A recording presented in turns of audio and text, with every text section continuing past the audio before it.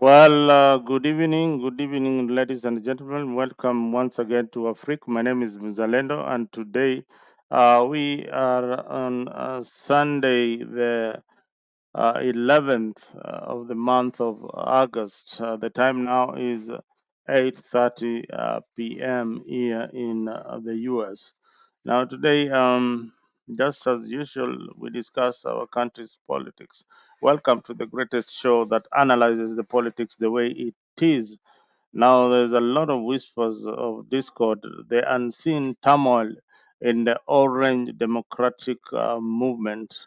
Well, we have seen a lot of movement in ODM lately. We have seen that Baba has got his lieutenants, the most trusted soldiers, joining the government of national unity of one William Samoei Ruto. What does that mean to the other members of ODM? Raila Odinga has a very huge family that he has to satisfy at this particular moment. And then we have got also the Young Turks led by Babu Owino, the people like Olekina and Amisi. Those are the vibrant young youths in the Orange Democratic Movement. And of course, Sifuna.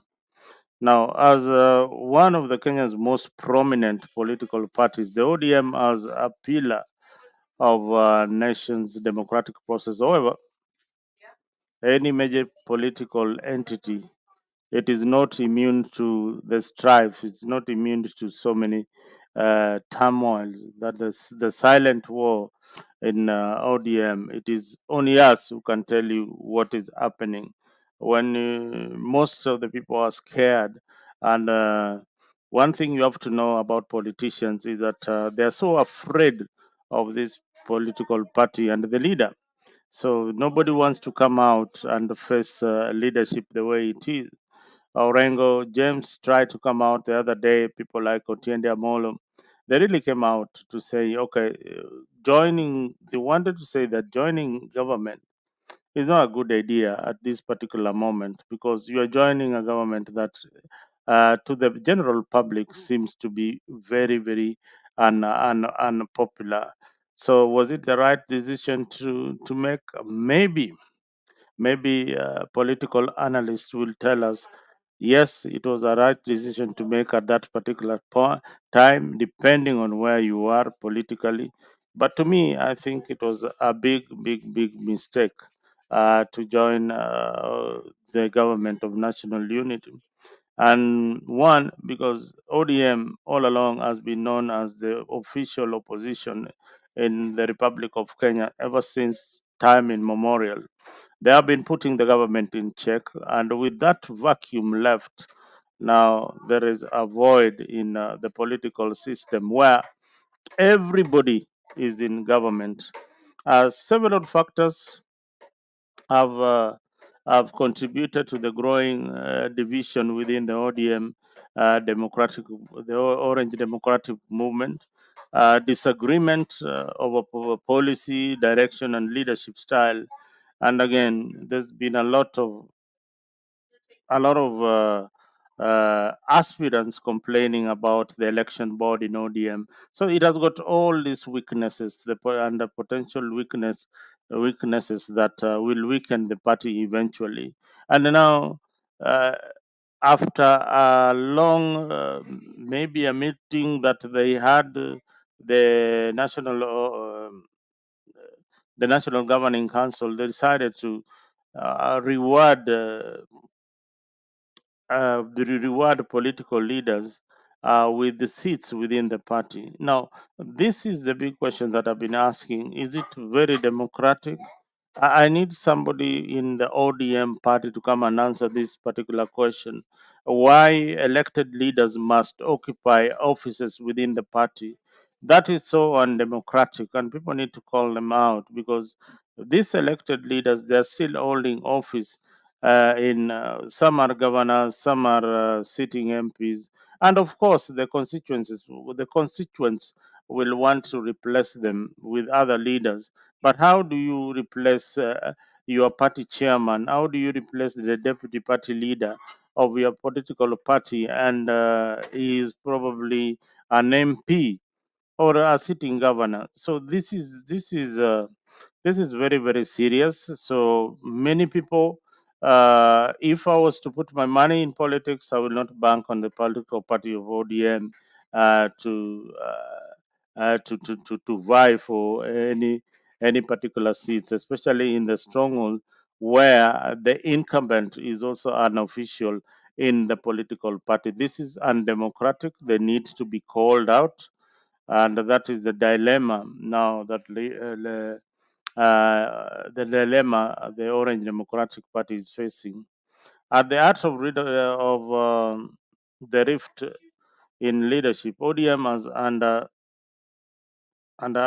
had the same kind of stewardship for so many years.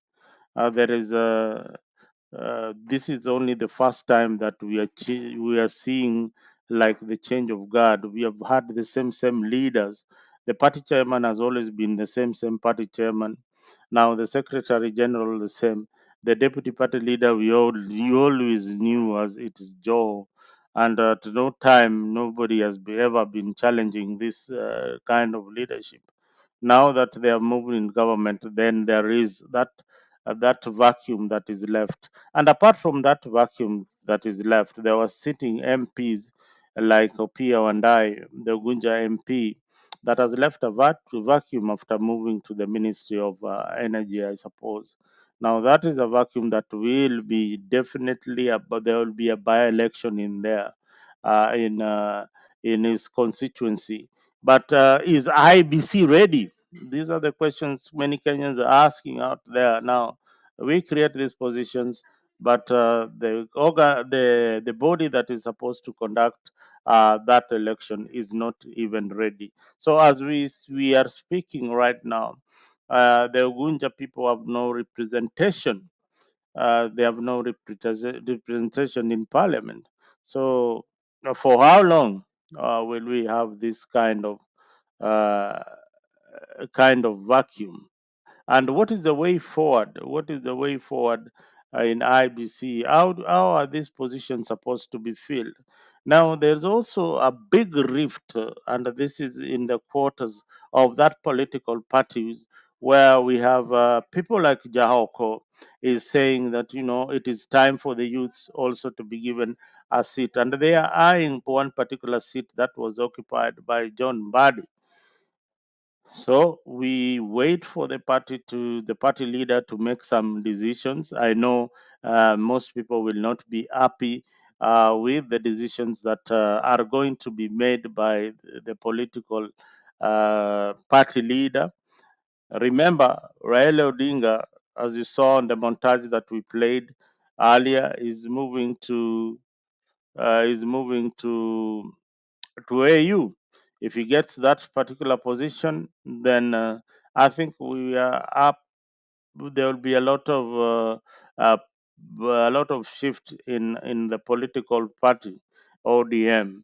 So just yesterday, I saw one Babu Owino uh, making errands in Nyanza, and he has done this before. He has been on a tour, kind of to really see whether he is popular. Previously, a few months ago, on this particular show, and also on my page, I wrote that it is high time for Babu Owino to move away from Raila's shadows, because he is an ambitious leader. He's an ambitious leader, and he's eyeing for higher positions. He wanted to get the Sakaja seat. But there are things that you need to understand when it comes to politics. They still view you as a toddler in the game. They still view you as a very young person, and there are people who have been there before. So because of trust, and that is why the Gen Zs came out, because young people are not trusted in positions of leadership, and maybe they have shown that they can't handle power. Maybe they've got ways of expressing themselves that are very, very outrageous. very, very outrageous. So that is the reason why these older generations are very, very skeptical when it comes to choosing a young person to lead a political movement. Let us weigh in and see what Babu has been up to previously. I have been monitoring Babu Owino very, very closely. I know he has a potential, but he needs to be directed a bit. But let's see what he was up to when he visited some of these constituencies that are strongholds of ODM. And remember, he's also an ODM life member.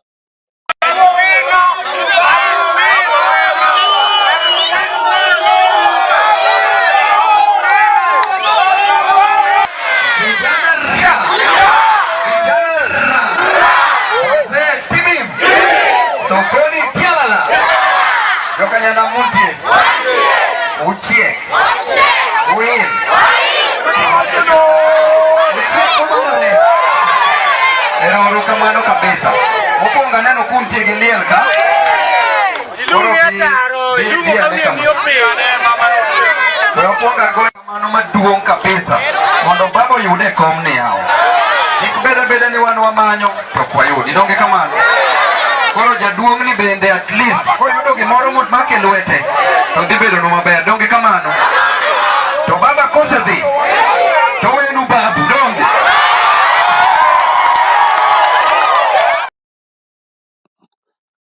Yes, that is Babu Owino saying that, in the Luo dialect, is saying that when Baba leaves for Ethiopia, is the one that is going to be in charge. That was a few months ago.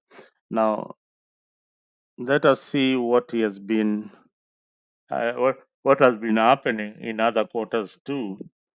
When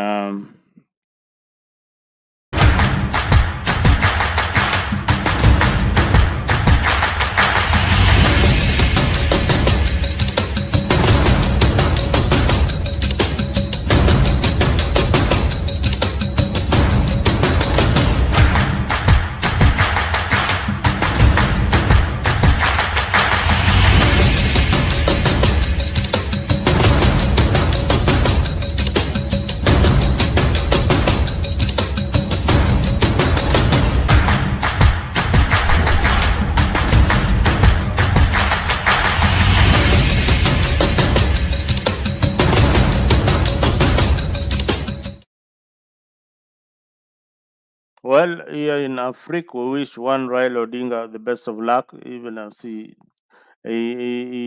enters the political, the regional political arena by vying for this chairmanship of AUC in Addis.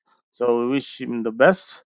But back at home, there's a lot of politics that is going on. We also think that he needs to weigh his options very, very carefully.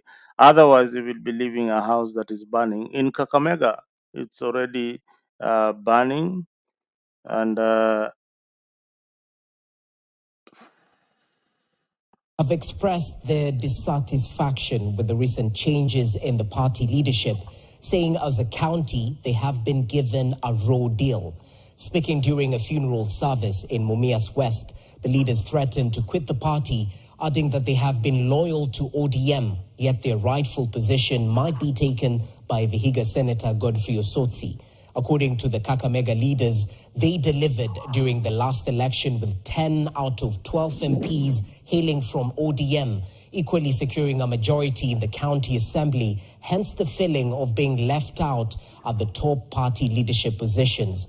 They're now demanding that the deputy party leader's position be retained in Kakamega County, a position that was initially held by Wycliffe Oparanya, who is currently the cabinet secretary in charge of the Ministry of Cooperatives. Kakamega, nani alituroga? Nafasi yetu ya DPL imechukuliwa, imepeana mahali pengine. Wamama ambao tunatoka hapa Kakamega na wazee wa Kakamega, hamkuzaa? Mulizaa? Kwa leadership yetu ya Kakamega County, hatutaki madharau dogo dogo. tunataka nafasi ya deputy party leader. Ni hatia sana kwamba wakitaka ofisi kufunguliwa wanatafuta gavana baraza, wakitaka kulipa delegates wanatafuta gavana baraza, lakini ikifika mahali ya kugawana viti wanapeleka kiti yetu kwa kaunti ndogo ambayo haijielewi, kaunti ya Vihiga.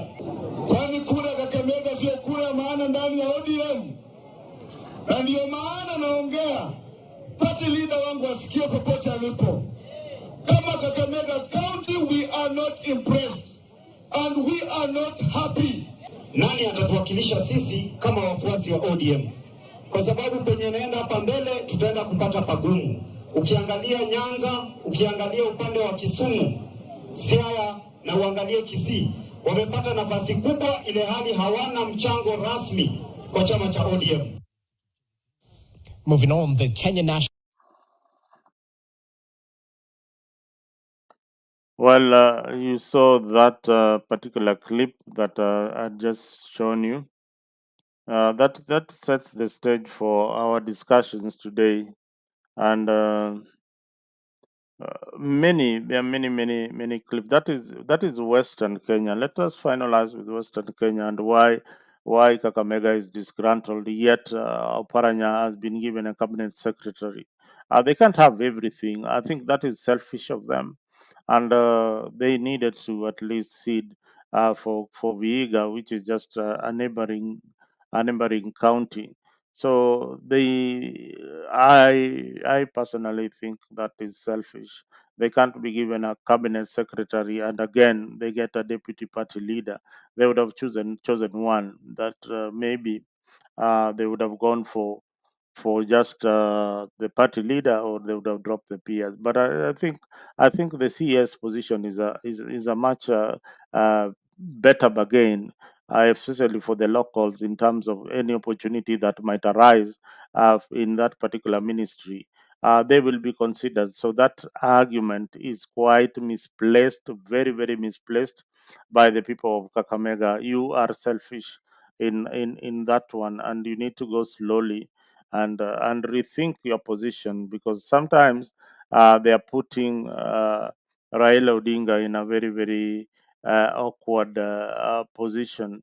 Yes, awesome. You're saying that the problem of Kakamega is that their voting patterns are very very unpredictable. Sometimes they split into two, and hence their demands will not have any impact.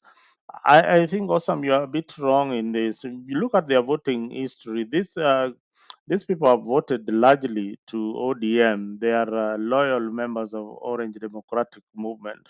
They have never split their vote, even when Musalia Mudavadi contested and Raila, an outsider, beat him in the part with his party ANC for that particular seat. So Kakamega has been ODM stronghold, and that is why they feel that they are the focal point when it comes to Western region politics. That is the main big problem. But they also have neighbors called Ososi. Ososi has been also a very loyal Baba supporter. So Baba feels like rewarding somebody like Ososi, then other people will not feel very very happy. We also have Busia and the other counties within the Luya land. So that is the rift in ODM. But the major one that is coming in that political party is the rift of the young people. People like Ole Kina, Ole Dama. Oledama, you've seen him, is not very, very vocal lately, and it suggests that there is something that they are up to. There is something that they are up to. Mm. Mm. And what else? Babu, I had that clip sometimes back. I hope it's the right one. Now, No, a no, section of it's not the MCAs right and one. members. I played this one. It's not the right one. When we load it, I will play it for you. Babu was on just the other day on a tour again in Nyanza, and he's just testing the waters. He's saying that yes, We have been shortchanged in terms of leadership, but we are waiting to see what is happening. Remember, ODM, I don't know whether it is a rumor. Awesome, you can tell me from the comment section. They have been given 20 slots of permanent secretaries in the political party ODM to fill with permanent secretaries by William Ruto's government. This government of national unity is coming with a lot of goodies for Raila Odinga before he leaves for Addis Ababa. So they have got 20 slots that they are supposed to fit. That is why Capitol Hill has been a beehive of activities. People wanting to get positions and to get themselves into leadership through Raila Odinga are many, and there are very, very many. But one important factor that I started with is my concern that uh, party leaders, like we have a sitting governor who is current governor. She is now the chairman of the Orange Democratic Movement, Gladys Wanga. She will be vying in 2027 on the same party, and of course they will give her a party ticket. Now, what are if the interest of the people is to replace her, and she is the chairman? How do you get that ticket away from her? There is no way, impossible. It is impossible. And we feel that this is undemocratic. And we keep on emphasizing, and this thing has been played many, many times. The Orange and many other political parties, they have come very, very close to managing their political affairs by electing people who are outsiders. For example, Sifuna. He is the Secretary General of ODM. Why is he the Secretary General of ODM? They could have given somebody else that particular position so that they spread their wings. But unfortunately, they don't think like that. So when Sifuna is going to contest for the senatorial seat in Nairobi, he is supposed to contest with uh, somebody who is vibrant, somebody who feels that he has not done his job in the party and or for the constituents, and he wants to take him on the same party ticket, then he will not have a chance. He will not have a chance to vie for in the same party ticket. I know people out there saying, "Oh, sujitafutie chama yako," or they, there's this common vibe that they always throw around that parties are so many. You can go to any party and come and vibe. But you see, you're already a live member of ODM, and you are you participate. You want to participate in the nomination process, and the nomination process is conducted by the electoral board with the liars, with the party secretary general, and the leaders within the party. So it's not going to be very, very easy to come and take over, or to come and get a position in this particular party if you are not an insider. So those are the unfortunate moments that are happening within the political party ODM, and it is a time bomb. It is something that they need to address very, very urgently. And I repeat to one Babu Winner, who is my MP, that it is time for you to move on if you really want to be a leader in this country. It is time for you to move on. Move on to any other political outfit, even independent. You are very popular among the youth, and the youths are the majority.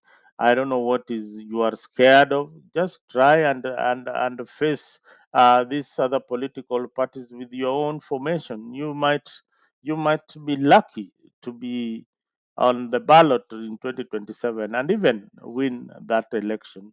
So, Babu Owino, age is still on your side. No need to worry. You can decide to stay with the ODM and rectify the situations within the party and ensure that the youths are accommodated within the Orange Democratic Movement.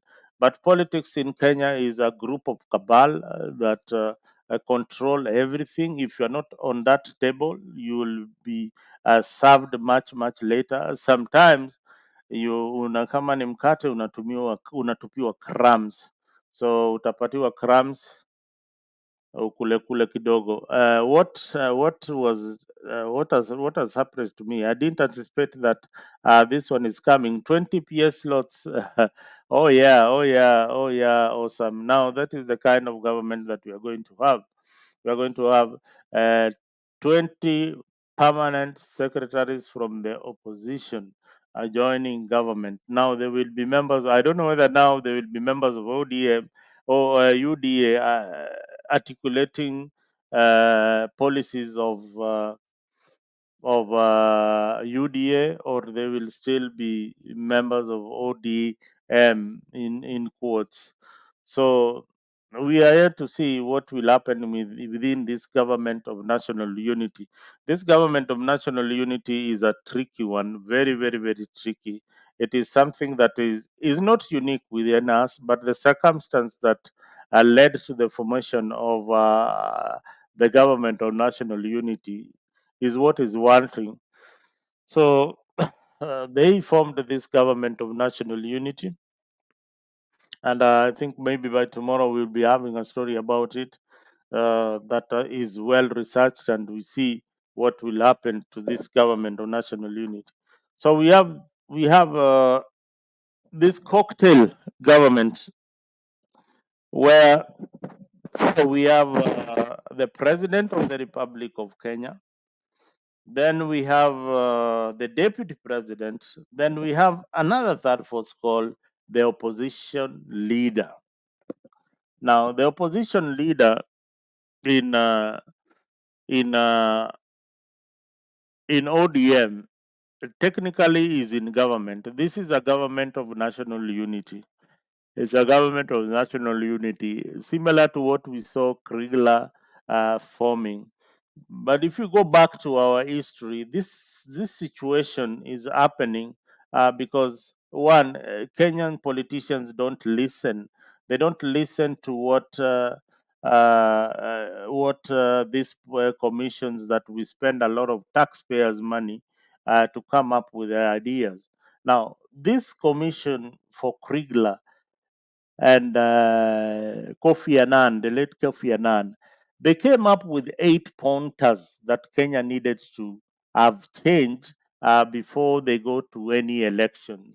Now, those 8 pointers, I am sure the president has never revisited those 8 pointers. The 8 pointers were very, very informative. They were to inform any government that was going to come in that you are going to represent the people, and this is what you need to tackle before before we go to any other election.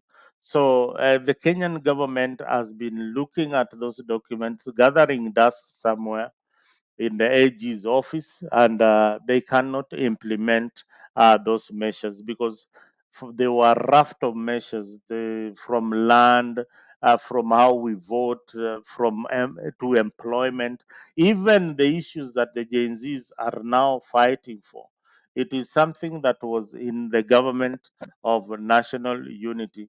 Let's take a break, a very, very short break, as I look for that particular document.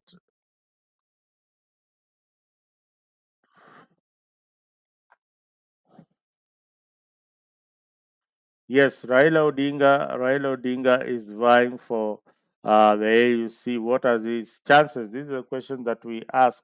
Baba is vying for this particular seat.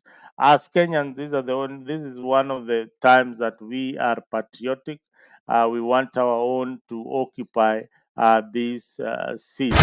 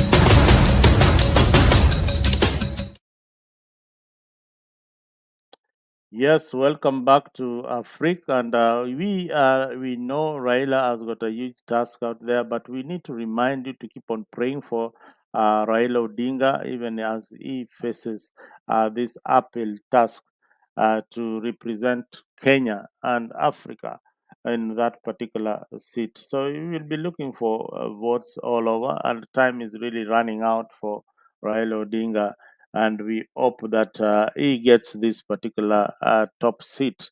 Let us keep on supporting him, and we wish him the best of luck. Raila Odinga has contributed a lot to this country, and we can't forget his contributions. But again, we can also not forget his weaknesses too when it comes to making the right decisions. That is why in Africa we talk about all these politicians the way it is, what they need to do, and what the people are saying. Yani vile tunawaambia ni vile ground inasema. So hapa hatutakuficha, tutakwambia ukweli. Hii ndio ground inasema, na hivi ndio umefanya, hivi utajikazi wako. When I told you that William Ruto will be going to Central Province, and people thought that William Ruto had finished with Central Kenya. No, no, no, no.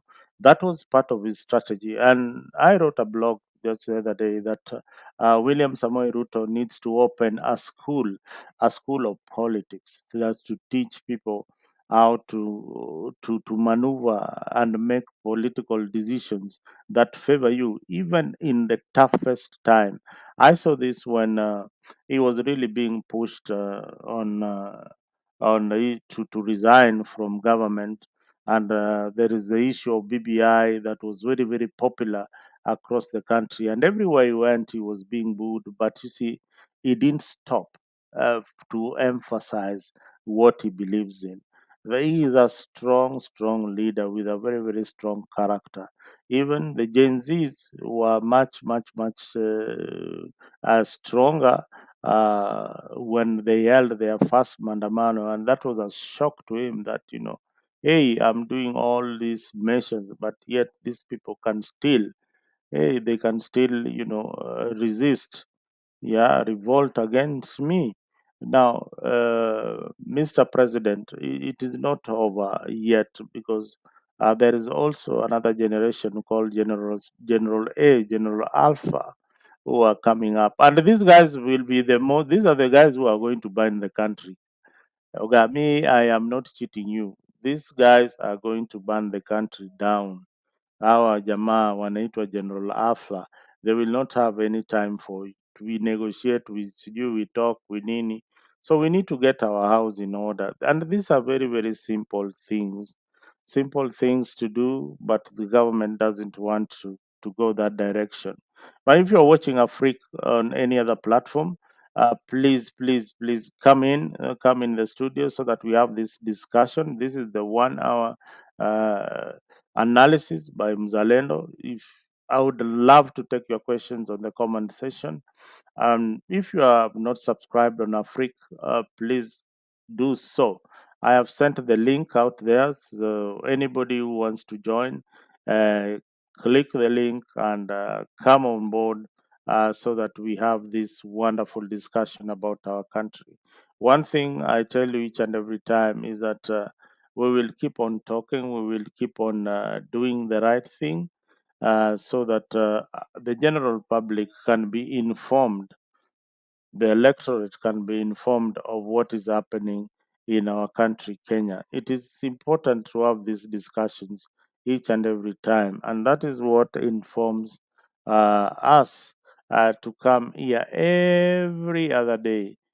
So that we talk of the political development with the absence of the fourth estate, the media, the mainstream media, I don't think they are doing a good service to us.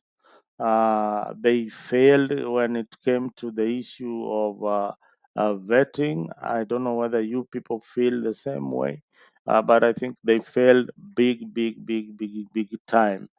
They would have done a lot of investigative journalism. But when it comes to why we are having problems in Kenya, uh, the Kriegler Commission report of the 2007, after the 2007 post-election skirmishes, came up with a raft of recommendations that the government of Kenya needed to have done. These were aimed to address the electoral process in Kenya. Some of the key areas that they recommended, but I think a bit of them have been implemented, like the establishment of an independent electoral body. That is way it has been overemphasized by the political players.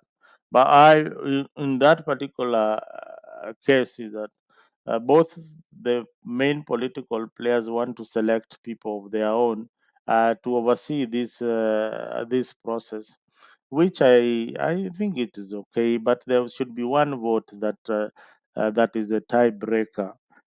That maybe the Attorney General of the Republic of Kenya will come in and be the tiebreaker if they are going to select equal number of commissioners.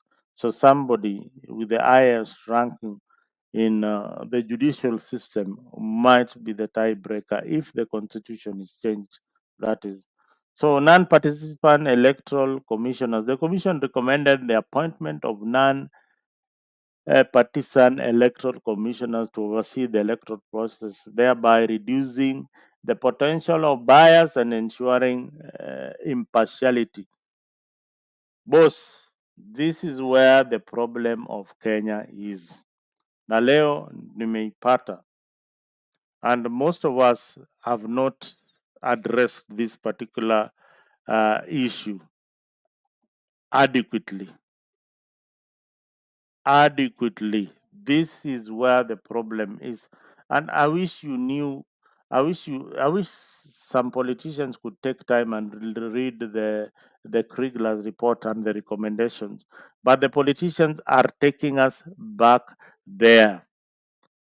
Nakwambia wanaturudisha mbio sana. Mbio sana. Hmm? Mbio sana. Mbio sana.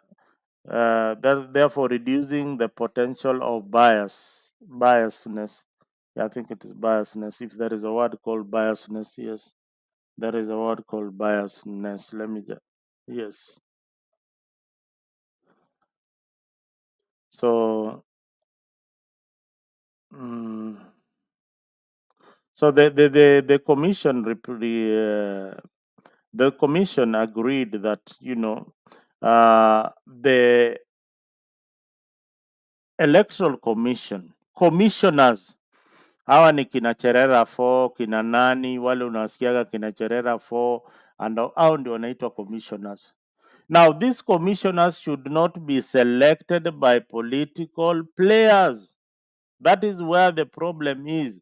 Ukinichagua commissioner wa leo na umenichagua kama commissioner wa William Ruto, of course I will be biased when the process of the election comes. If I am selected by Raila Odinga's team, of course I will be biased. Why don't politicians see this simple fact though? Eh?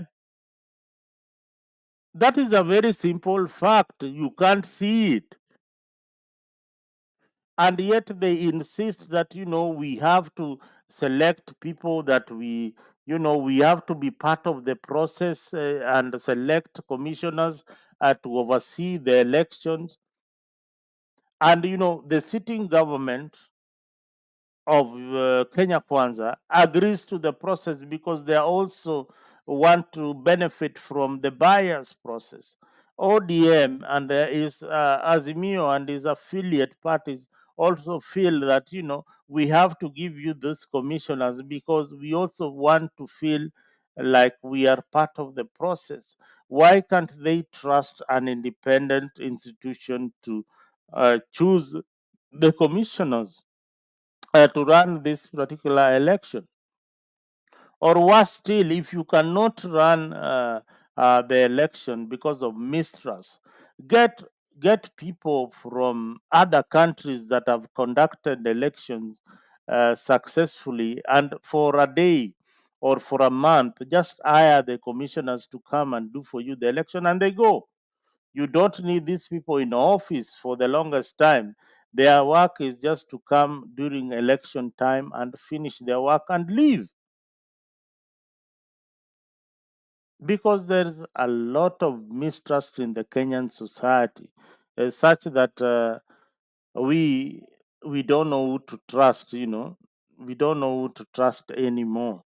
Do we trust the politicians to conduct the same election while they can't organize even their own party nominations successfully? No, they can't. They can't. They can't. So there is a potential for biasness. Yeah, was it right? That is the word. I don't know why it's not agreeing to that particular word, but biasness. Yes. Let me just put it for you there so that you can read along. Please, this is what I and Afrique we do. We inform the public, we inform the leadership that this is what Kriegler recommended. This is not a recommendation from Afrique. This is a recommendation from the Kriegler report that the non-partisan electoral commission, the commission recommended the appointment of the commission recommended the appointment of non-partisan electoral commission to oversee the electoral process, thereby reducing the potential of biasness. If you didn't understand that part of English, hivi ndio walisema ya kuwa tunaenda kwa kinyang'anyiro ya kisiasa. Raila Odinga anataka watu wake wakuwe pale kwa commission. Kalonzo Musyoka anataka watu wake wakuwe pale kwa commission. Bwana Ruto pia anataka watu wake kuwa pale kwa commission. Hebu niwaulize hawa marefari wote, na wote wanakuja kama wana represent team. Hii ni team yangu. It's like going for a match, going for a match with your rivals. Then you are told these are the rules, and the rules are very very simple. That one, on the rules, rule number one, the first 45 minutes will be officiated by the home team. The first 45 will be officiated by the home team. Then the second half will be, the referee will come from the other side of the opponent. Just tell me what will happen in the first half of the game. We'll see a lot of penalties, some biasness in officiating. Then come the second half, then the same. They will be trying to revenge on. They'll be giving these other guys the penalty and all that. So that is why these commissioners need not to be selected by political parties. That is my position, and that was the position of Kriegler too. That commissioners need not to be selected by political parties. They needed to be selected by an independent body where politicians are not overseeing, or the government is not overseeing the process. We can trust the civil society probably to do the job. On the other hand, we have said here on this particular program that if you are elected member of parliament, yaani umechaguliwa katika chama chako uwe mbunge, then hauwezi kuwa na nafasi yoyote kisheria katika chama yako kuwa kiongozi.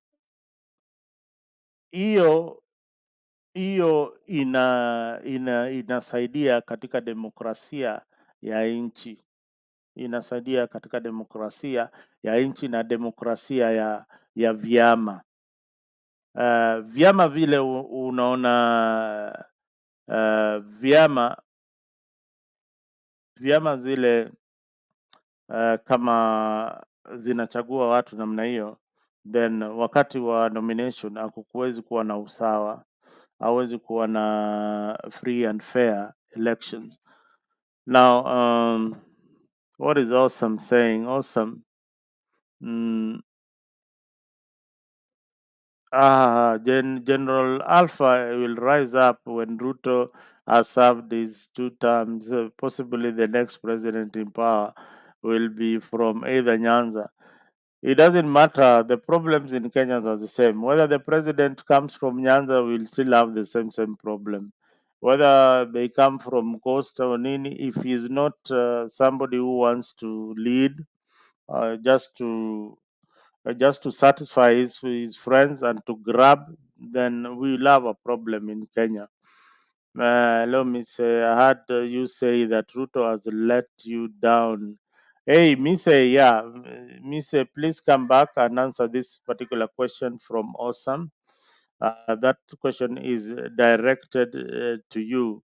Awesome. We are moving now to central Kenya. Mzalendo. Gypsy Corner. I am cheering up. I am cheering up now that I've seen you. I can now cheer up. I'm Zalendo. Cheer up. It's not the end of the world. I know. Yeah, it's not the end of the world. After all, for us, this is the only time that we come. We talk to normal people on the comment section, like Awesome and Gypsy Corner. Sometimes we address the political madness where we have the mad people in power, and the other a lot that is mad are the ones who are in the opposition. Sometimes they make decisions that make you crazy. Yeah, so why would Ruto dissolve the whole cabinet, then bring back nearly the same people? So what really changed? So you wonder, okay, alifanya nini hapo? Hapo alituchezea akili ama sisi ndio hatukuona? We didn't see it coming. Actually, I didn't see that one coming. You dissolve the whole cabinet, then get rid of the people that you wanted to get rid of, but this is what it meant. That was an opportunity for me to dissolve the whole cabinet, get rid of people that I didn't want to in my cabinet, then bring in Baba through that process. I think for a very long time, this issue of Baba going to the AU, I have tried to see where it started. Nimejaribu kuangalia hii maneno ilianzia wapi. Where did this thing started? Did Baba walk to William Ruto and tell him, hey, mzee, Mr. President, I want to go to African Union and become the chairman of the commission chair. So remember, Raila was in charge of infrastructure that when that Uhuru had given him that opportunity. But when William Ruto came in, he stopped his contract in at AU. So I think maybe it was payback that hey, wacha nikurudisha since nilikutendea vibaya the other time, mi nakurudisha. But there must have been some negotiations. You go to AU, and what I want you to do is to take care of my people. While you are gone, make sure that you take care of my people and my political party. So that was a gentleman's agreement. Anything that happens beyond that, beyond that, if there was an exchange of an handshake, I would not know. I would not know. Misa was at Sound Hadid, which is about to close their kiosk since since Raila and Ruto are in the same bed. The script pushed this. Oh, Misa was there. Okay, but it happens. So this is the thing that we talk about here each and every time. That some of some of the things that happen in the political discourse, you need to look at them and scrutinize them properly and see that we, the electorates, are the enablers of these people. I think we ensure that some of them come in. I saw the way people were celebrating cabinet positions. You know, uh, then you wonder we are still the same tribal creatures. Yeah, pretending to be very democratic, but in the real sense, we are the tribal creatures of of ourselves. So some of these things will always happen, and it is not. It's not something new. It's not something new. Now, this is the big story. The big story here is, and this will shock many. Like when I say Raila had been given 20 slots of permanent secretaries, some people, me, I don't know what they did to William Ruto. People like Owalo, what did Owalo do such that ametolewa na akaenda kabisa? So you wonder, okay, huyu Owalo naye alifanya nini? Hmm? Naye alifanya nini? At our Black was also just away. I saw him crying somewhere. Let's be consistent no matter what. Oh, yeah, you guys have told you we have been looking for sometimes when I'm held with other responsibilities, I wouldn't make it. So sometimes you see me very have nimekesha pengine mahali, then when I come here, I have to do the show because I know that people miss this particular show uh, so much, and the kind of team that we have cannot stay up. So we need a right team that can stay up and conduct the show. If you've got people in mind who can really stay up and conduct this particular show, please, we need them on board so that we can continue scrutinizing the presidency, and at the same time what is happening in the opposition. So the executive right now, we don't have an opposition party in Kenya, so we need to do a lot so that we make sure that we are on the same page with each and everybody. Otherwise, things will go haywire. If we don't talk about these things, then nakwambia, we have the opposition already in bed with the government of the day. So Kenya, technically, we don't have any people to scrutinize the opposition. Awesome guys, you guys have been great. I just don't know what to do. Yeah, I wish I could just give some of you a handshake or a hug wherever you are and say thank you, because you have been motivating. Even at times when we differ with the opinion, you are still there, and that is democracy, and that is what is wanted in a civilized society. But we talk the right things. We talk about things that will help our country. We don't promote anarchy in this show. We don't promote violence. We promote the civic education to inform the people about what happened yesterday and why the government is having a problem. Like the issue that I've just raised here. Why would you have William Ruto choosing the commissioners for IBC, and Raila Odinga also choosing his commissioners, and Kalonzo Musyoka choosing his commissioners? Then they go for a match, and then you want to say that the results will be fair. The results can never be fair. The results can never be fair. We have freedom of speech. We air our views, our opinions, unlike the UK administration trying to gag citizens. Yeah, I think what is happening.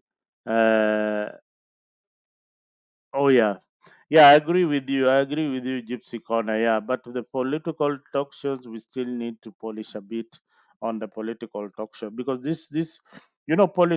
politics. You guys are all politicians. The people you see here on the column sections are all politicians in a way, because you love the politics. That's why you are always on on that session, trying to give us company. But since Mburu lost the mom, Leo has been with him running up and down. So that is the reason why you don't see Leo on the panel most of the time. They have been doing a lot of errands in Kenya. So Leo has been hired. I don't know whether he's a bodyguard or he's a designated driver or is the one who's carrying the briefcase. So Leo ni saizi ni PA wa Mburu. Whenever Mburu is going, yuko na yeye hapa bampa kwa bampa. So Leo, wherever you are, watu wanataka kuja kwa show at some point. Yeah, the honeymoon is over. Eh? The honeymoon is over. Just like for Donald Trump here in America, the honeymoon imeisha. Kamala Harris anampeleka mbio ile hajawahi ona. The rat race here in America is crazy, and sometimes it's when you watch American politics is when you know that the media is working, man. The media is scrutinizing each and every politician. They are going to talk shows like this ones, trying to bring up what people are saying. Hey, what did Kinamzalendo say in their platform? Look at these guys, what they are saying. They are scrutinizing whether you are saying something very, very irrelevant, whether you are trying to split the country into two. Yeah, they will put you out there and scrutinize what you're saying, whether you're saying facts or trying to divide the country. But this world is a peaceful place. We want the world to be a peaceful place. We know the world is full of hatred right now.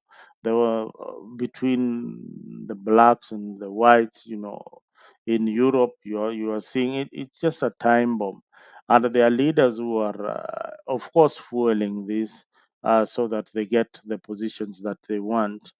Oh, Gypsy, Gypsy, you are for Gypsy. You keep on changing the goalpost. Just the other day you were saying you are for Trump. Now today you're saying you're for Kamala. I don't know what happened. We can't forget. Internet never forgets. We can't forget what you said yesterday. I am for Trump. Trump all the way. Then what has happened now? We told you that's a sinking ship. Then they decided to play the song for Celine Dion. They decided to play the song for Celine Dion on one of their rallies. That mama came furious that you cannot play my songs in your rally. Never ever. Eh? So now that song that used to play on Titanic. So they played it in one of Trump's rallies. The Celine Dion song that played in Titanic. They played it. Oh my God, she was mad. She was really, really mad. So since then, Mister, your friend has been tweeting left, right, and center things that don't really make a lot of sense. And I don't know most of awesome. You also, yeah, yeah, you guys. I'm disappointed. I'm so disappointed. Please just tell me the reason why you love Donald Trump so much. Yeah? And you're going to vote for him. Oh my God. Anyway, uh, that is your democratic right. If you love Trump, then go for it.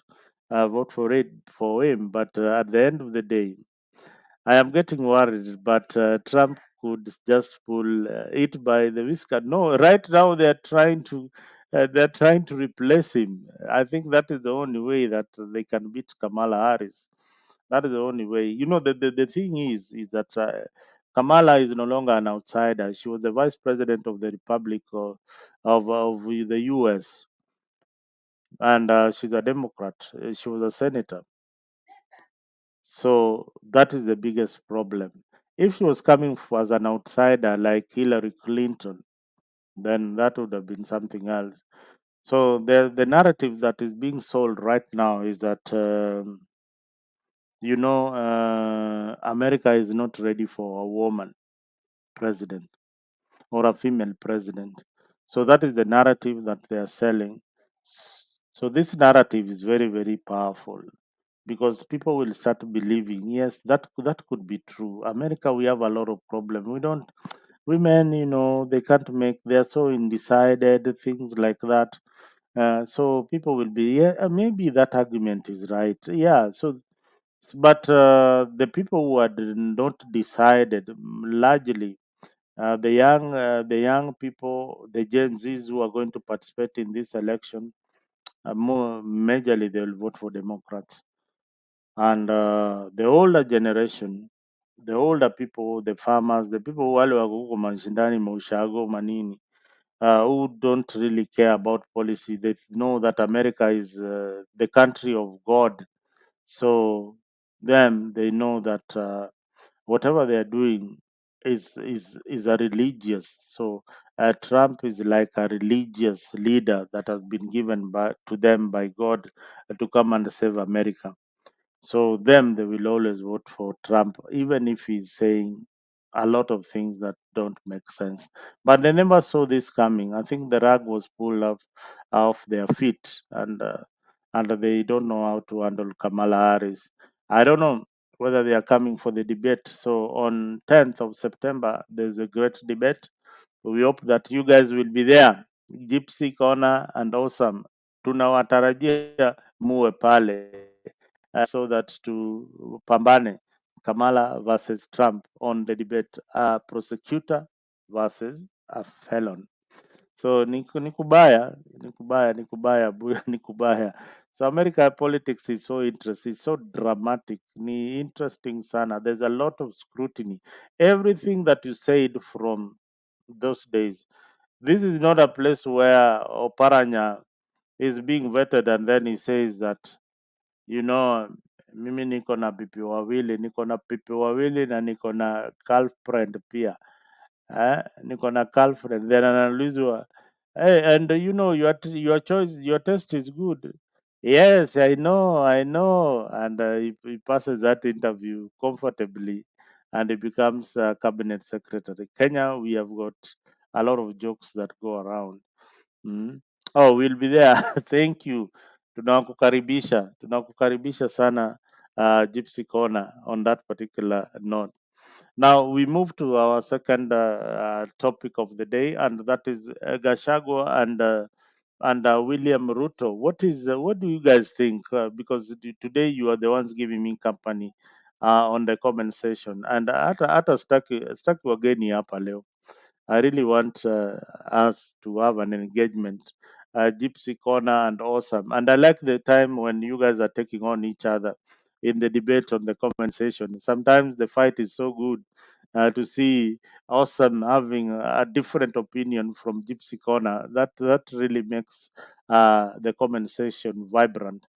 But there is something that has happened. Hebu niambieni tu, okay, you've been seeing our analysis here in the politics, but sometimes we get it right. Most of the time we get it right. Sometimes we get it wrong. Yes, this is the cocktail government. Deputy president ako pande hii. Unamwona huo deputy president is really smiling. The master of the game, William Ruto, is in the center. The master of handshake, Raila Odinga, is on the far corner. Hii serikali, we never saw it coming at all, at all. For some time, we thought that Gashagwa will be kicked out and there is an impeachment motion that is coming.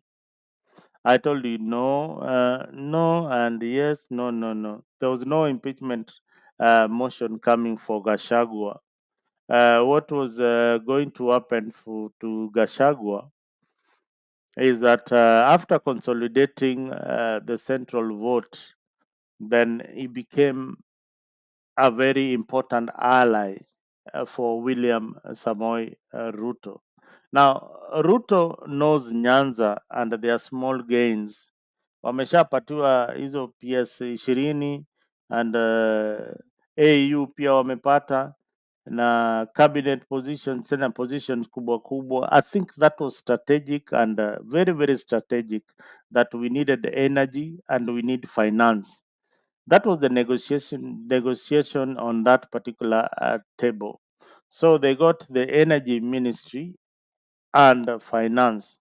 So that those are some of the things that we didn't see and predict, that hii negotiation ilikuwa imeenda mbali, and it did not just start with the GNZs. I think this is something that William Ruto, after the Gen Zs emerged, started fast tracking the process, such that ali fast track hiyo process kabisa, to enable Raila Odinga come into government very, very, very, very fast. Mm. Oh, gotcha. Let me read this.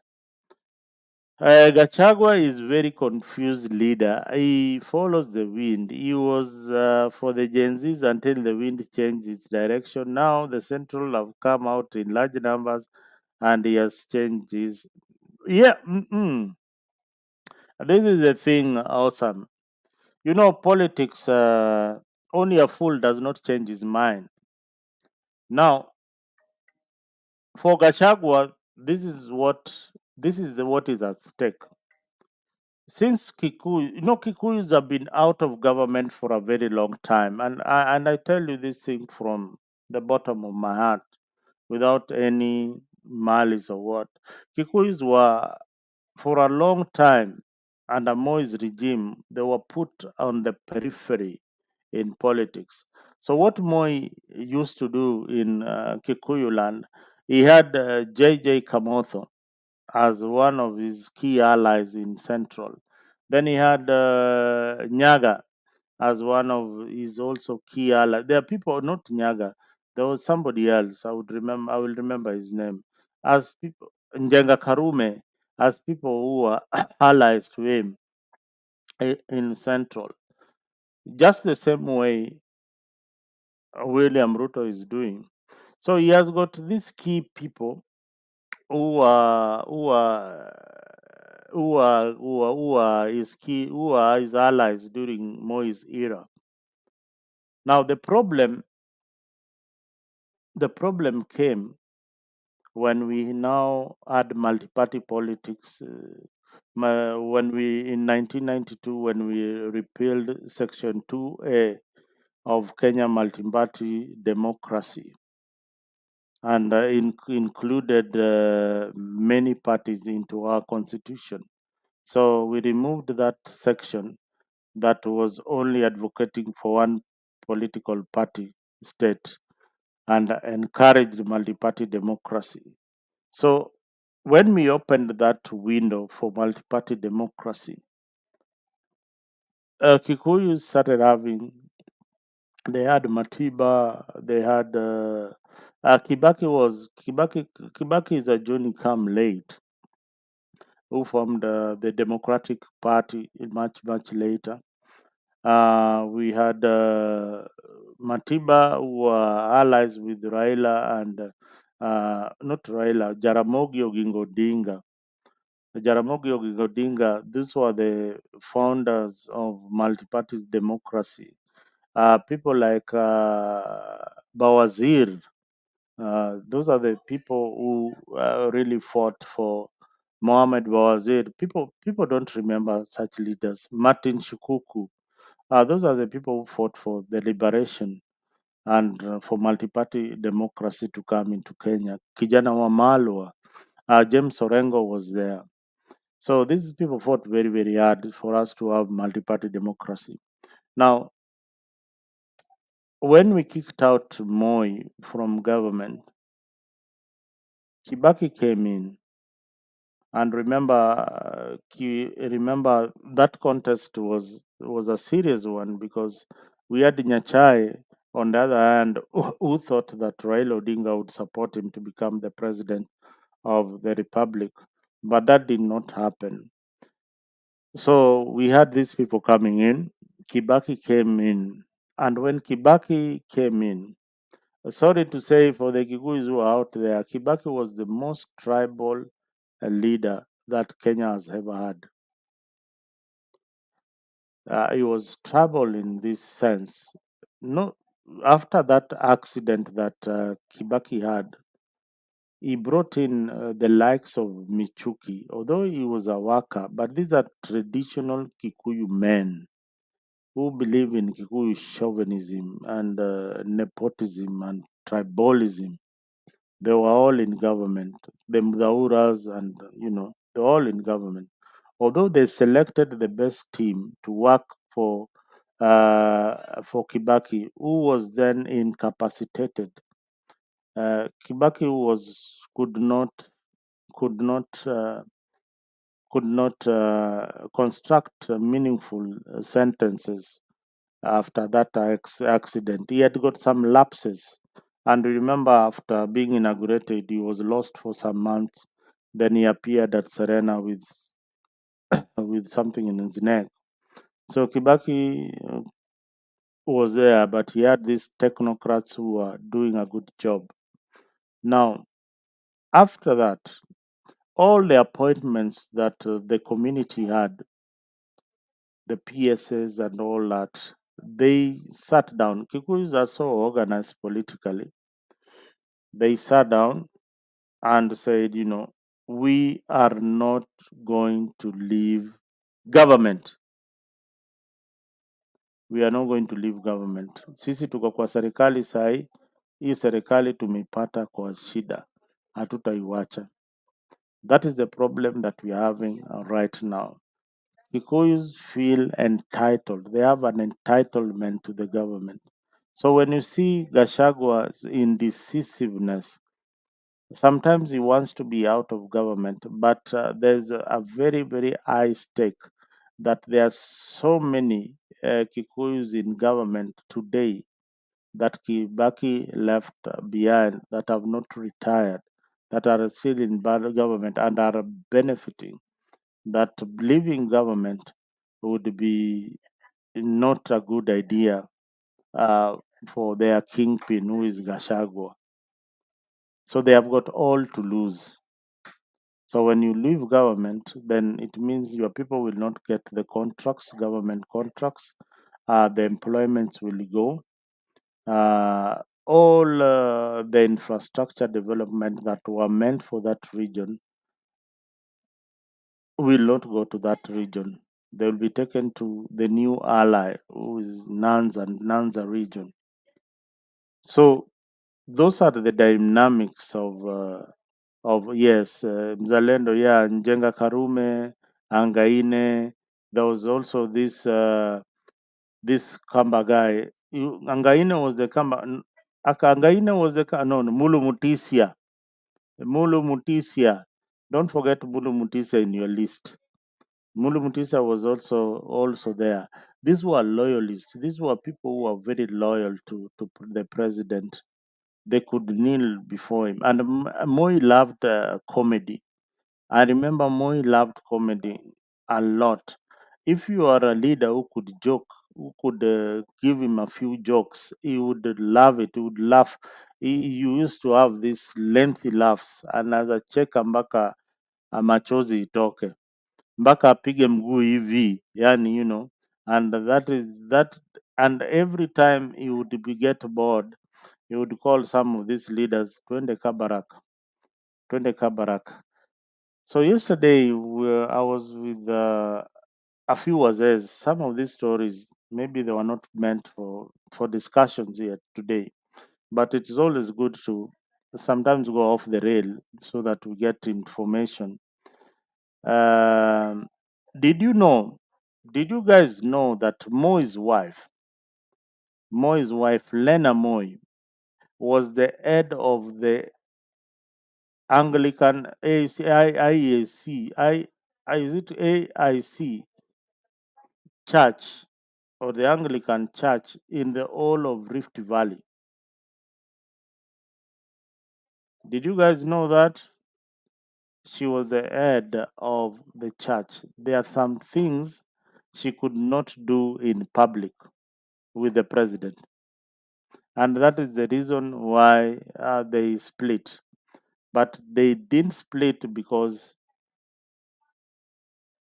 they didn't split because of of cheating or things like that, but because Lena was very very religious and principled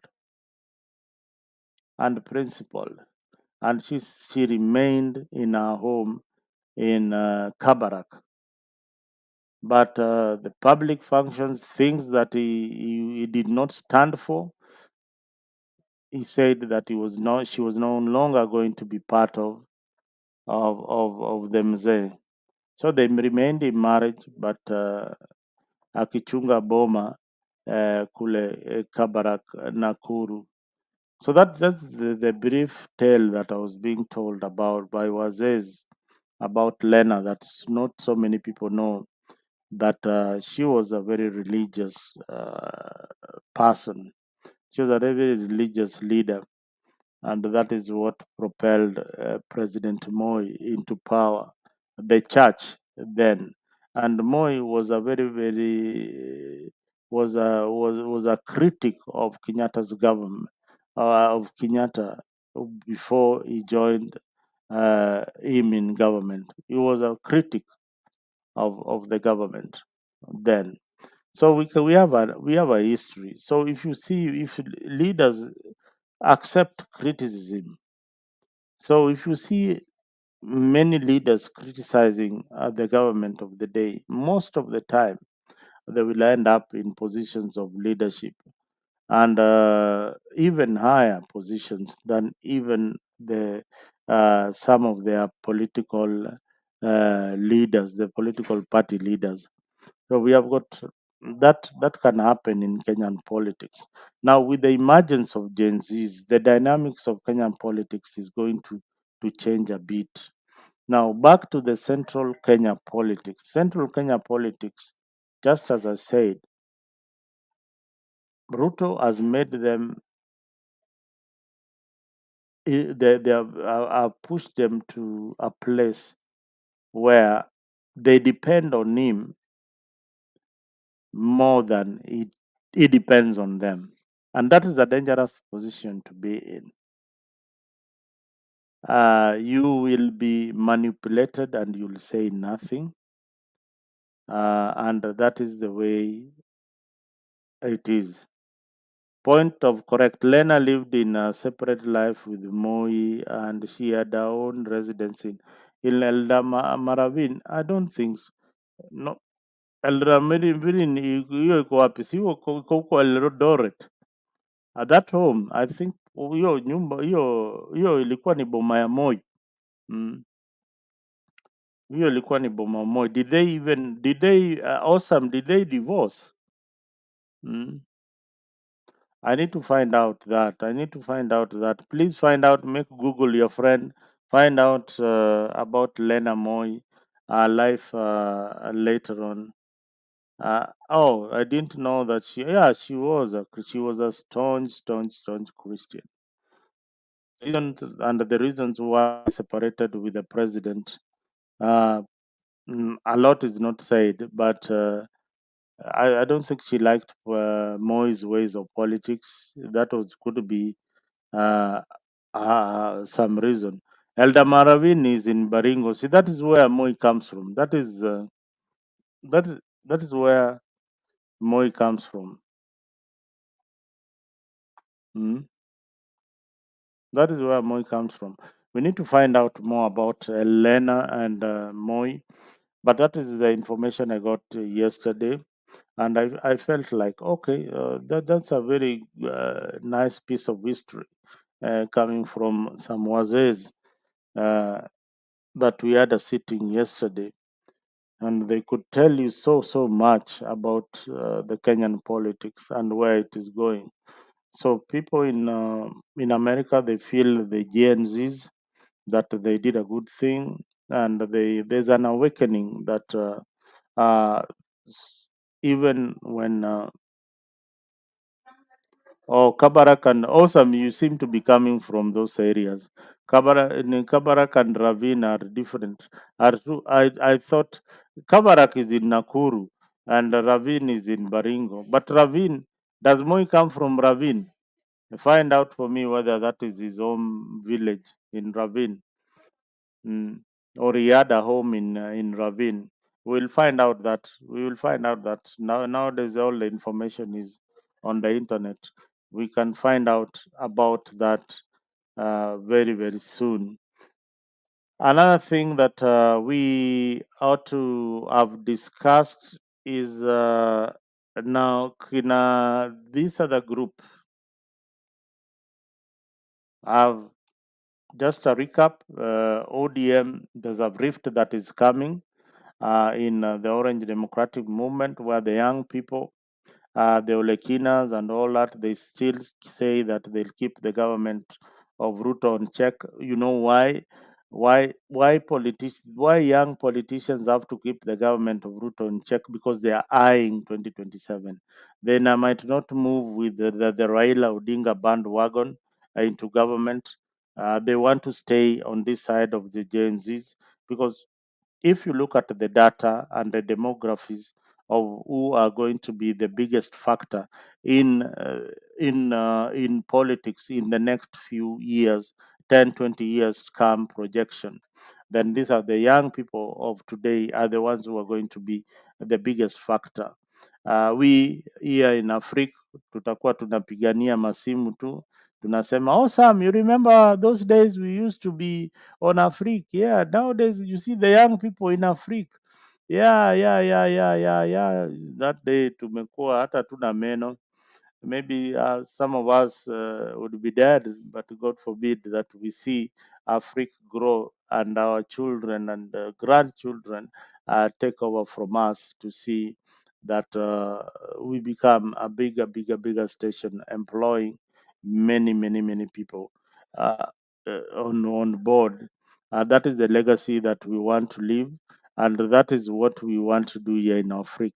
So, guys, as I keep on repeating, don't feel that your time is wasted here on Africa by being on the comment section. We have got, I personally have got very big plans for Africa when we move forward, because Kenya, because the world is moving to a digital platform. We hope that one day that Africa will be an app.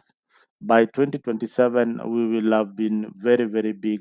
But one thing I want you to emphasize on is to share our link to your friends so that we meet that 1,000 mark. We have just 20 members shy. We have done 60,000 views plus right now. So we are moving in the right direction, and we've been active for only 5 months. If we push it for another 1 year, then we will be playing in a good league. But we want to make it civil, such that when we go into 2027, then Africa will be a place where you can invite even the President of the Republic of Kenya to come and tell us what they want to do for the country. We want to emphasize that politicians out there who don't be shy. Here we'll give you a platform to say what you want to say, but remember that we are not here to fight. When you come here as a guest on this channel, we will ask you the right questions that people want to know about your service, about your constituency, how you've been using the CDF. We are now moving to the counties to ensure that our counties are also put on check, because many of these counties are stealing a lot of taxpayers' money. The governors are living very large. Now, awesome. There are things that happened that we thank the Gen Zs for. We thank the Gen Zs that you no longer hear those sirens of police chase cars uh, pushing you off the road when a cabinet secretary wants to go to the office, as if their office is burning. They can't stay in the jam. That one is gone. I hope that bad manners will not be picked by people like Ali Hassan Joe or John Badi. Stay in the traffic like any other Kenyan, so that you know that when you sit in the cabinet, that there is a congestion in the city, and we need to expand the roads so that we have a better road network. The politicians should not have any privilege.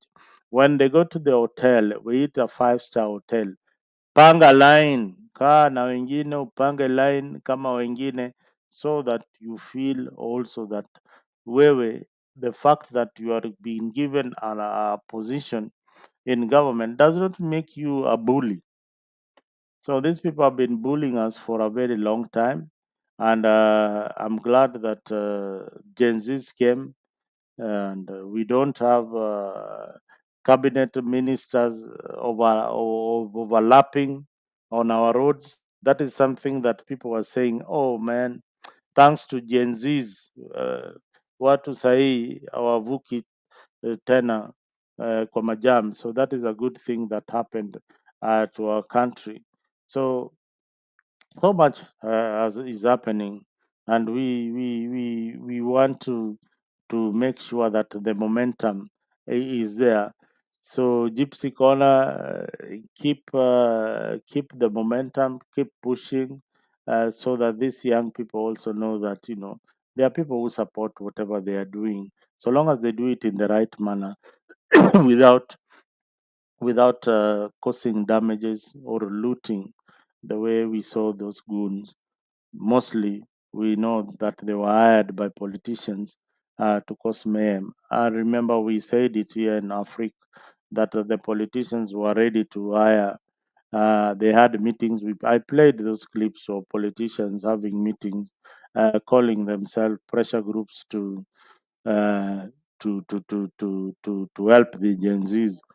But they were not pressure groups. Those were just hired goons who wanted to destroy a movement of young people who had come together to fight for what they believe is their right and the injustices in government. So these injustices are there. Ruto fought very, very hard for the injustices.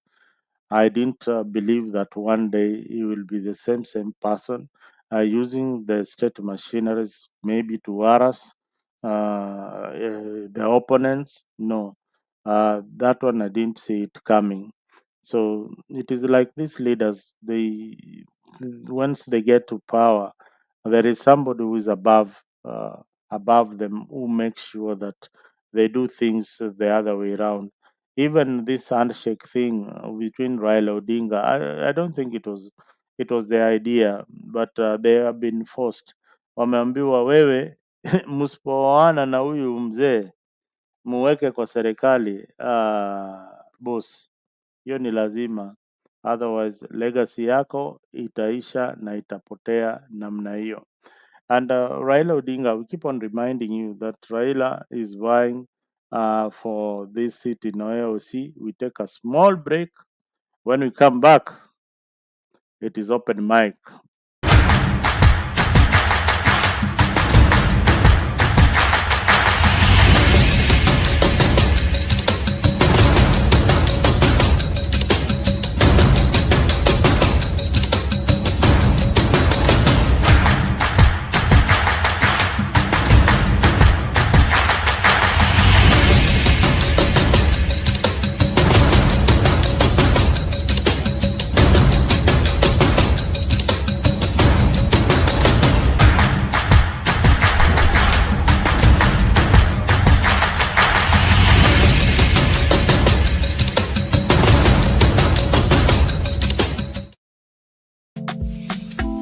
Join us every Friday from 8 p.m. to 9 p.m. for a captivating journey into the world of love, relationships, and romance, presented by the dynamic trio Maggie Knox MC Jesse, and Annie Waweru, Bed of Roses, promises to be your weekly dose of heartwarming stories, insightful discussions, and expert advice on matters of the heart.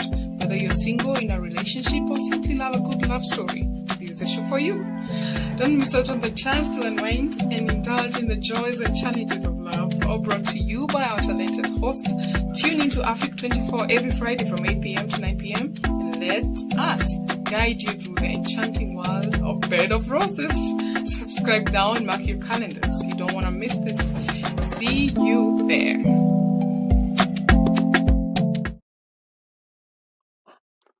Yes, welcome back to Africa 24. If you've not subscribed to Africa, make sure that you've subscribed to this one channel. Make sure that on Facebook you follow us, on WhatsApp pia tuko pale WhatsApp. Make sure that uko pale WhatsApp na sisi. This is Africa 24. This is where we try to analyze the policy of the day and ensure that we have the right decision when we come to the panel, or when we want to vote in the next general election. There are so many seats that are coming up. We had to discuss about Wandai seat that is now vacant. We don't have an AIBC that is already constituted with the commissioners. That is now another hurdle for William Ruto and Raila Odinga and Gachagua to make sure that they have their people. Then they make sure they have their people to conduct these elections. So I wish that it would have been law that if we had where is the outspoken panelist Makiadi pengine anatusikia kwa umbali, ako kazini or something. You know, American shifts are very, very different. When you see some people coming in here, others are in a hurry. Black, I've not seen him. Black, this is his timings. When we are just about to wind up, you'll see him popping up here. Hello, Mzalendo. Mana, usianmalize show saa hii. We need to, no. We can't finish the show now. So um, that is how things are. That is how things are in this particular country. But we work in different shifts. Sometimes it is very, very difficult for people to be on the show each and every time. And again, it's a sacrifice. It's a lot of sacrifice to be on this particular platform for so many hours. Sometimes we sit here, Gypsy Corner and Awesome. There's a day we sat here for 7 hours. I wonder what you guys were doing for 7 hours. At least as we were talking, but you guys for 7 hours, you also sat down here listening and chatting and all that. You know, it becomes very, very interesting. So we have become this political family that sits up to discuss the country politics, and that's the way it is. It is what it is. So we love our country so much, depending on which side you are in. I see very few people uh, from ODM coming to the panel, but I think they find it very hot or rough here, because here we only stick to the truth. We only stick to what is in the constitution and how we look at the politics of the day. Sometimes you come to this panel, we are attacking the president uh, because of the policies that we see that are very, very wrong. Then you wonder, oh, Nick, I thought Mzalendo is a member of UDA. Who told you? By the way, I've never been a member of UDA, but I liked William Ruto and his policies before he became a president. I knew that if he had implemented those particular policies, he was going to open a way, a very, very easy path for future leadership in Kenya. And that was, this guy has been in the most undemocratic parties. He has been he has been mistreated in most of these political parties, and he has come a long way. So I knew with all that kind of treatment, then you look at things like, and he's a Christian. So this is now pale sasa inanichanganyisha kabisa that Christianity and politics, they don't go together. I'm sorry, Christianity and policy don't go together. I love listening to you and Darius. Oh, Darius. Darius sijui kako wapi siku hizi. Wacha ndamtafuta Gypsy Corner. Darius we come a long way. Darius, me and him, we have some rich history there. By the way, one of my best friends is Darius. So ako tu mahali huku Tennessee. So he's going to be on the panel one of these fine days. I called him, but I think yuko kazini. But I'll pass a message that Gypsy Corner needs you on the show. So tomorrow that we can be all in this particular show. But you guys have been wonderful, awesome. The ball is on the great people of Nyanza and Western to produce the next president. Oh, this is a very good point, awesome. Uh, the next president. This is the president. Nyanza no, Nyanza tuko mbali kidogo, but Western there's a possibility of a Western of a president coming from Western. That is a possibility. That is a possibility. That is a possibility. President lazima atoke huko Western because of the numbers. If we are going to use numbers, na saizi siasa ni science bana, data. People are using data a lot to know how many people are in that particular area, how many people are likely to vote for you. With demography after demography, you can always gauge that by by hiring uh, this what are these companies? They're called what? These companies that do data analysis. They have a name here. Gypsy Kona wewe ndio ulimaliza shule the other day. Um, these companies that do that do analysis, data analysis. Mzalendo, who do you have in mind from Western? From Western, this is how the politics is going to play in Western. Wetangula cannot command the votes in Western province, unfortunately. Ipso Sinovet. Mtu Wetangula cannot command the votes in Western province. Mudavadi is too soft for Kenyan politics. He's too smooth. He's more of a diplomat. He can be a prime minister, but he cannot be the president of Kenya. President wa Kenya, ebu angalia. These are rough people. Ebu look at them. Jomo Kenyatta, very, very rough. President Moi, ruthless. Kibaki, a tyrant. Eh? William Ruto, brutal and rough. So, so the next president is going to be that guy of Tawe. That guy of Tawe, watch this space. If that guy of Tawe will join UDA, that's it. That is a game changer. And Ruto will make him the vice president.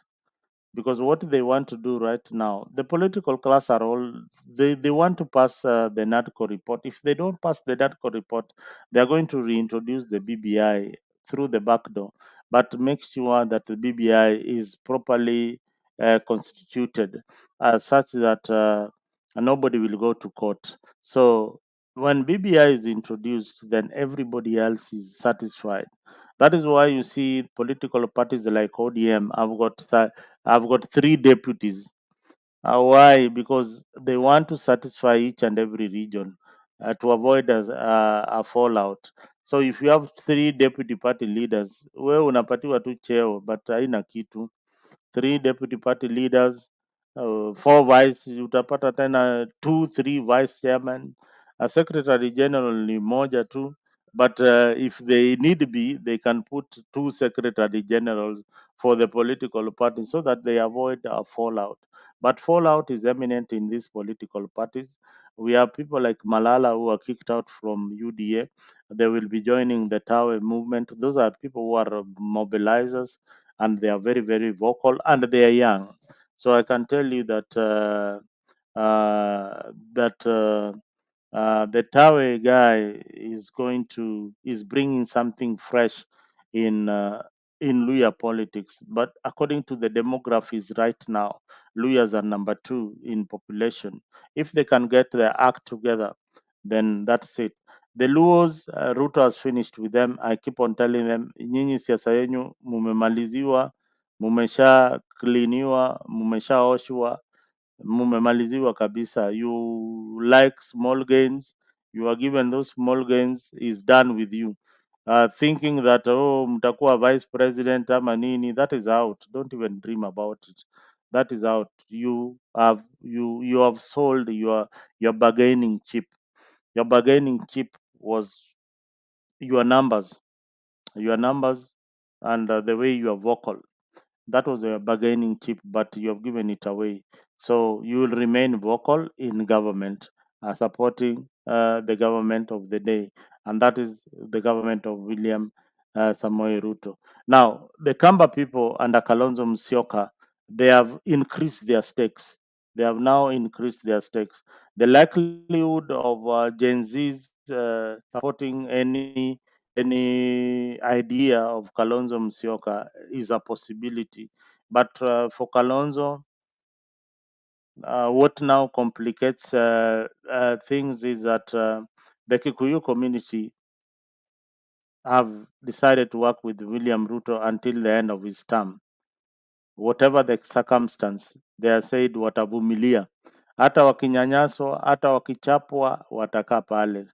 So hao hawana chao.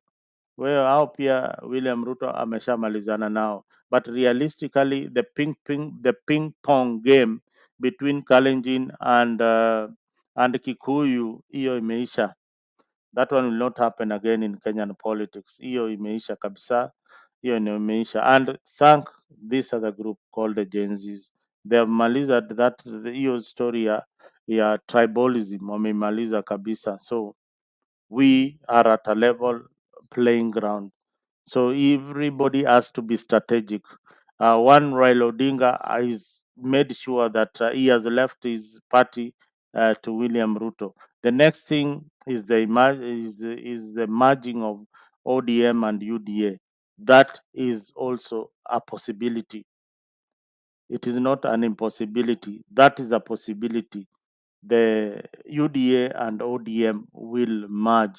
If Raila goes to AU, he can't leave the political party for anybody else. Who will be their political leader? Mm-mm.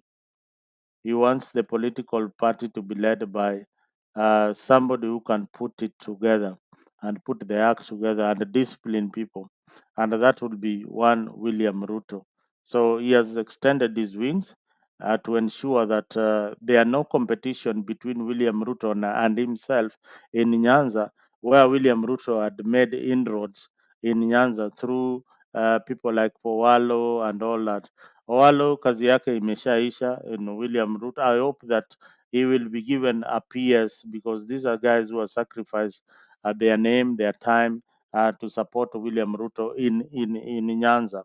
The reason, and they should be given priority when it comes to the next election of permanent secretaries who are going to be in William Ruto's government.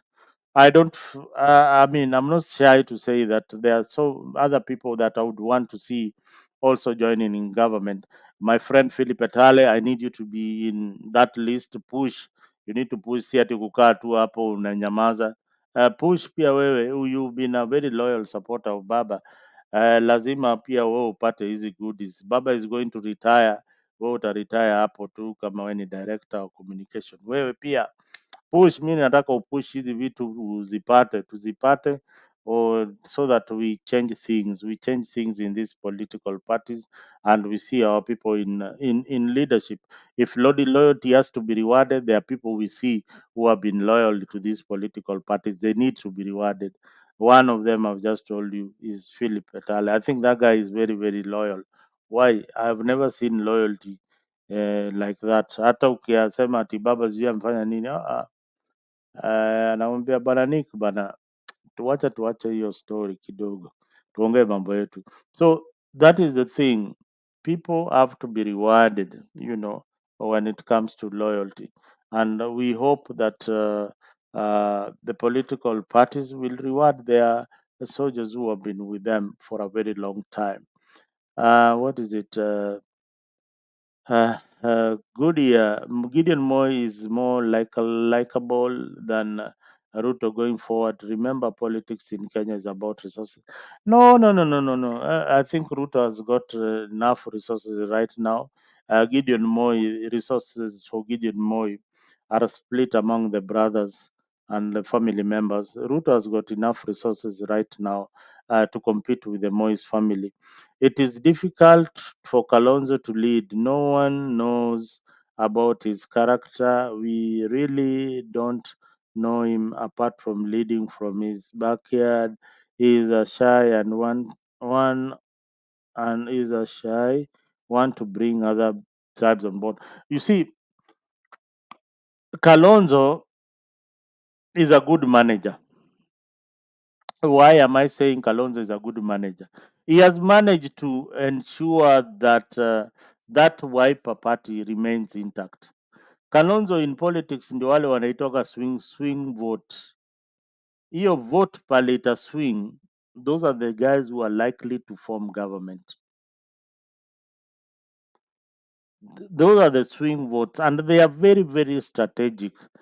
The Kamba people they are not really keen on the presidency because they are using, if you go to Kambaland, they are this place was semi-arid, and if you go there to Cumberland today, they have really managed to work with CDF properly.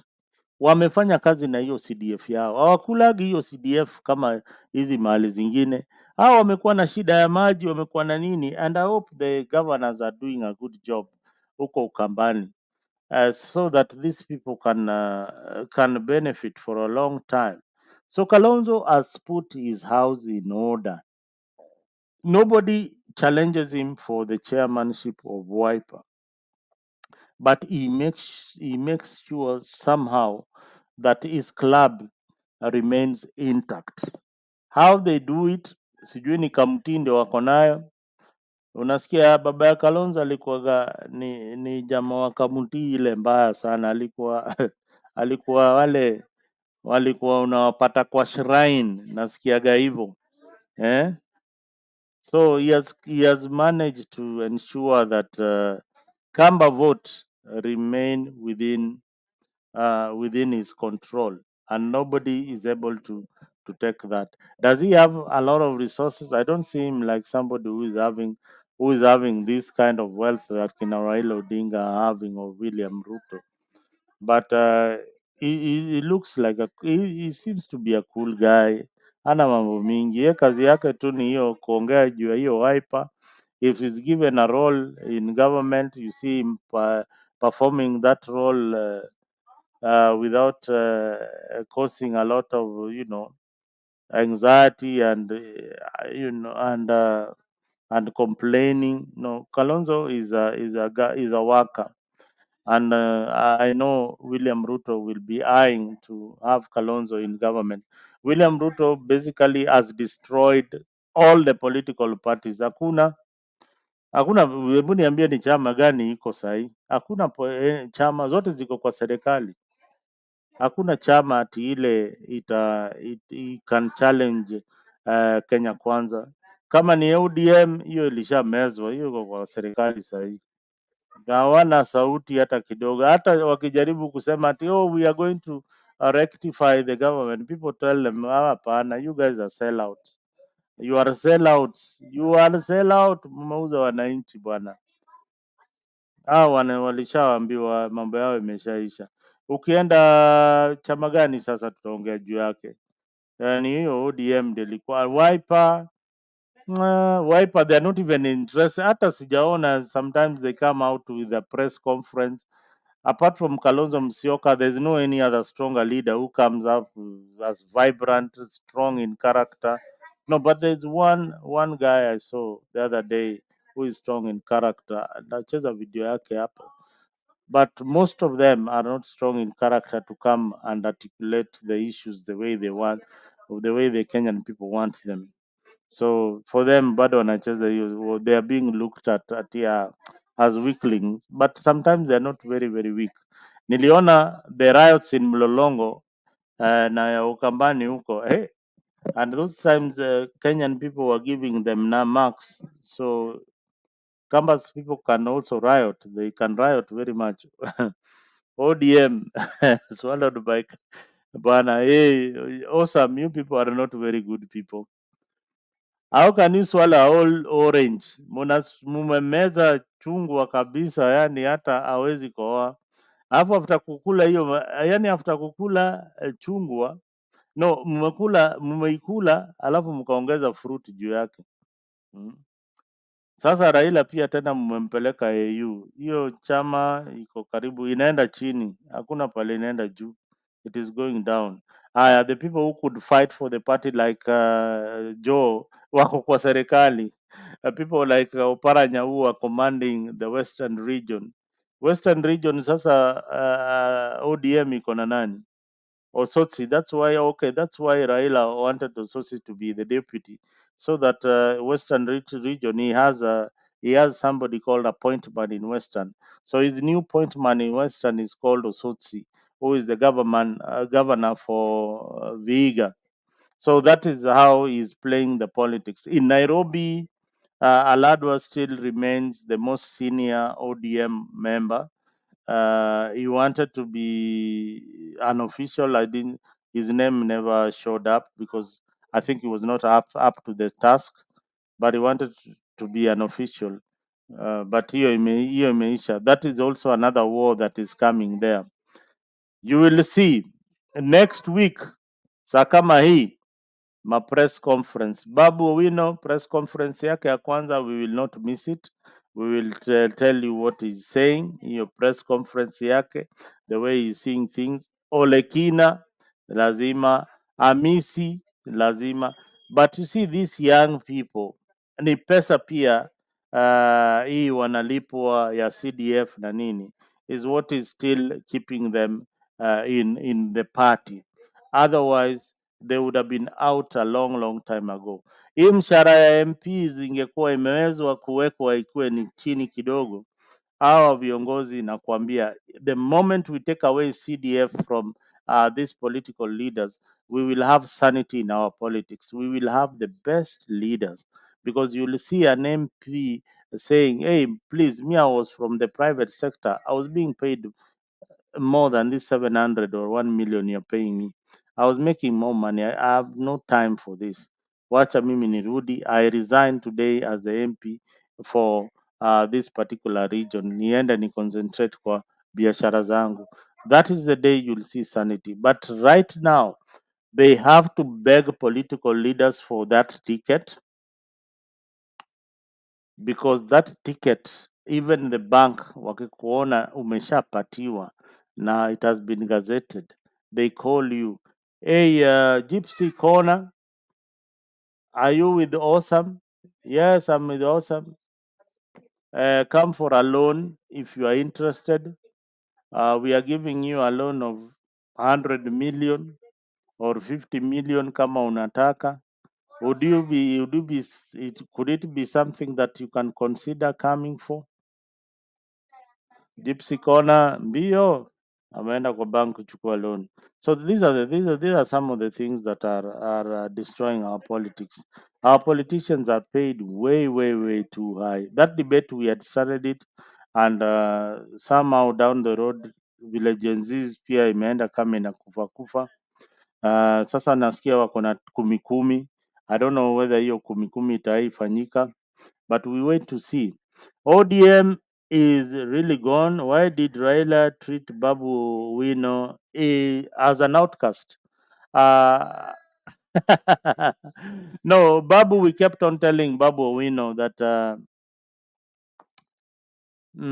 it's kind of politics. You know, you can be in a political party thinking that they value you so much, but you are called in the political party. You are called necessary noise. Unajua necessary, yani kelele ile inaleta shangwe. Hmm? Kelele ile inaleta shangwe. So you can be thinking that Sifuna bwana, mimi ni secretary general, lakini we ni secretary general long lilo. Unajua long lilo inamaanisha hauna power. Wewe kazi yako ni kupiga tu kelele. Same to Malala. Hey, mimi ni secretary general wa UDA. Nani alikuambia ati una nguvu? Si tunaweza kukutoa wakati wowote, and the world will, the sun will still rise and set. So people don't really care whether you are in this particular position, but there are people who make decisions for this political party, and these political parties are owned by individuals. Individual ODM mwenye chama ni Raila Odinga, so his word is like law. Kenya Kwanza UDA mwenye hiyo chama ni William Samoei Ruto. Mambo ya kitu amesema ndio sheria. Same to Wiper, Kalonzo ndio mwenye hiyo chama. So these political parties are built in quicksand, and they are their owners. That is why unasikia baba akienda hapa, hata kwa shimo tunaingia naye, akipanda ndege kwenda Addis tunaenda naye, na akikataa kurudi Kenya akiwa na Addis tunamleta na nguvu. Yeah, tunamleta na nguvu. So those are the things. Babu lost credibility when he shot. No, I think this is it. Maybe Babu lost. Maybe he lost credibility among people who look at things uh, in a different way. But remember, awesome, that this is a country where you are picking bodies in the dams. You're picking bodies by the roadside. You have 200 plus bodies unclaimed. So Kenya, mi nakwambia, hata ukiuliwa, it's not a big deal. It's not a big deal. Nakwambia, it's not a big deal. The government will still move on like nothing happened. So for you saw for Babu Owino, he went through the due process. He was remorseful of what he had done. Mistakes do happen. It doesn't matter mean that wewe osa mali huko, wewe hujawahi fanya makosa. Maybe hujawahi piga mtu risasi, siwezi jua, hata pengine ushapiga but huwezi jua. But hizi vitu zinafanyika, so some of these things do happen, and when they do happen, we uh, ati sure wewe takutoa kwa hii ati yani you say that on what? Okay, sasa tushaanza kuogopa bana. Ati sure ati mzalendo but not on live camera. Kwa hivyo wewe, so nikwambia Kenya watu wengine washapiga watu risasi kama Osam hapo, anasema ati have done it but not on live camera. So you are a criminal. You are a criminal. You've already confessed that you did some crime at some point. So that is how society is. That is how society is. In the comment section, we have got criminals like Osam there, who is just confessing that he killed somebody the other day, but not on camera. So these things do happen, maybe on the battlefield, on combat. That is why what you did. So hizi vitu zinafanyika. Kenya is that kind of society. I've gone to Meru where I'm finding vijana wamekatwa tu mkono, wengine hawana manini. Unamuuliza Mrima, what happened? Unajua nikakatwa nikaenda kuiba miraa. Ati ulikatwa ulifanya nini? Nilikuwa naenda kuiba miraa na mwenye shamba akanipata akanikakata. So sasa sina kidole moja. That is Wameru. wana wana nini, that is how they look at it. Hmm? People like oh, Penny Nyagaka is here. So we have got a lot of things that are happening in society that in Kenya that sometimes is wanting, but there's nothing that we can do about it. There's a lot of lawlessness in Kenya. If you have been in the political scene ama ukiwa kwa hizi siasa wakati wa politics. For example, uliona the other day Kalonzo Musyoka was having a presser. Some people just come from nowhere. They call themselves men in black. The government knows that they are called men in black, and they know that these men in black are people who cause mayhem, and they come and disrupt and kick everything in now, and they are on camera na wanasema hakutakuwa na hakutakuwa na nini hapa, and they cannot be charged anywhere in court. They are caught in camera. They cannot be charged in anywhere. They are simply above the law at that particular moment because the government likes what they are doing. If the government did not like what they are doing, they will go after them. So that is the kind of society that we are living in. Sometimes I look at it, it's like a anarchy, a confused society. If you go to Meru, you know that we have NTSA and the police and the traffic police on our roads every day.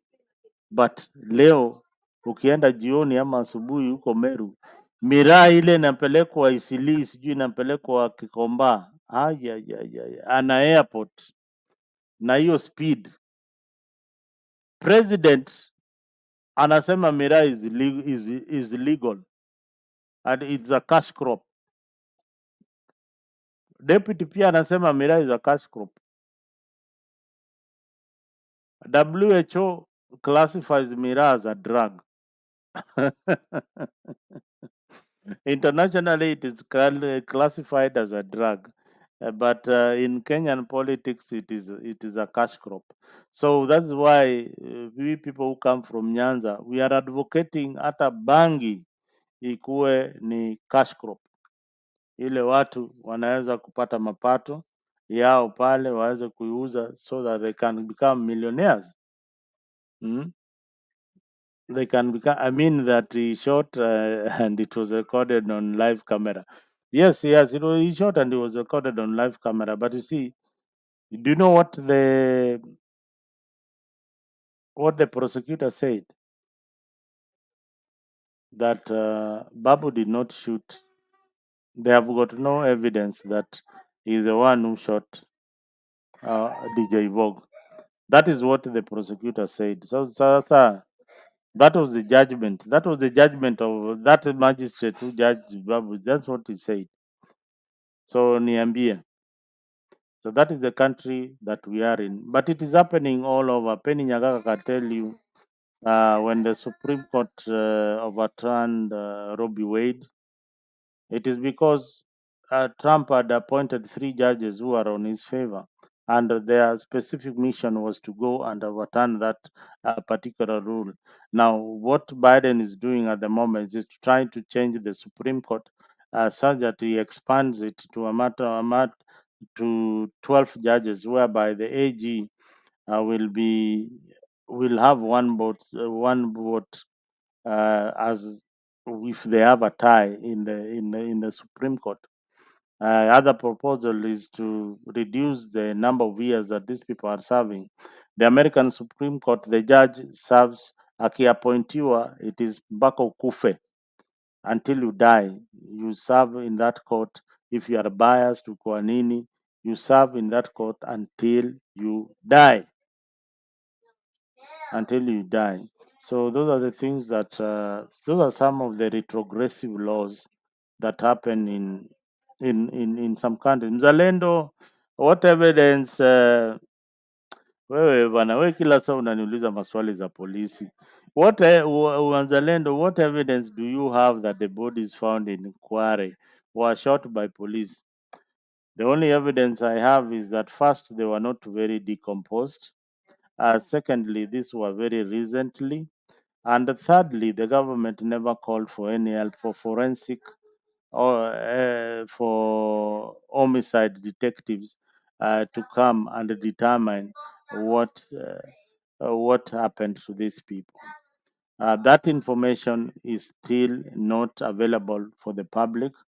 I wish Awesome you could tell me of anybody that the government or the government pathologist has given a report out in the public and determined that these are the so many bodies that were discovered in Quarry.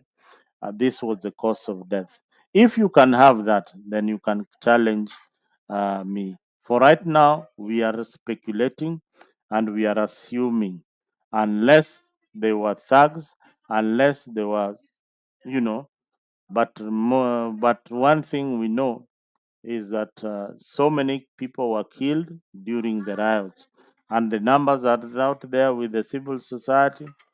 The LSK has got documentations about it, and what they did that is very very important is that every everybody they had to take they had to do a report with one of their doctors on the side and document everything. So these are things that will haunt people like will haunt the police force, who the people who are in power, people like Kindiki, for a very long time. Because after Ruto leaves power, then these cases can still be reopened because there is evidence, enough evidence to suggest that you are the one who caused these atrocities among these young people. But also, I keep on telling you, young people should not die because of politics. These are people. These you saw them in the streets. These are people who are harmless.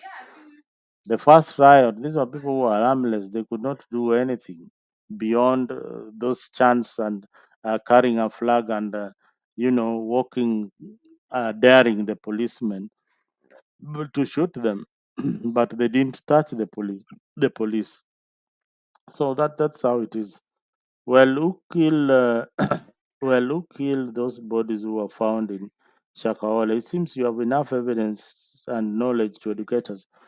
Well, I have enough evidence to speculate and come with an opinion about what happened in Shakahola, and I also have an opinion as a Kenyan. And you mentioned it out there.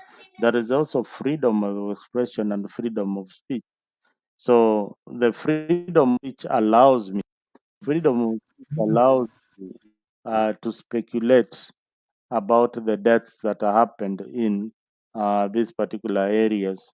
So if you are trying to pin me down by telling me that I probably have enough evidence, yes, I do have enough evidence, and my evidence is with the Law Society of Kenya. My evidence is with the civil society. If the civil society can come in, then it will be a good thing. Hey, Mise, karibu sana. I have done 2 hours. You can do the next 1 hour and rant with these people. Yeah, How are yeah, you? I came to give you company as Hmm? I listen to your what your the subject of the day.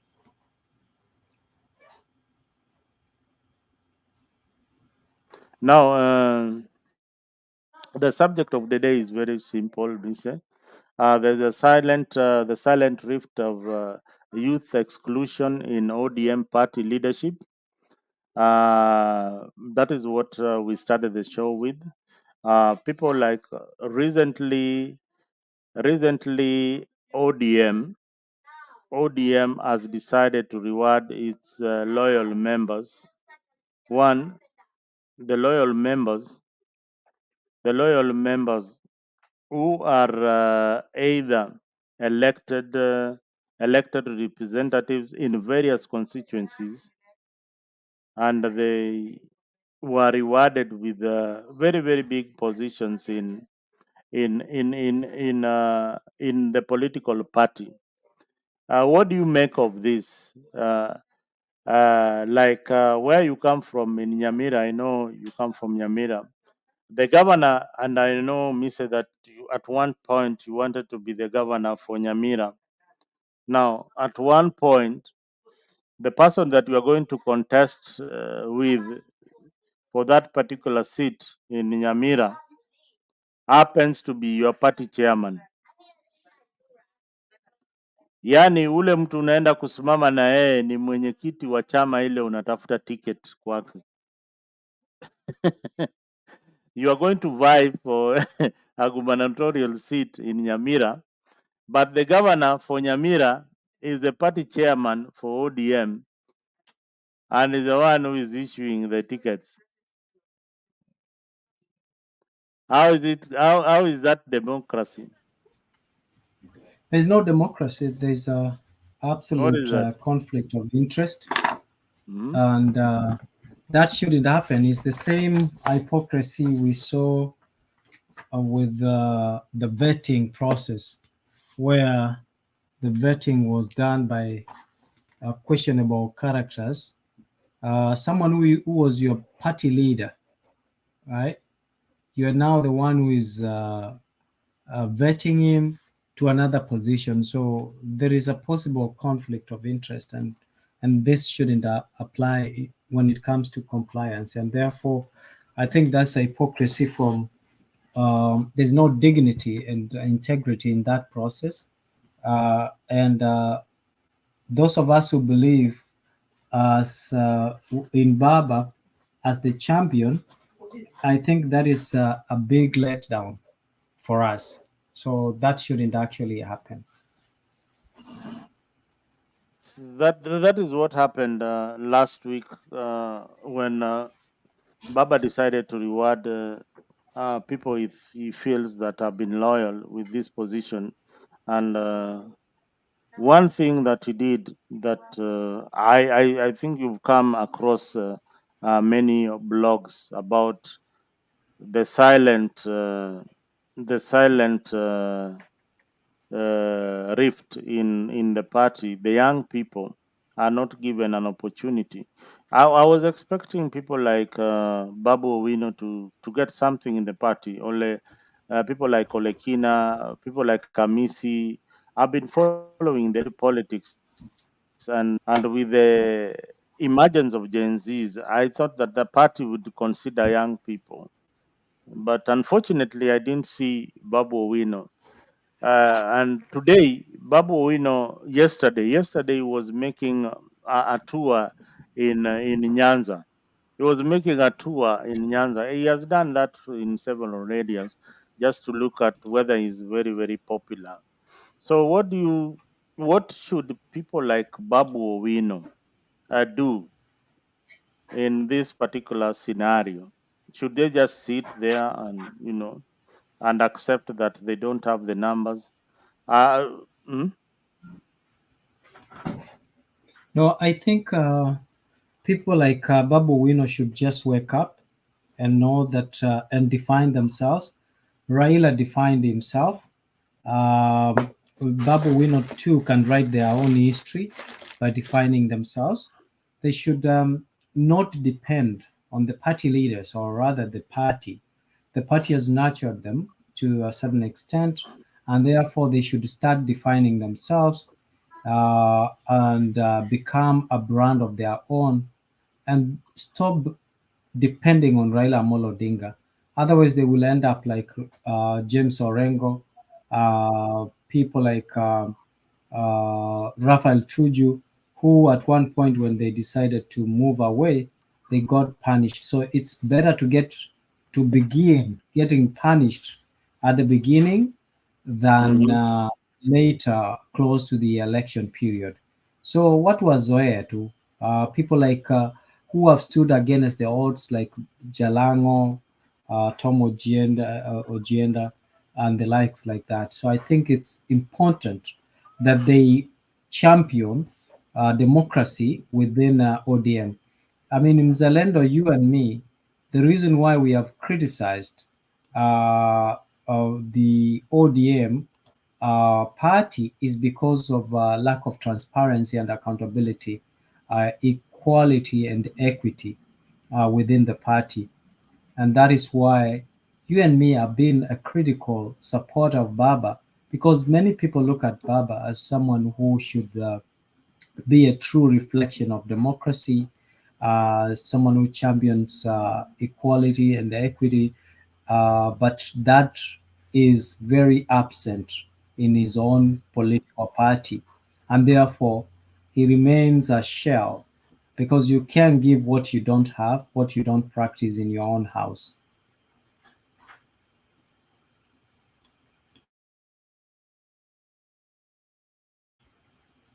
I think you are on mute, Mzalendo. Sometimes I think the party lacks transparency and accountability.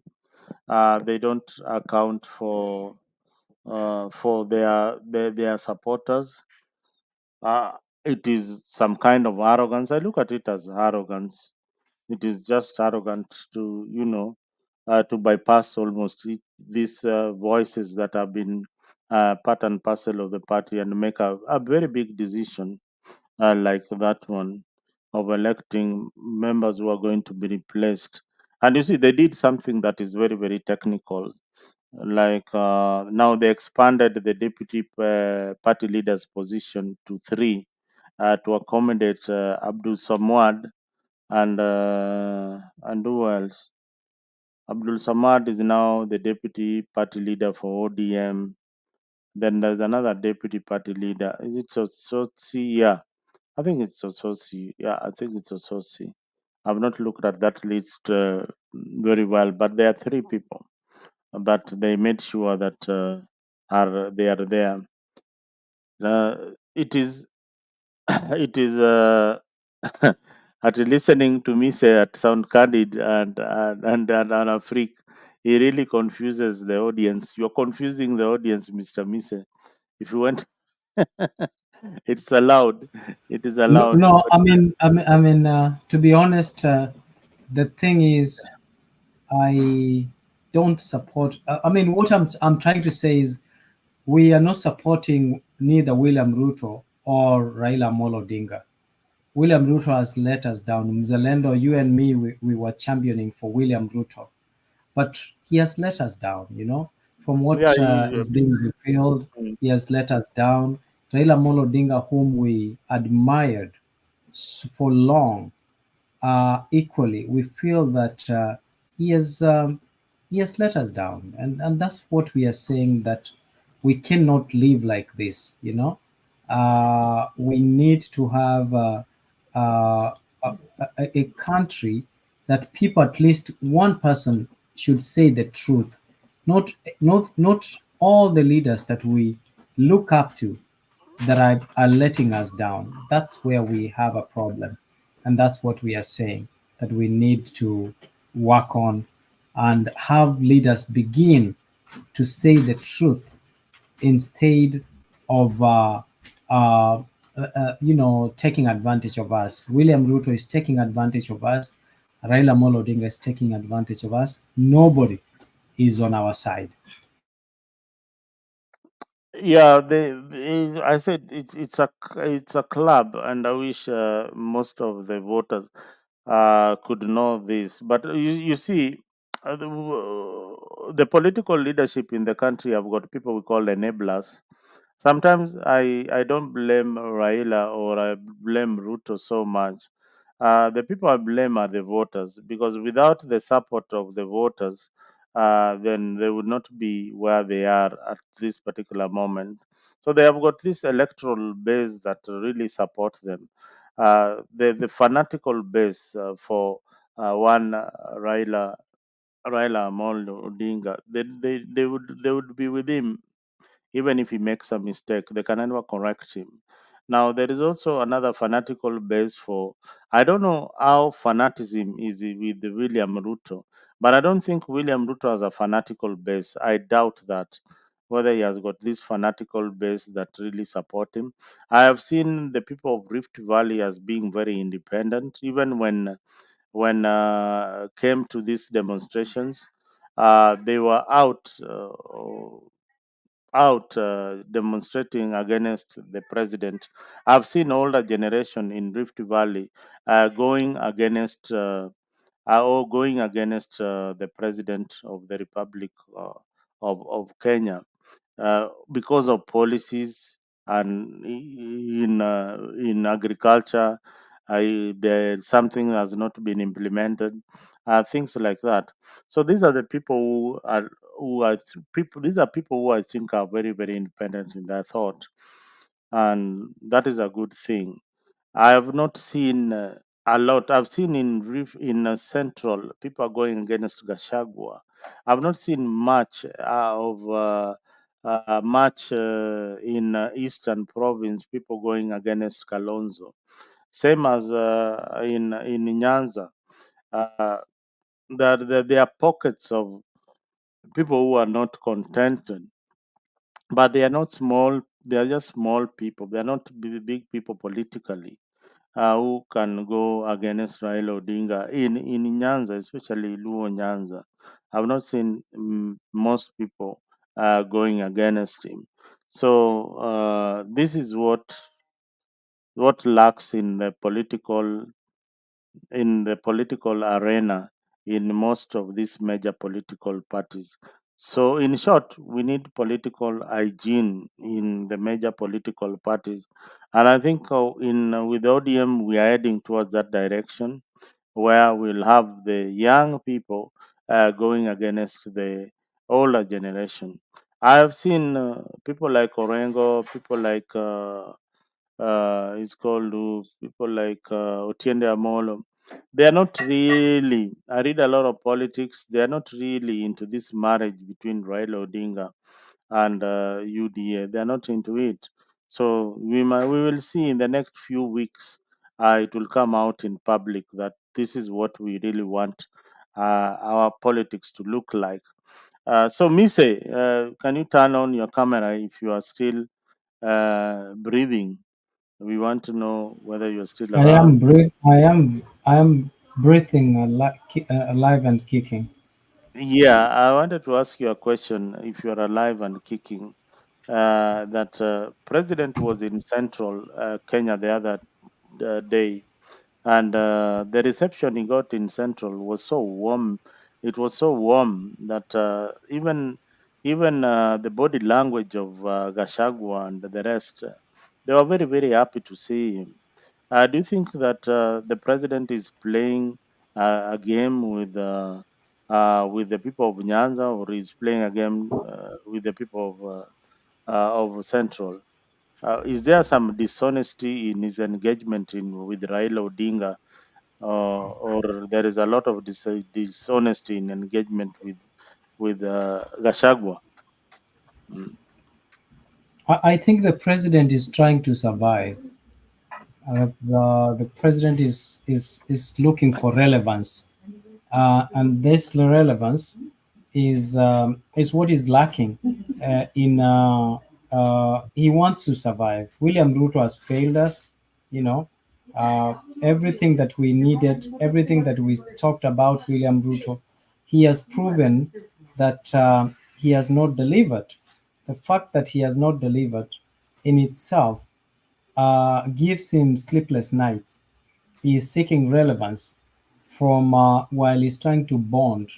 I feel like William Ruto is trying to create uh, uh, a base and acceptance, seeking acceptance from Nyanza, from the Luo community, and validation as a backup, as a plan B. But he doesn't want to let go Central because Central, obviously, the combination of Central and other places gives the votes. So I think what William Ruto is trying to do is to trying to get Nyanza plus Western plus Rift Valley. Then it doesn't have to rely on Central to be delivered in 2027. But in the meantime, he doesn't want to be rude or so sure because Raila is unpredictable sometimes. You just want to make sure that he has a cordial relationship with the Central Those who accept him will accept him. Those who don't, he still will get some votes from Central. And, you know, William Ruto is irresistible. He is a shrewd politician. He understands how to communicate with the people, something a lot of politicians don't have. Gachagua wants to also still receive support when after 2027, and therefore he has not identified anyone to work with. He cannot go alone. He's not such a likable man like other people, and therefore Gachagua has to act and behave in a way that he will also survive. Sasa hapa ni kukemba kemba, kila mtu ni kukembana tu. Hiyo ni Kiswahili ngumu. Hiyo imetoka kule Pemba ama kumetoka kule Zanzibar kwenyewe, kukemba kemba. Waswahili watatuambia kukemba kemba ni nini. But let me welcome Kenya Maandamano Kamili. Kenya Maandamano Kamili has been on this platform and various other platforms for a very long time, trying to champion democracy, good governance, and fight tribalism to our last weapon. Karibu sana Kenya Maandamano Kamili, and please up and have your opening remarks. Thank you mzalendo. Nasalimia hata mise na Wakenya wetu pahali popote wako. And you are right. I fight for democracy, which we don't have in our country. It has never happened, and we don't know when it is going to happen. But the word democracy is very easy for somebody just to say it by mouth.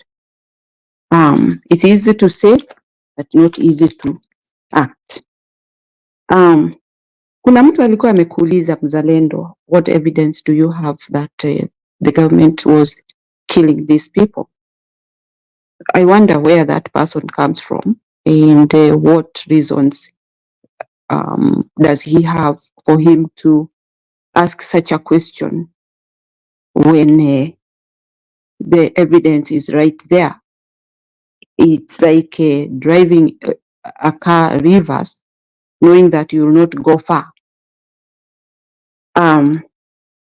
First of all, the government has failed terribly as a government of a country whereby so many atrocities are happening and nobody has ever been arrested.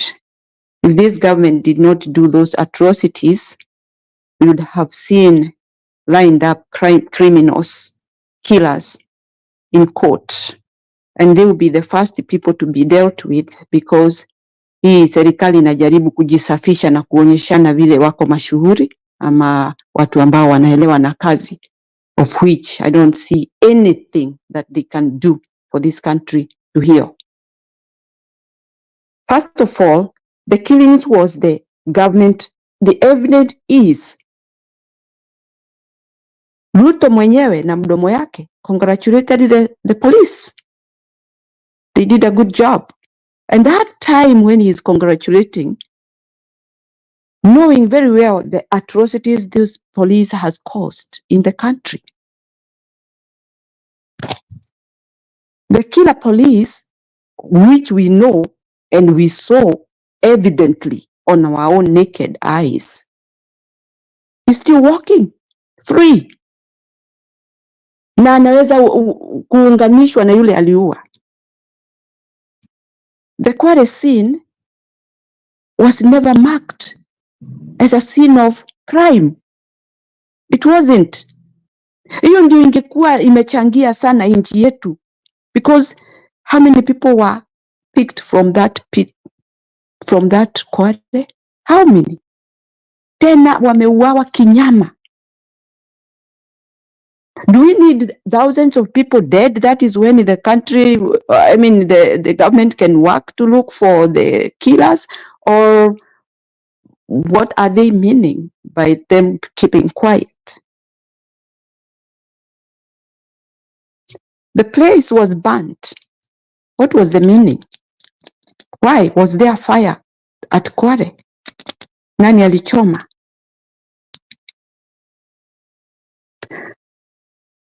Ruto has reached the end game. Na kweli sisi hata yani leo kuna kufa mtu, kesho kuna kufa watu, kesho hiyo ingine kuna kufa watu, mpaka watu wanazoea kuwa nchi ya kifo. And that is what has been trending. Then the only thing they can run for is when they see people gathering trying to protest, kwa sababu ya ile maumivu wako nayo, kwa sababu ya serikali iko. Those are the only people they can see, but they cannot see the killers. Gen Z, they never caused any havoc in the country. The only thing they did, there were many on the street with water, flag, and a phone. That's it. But whoever they are coming to meet have got weapon, guns, live guns, cocked, na kushoot, na kuua. We saw people dead on the street, their brains spread on the ground. And watu kweli. Let me ask this. What is democracy in a country? And what does democracy do for a country? We have experienced a lot of killings of unarmed people. Watu wanauawa tu kama zige. We have seen this government does not even follow constitution. No right to protest, even picketing. Corruption in the highest order. And nobody can question that. If that is the democracy we are looking for, we don't want it. That's not a country with the democracy doing all these bad things to its citizens. But somebody would stand there in front of many people and say our country, our democratic country. What kind of democracy? I listened to Turmoil. He was talking. And he said, the democracy that we have is for taking care of your people, knowing their whereabouts, serving them accordingly, so that they can achieve the goal of their life. Lakini hatutaki democracy ambayo inakuwa installed by foreign, ambapo wanajua hiyo ni democracy tu ya kuepuka swali lolote linaweza tokea ama linaweza letwa na mwananchi wa hiyo nchi. How bad is it when you see you are a citizen of a country whereby you cannot say anything, huwezi kosoa serikali ambayo inafanya maovu throughout na wanajua. Hebu jiulize, anarchy ni nani cause in our country? Who has caused anarchy in our country, honestly speaking?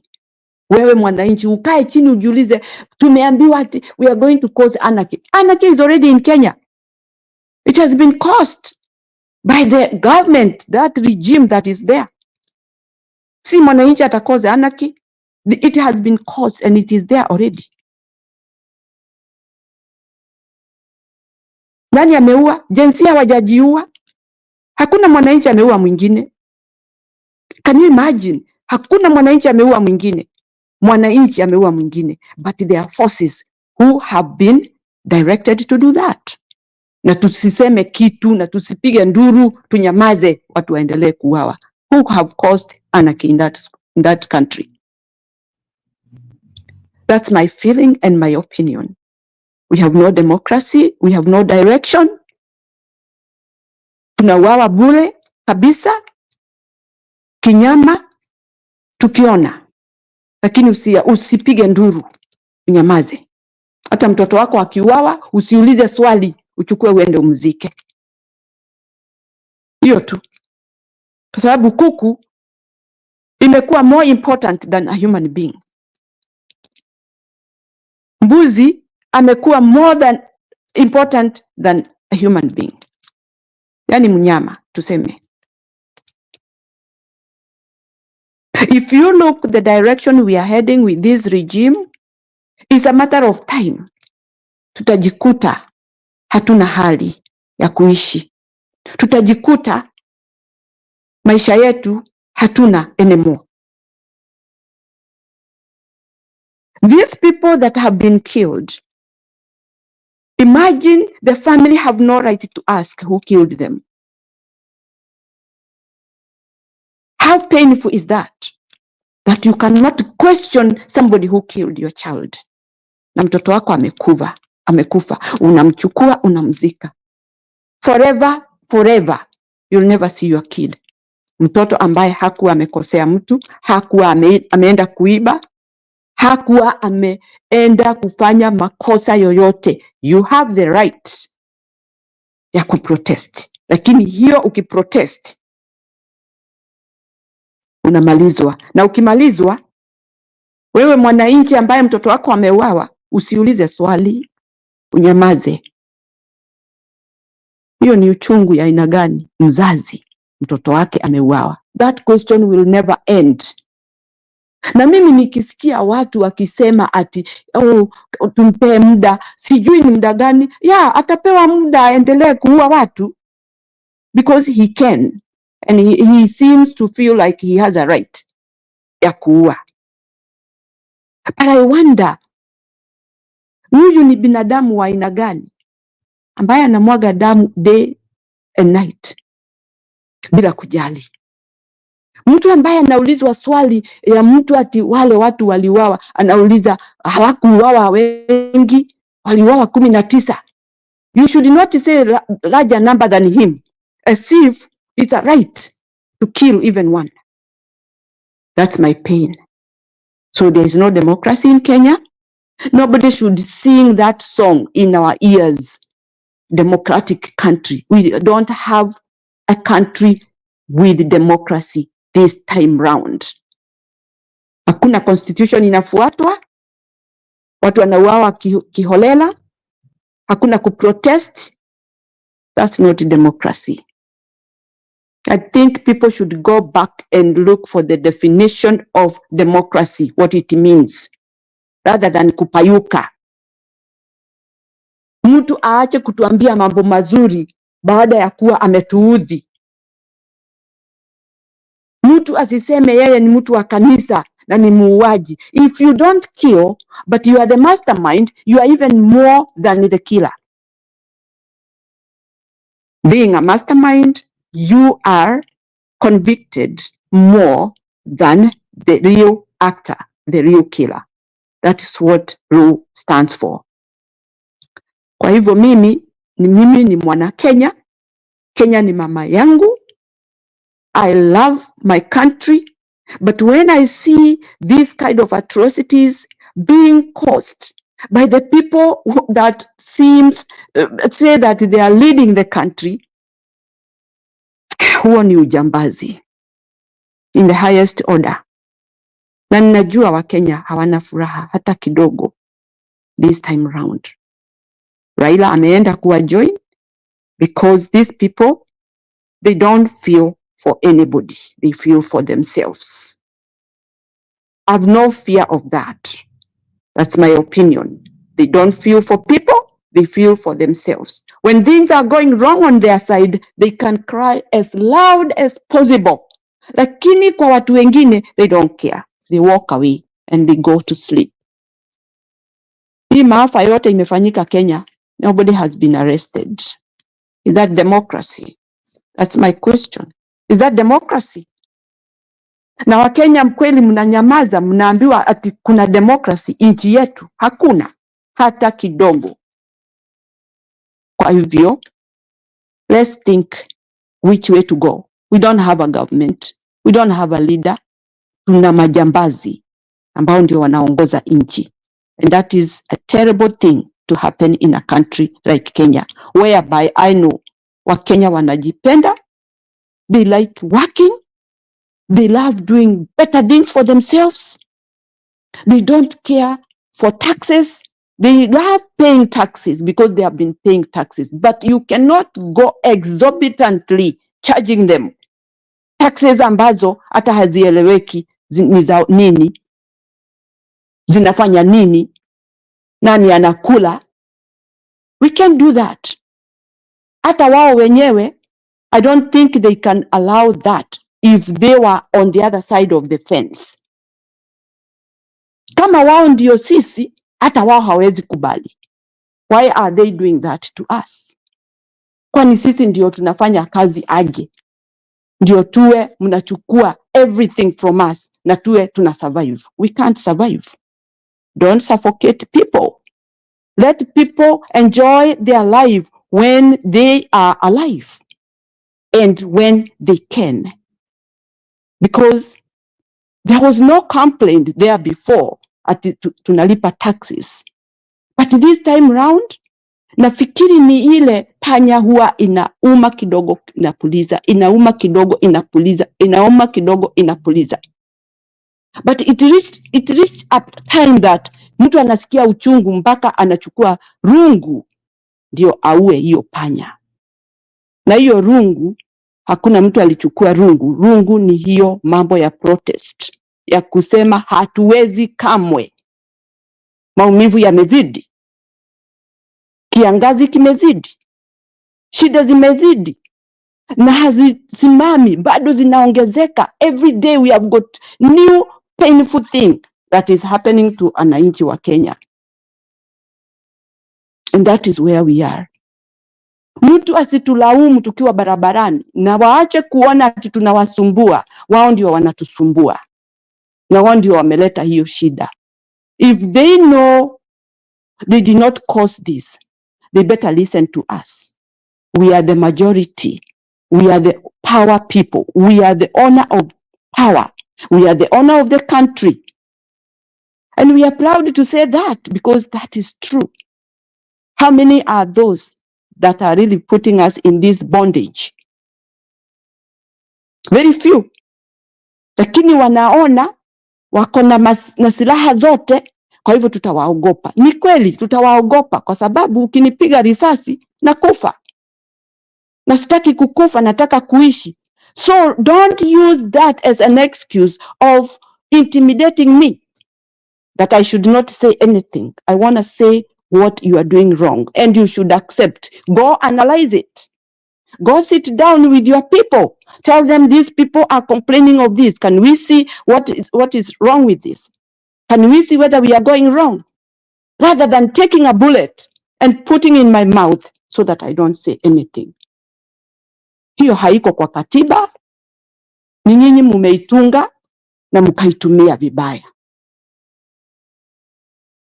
Tumeishi na nyinyi, lakini mumetugeuka because you want to do harm to us. But when we retaliate, when we defend ourselves, you don't want that. You want to keep us at bay. Ndio tuwe tunawaangalia mkikula. Honestly, mzalendo, all those people wao wameenda hapo kuwa grupu hiyo moja, kuenda hapo ati watetee wa Kenya. They have gone there with one purpose, to make more millions. And I don't fear any kind of correction on that, but I will not be corrected to be told it's not true. That is true. They have gone there to make money or to cover up themselves so that they can keep on living comfortable life while people are suffering. I wish there is one who can stand and tell them the truth among that group. Awambie no, we are not going this way. Wananchi wanaendelea kuumia kwa sababu ya tabia yetu. Just one person. Na aseme kama ni hivyo nimeresign because I can't live like this. People are crying when I'm eating. People are suffering because of their behavior, because of how they collect themselves and put them in a cage, in a group, in a shelter, whereby they just talk about what they can do for each other, but not for Kenyans.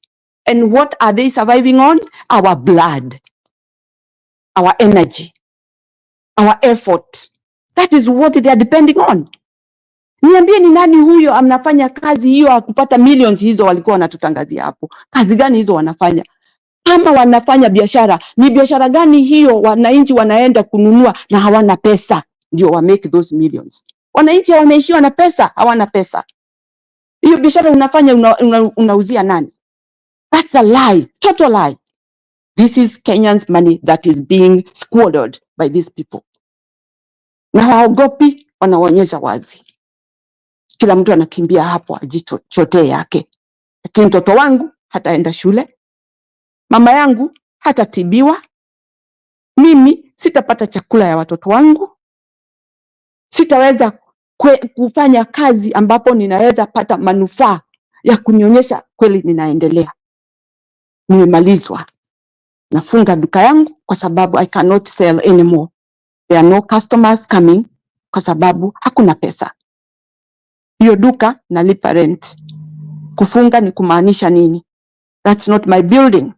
So my business is gone. Mzalendo, where are we heading as Kenyans? Hawa watu hawana aibu na hawana haja na Wakenya. Na hawana huruma hata kidogo.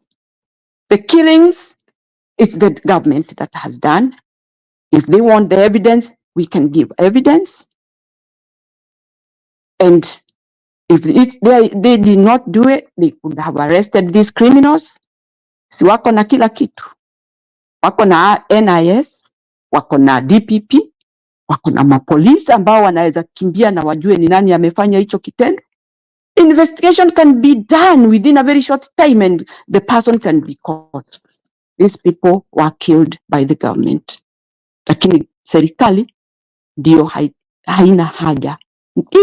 That is one sign ya kuonyesha wananchi hatuna haja na nyinyi. Hata mkikufa, mkufe. We have nothing to do with you. Ukikufa, unazikwa. Na si serikali inawazika, ni wazazi, relatives, na kila mtu ambaye anahusika na huyo jamaa, huyo kijana, huyo mtoto ambaye ameuawa. That's all. Mnamzika, mnaachwa bila. Serikali inaendelea. What kind of government is that? Shameful.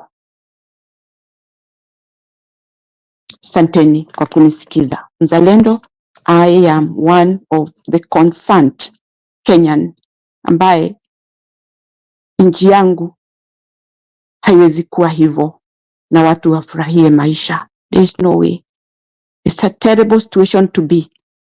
Every Kenyan, wherever they are mourning because they don't know what will happen to them tomorrow. Asanteni sana. Thank you, Mzalendo. Thank you very much, Kenya Maandamano Kamili. You could hear the passion in your voice on how you really want change and accountability and transparency. Now, the thing that we cannot pretend that never happened is that we saw abductions. Awesome, we saw abductions in live TV, unless it was a drama that was being played on our TVs. But we saw live bullets being used in those demonstrations. We saw bodies at city mortuary. We saw parents crying at the city mortuaries. That was evidence enough. You know, we cannot support bad things that the government is doing, even if we support the government of the day. If they're doing wrong, then we need to hold the police who are trigger happy accountable. And so far, we have not seen any police who has been held accountable for their actions. The civil society has collected enough data to ensure that these people are taken to court, yet they have not also been into any court to arrest, to demand the arrest of the police officers or to file a case against the police force and the police commissioner then to come and answer some of those questions. So there's a lot going on in people's mind. But if you have not lost a child, then people would talk the way they want to talk. They would want to see it from a different perspective. But once you lose a child in those demonstrations, is when you know that they are irreplaceable. You cannot get that life back. If a police officer can know that when they pulled that trigger, they killed a human being and not a deer, then that is the time when we'll have sanity in Kenya. So I don't advocate for violence. We advocate for democracy and the rule of law, and that is very, very important. Mise, Yes. are you able to come in or you're Yeah, yeah. busy? No, I'm Yeah. here. And I just wanted to talk to Mary. You know, we have been in this, I think the time we were supporting, myself and yourself, when we were supporting William Ruto, Mary was on the other side supporting Baba, you know. Uh, Perhaps we didn't know much about William Ruto, but also looking through or looking back, we realized that all of us knew who Raila Amolo Odinga was. The fact that he has been there in all the governments, he's been the main protagonist in all the governments or the elections. The killing of innocent people has always been there, and what we have always witnessed in his participation is that even when people have died, he has always negotiated and gotten back to government and kept quiet. And this is the conversation I want.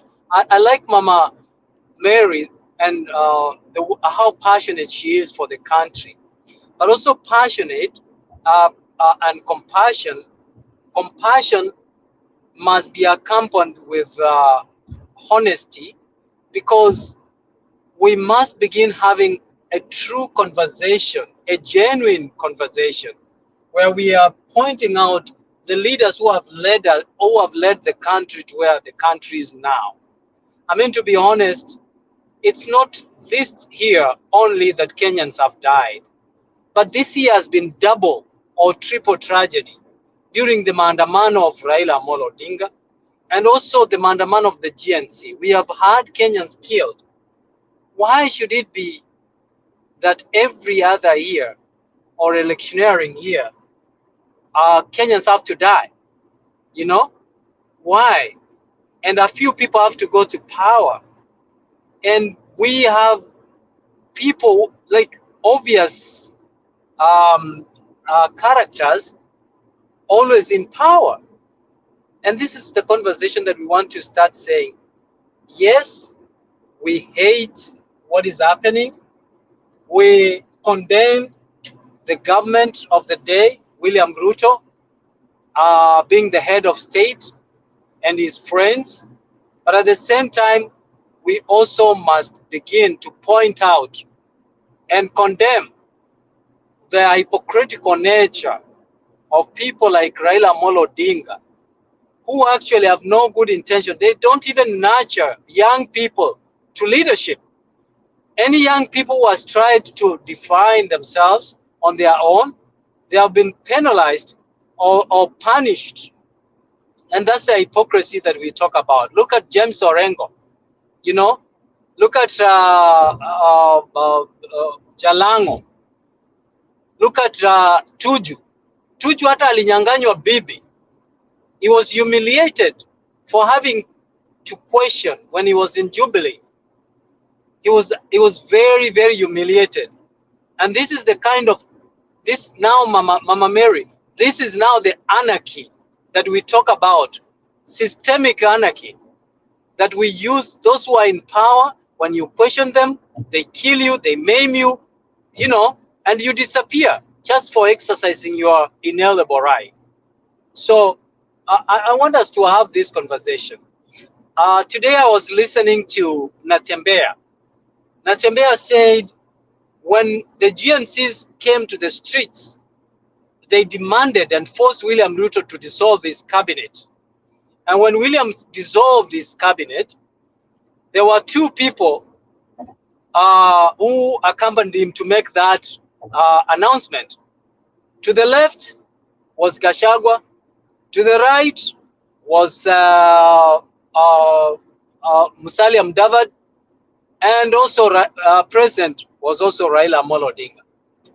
And he said, when you look at the Luhya nation, there were no people who, there were no slots given to the Luhya nation. However, Musalia Mudavadi was there with his knife, but hakukata kitu.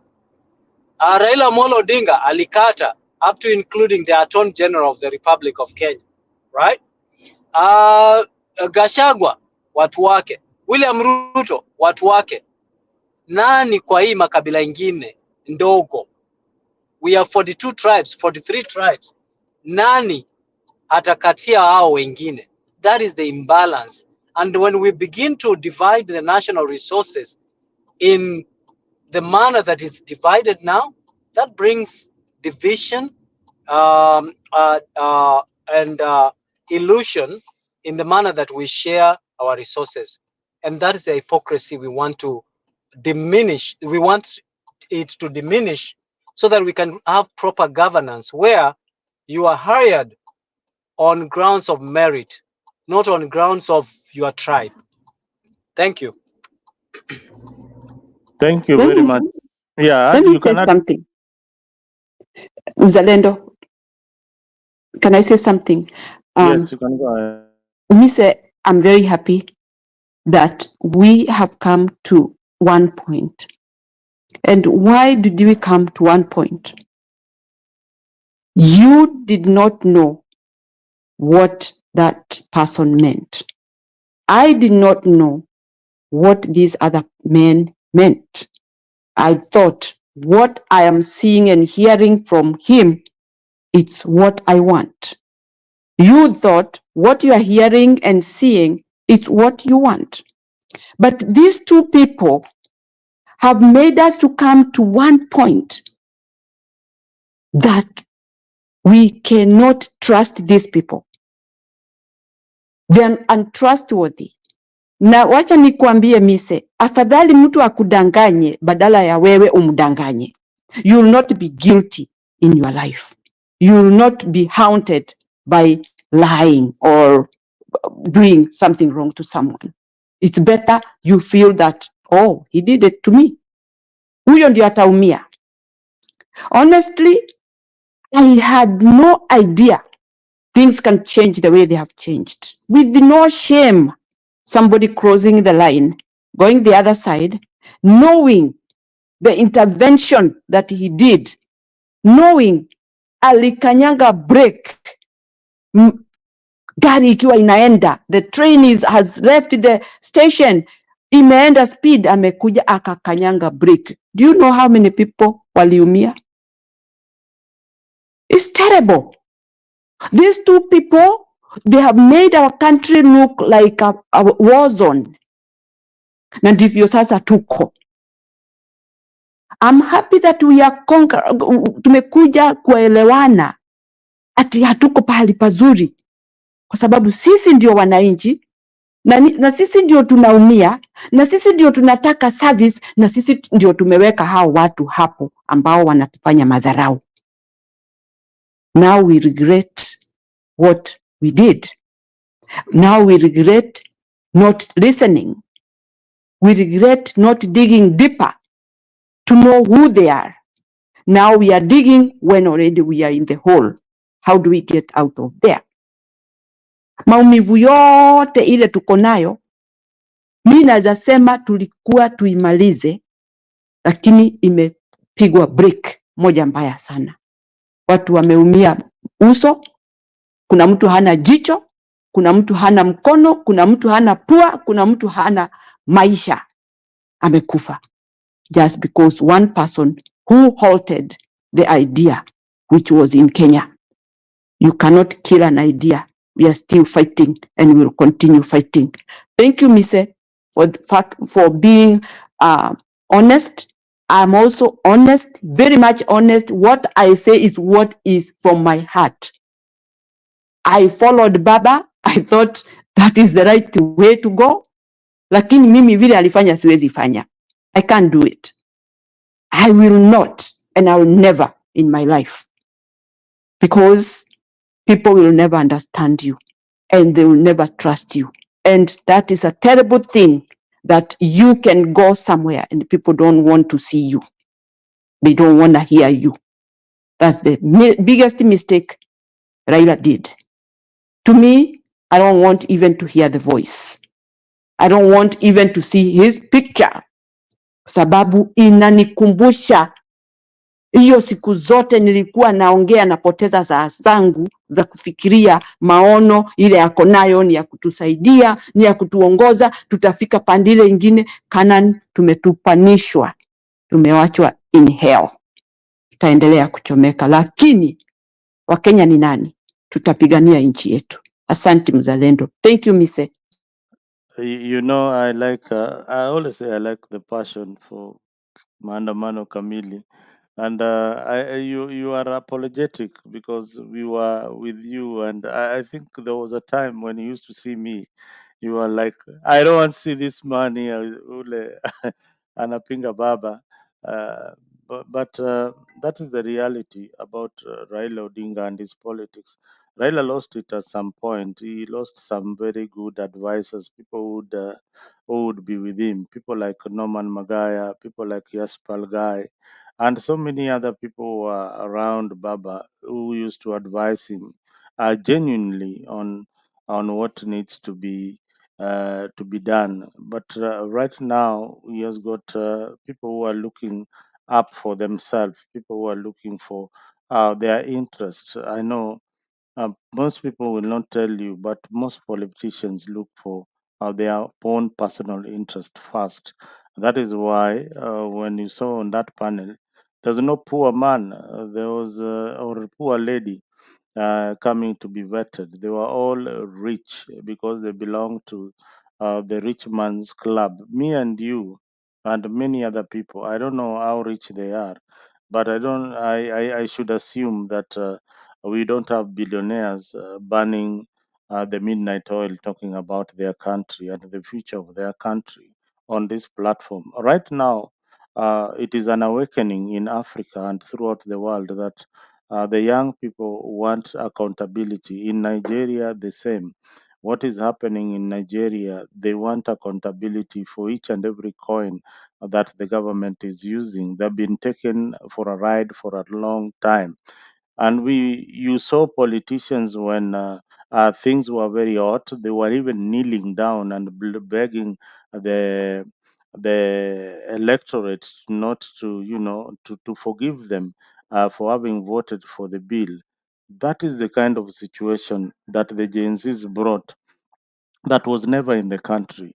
We have, if you go back in the rural areas of even the urban centers, a politician is somebody who is so great, somebody who can overlap the traffic, somebody who can slap you or even take your wife, yeah, in front of you, yeah, yani amchukue naenda naye kabisa. So these are the people who are in government and they don't care. The kind of impunity in government, we need to bring some sanity. That is why we talk each and every time. Kenya Maandamano Kamili, there are so many people out there who feel the same way that, hey, we supported Raila Odinga, but we didn't think that at any given time he was speaking by two sides of his mouth and he would join William Samoei Ruto. Then they toss in something by saying, the country was heading to the dogs. But you see, when you reflect back, what Kenya Maandamano Kamili you are undermining then was that you have Ruto has to get out of State House. And I remember the dates that you put, the 14th of March I can't forget that that is the day we are kicking out Ruto from State House.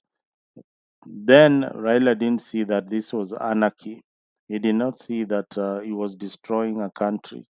But when the Gen Zs came, now the political establishment was threatened because in the Gen Z formation, there was no political leader. There was no political leader. But one thing I must say, and I suspect this a lot, that in the Gen Z movement, there were members of Azimio, young people who joined the movement, who were part of that movement. That is why it grew so fast and became so big. But Ruto did not want to fight two fronts. So he decided to kill the easiest animal, and that was Raila Odinga.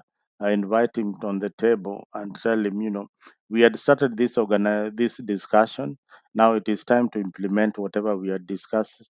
You come in government, tell your people to cool down and forget about all these things.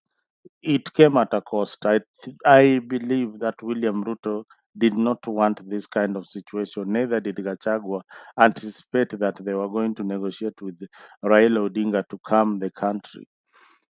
That brings me to my last point. Do you guys in the panel session or in on the comment section think that there is a bigger authority than the presidency in Kenya? That is my question. Mise, Mise, are What's you your there? question again? My question is, What's your do you question, sir? do you think that other than the presidency, the executive, is there any other authority that the president of the Republic of Kenya is answerable to?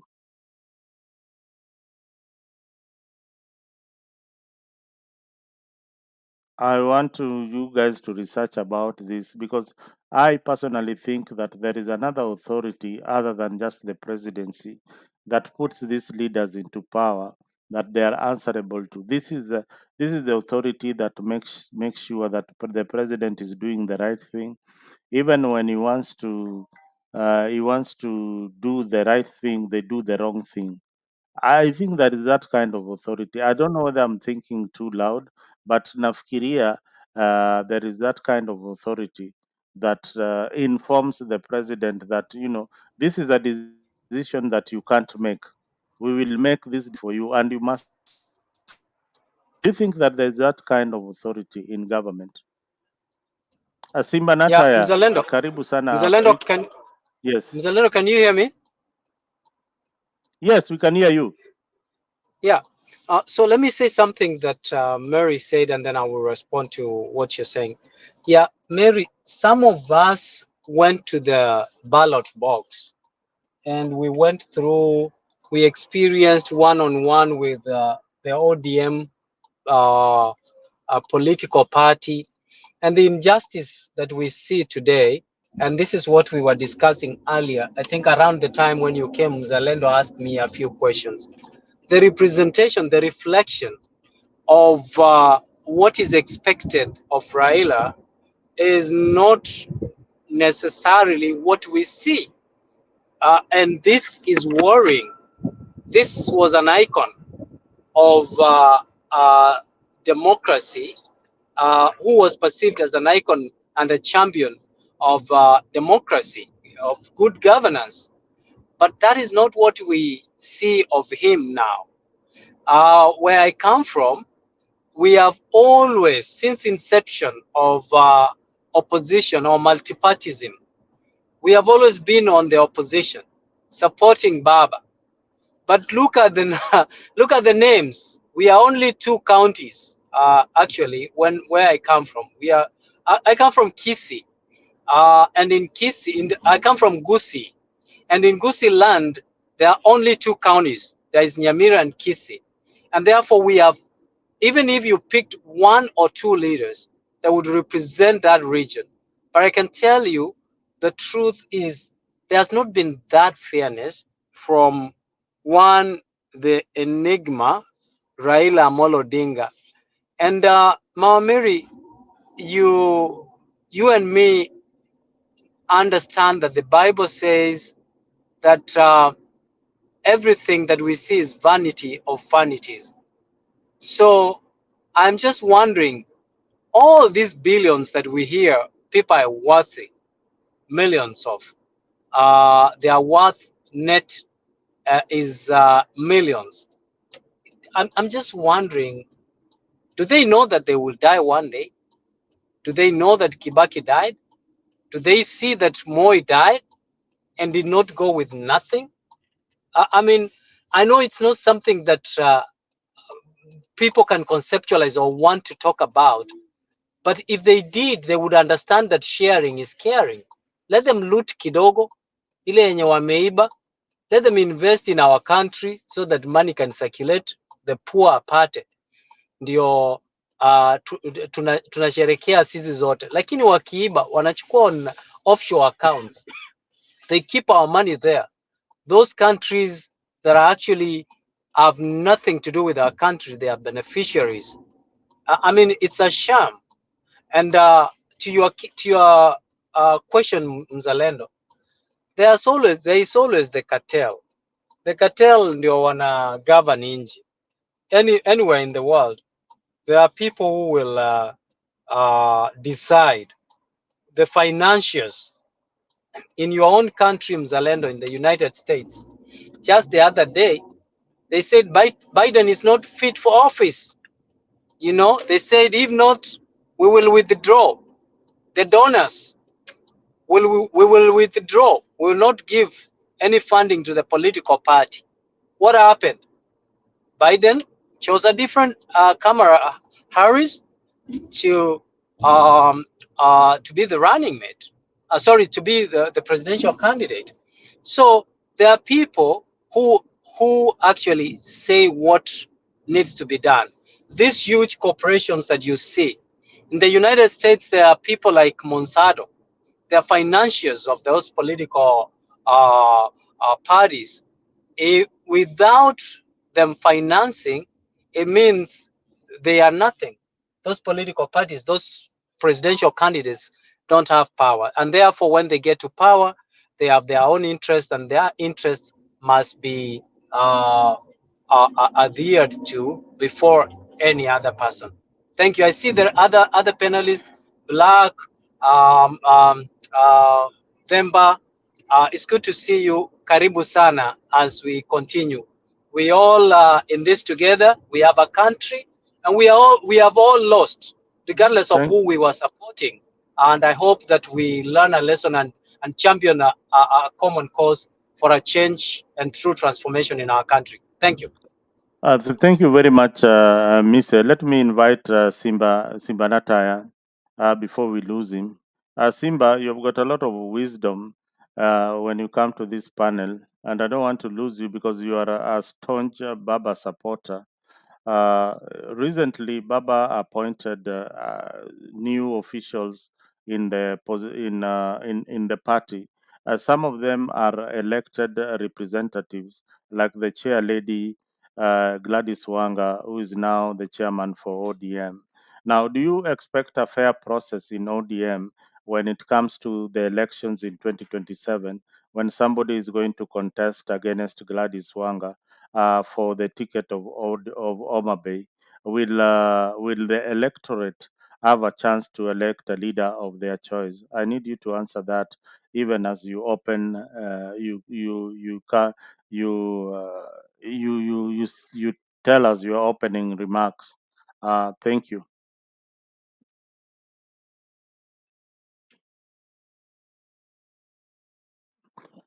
Simba, Simba, are you there? We can't hear you.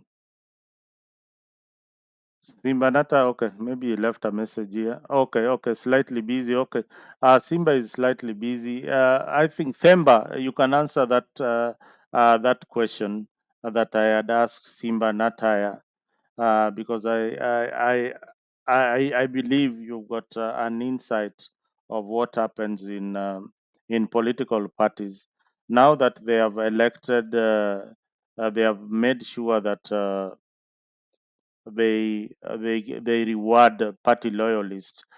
to members who are sitting in either in parliament or are having seats as governors to be heading the political party like ODM. Do you think that there will be a fair process during the nominations? Temba. Good evening from my side, and I don't know where Black is, and also greetings to all. That's a good question. I mean, but it is very suggestive and leading. I wish it could be open. No, maybe if I No, try to no, rephrase it, but I can't rephrase it in any way. in law, that's what they call a leading question. And if I would be having a lawyer on the other side, they would say, "I object, Your Honor, objection, Your Honor." But let me say this, Mr.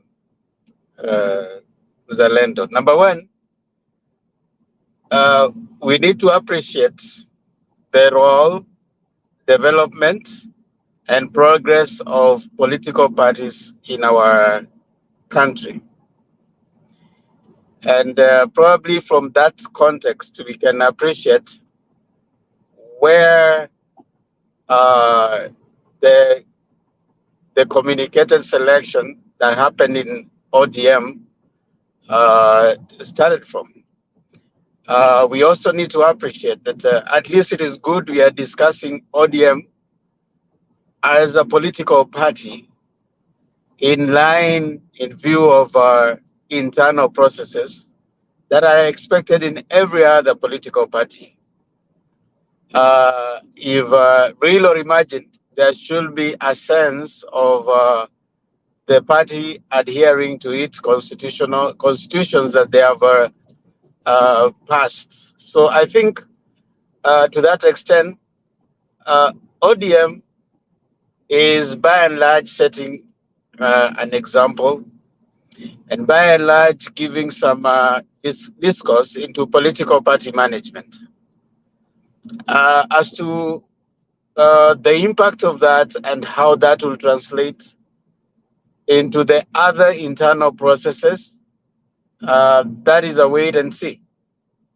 Because as it is, elections in the constitution, the way it says is that there's an election management board that runs the elections within the party. So when it comes to elections, at least on paper, there's an election management board that does that. But this is politics also, so you cannot stay away, and that is what we normally say. Even in law, they say there's the politics of law and the law of politics. There's a relationship. I want to give you an instance. 2007, after the skirmishes, the law was speaking different, but the politics of the moment dictated what happened. And so is many other instances where you find there's a law of politics and politics of law. So if we bring the interrelationship between the two as to try and, without necessarily responding to whether it will be fair or not, I may not say. But what I can say is that there's a discourse that ODM has started, which I think is a good discourse, and it's something that we can buy from. We need to appreciate and acknowledge that as a party, they have managed to give us a sense of trust in multipartism and political party management. The other one that would have given us that was UDA, which as at right now looks like it's not really. I doubt UDA will be there for the next election. But when people can discuss your party and appreciate what you're doing, then it means that there's something that you're playing. There's something. that political party is playing in the Kenyan political terrain. Now, Mzalendo, in the backdrop of the full political party management in Kenya, we are still, crawling. We are yet to get a political party that is people-driven. And even in the Kenyan political choices, which party is uh, exclusively people-driven? Which party is exclusively owned by the masses?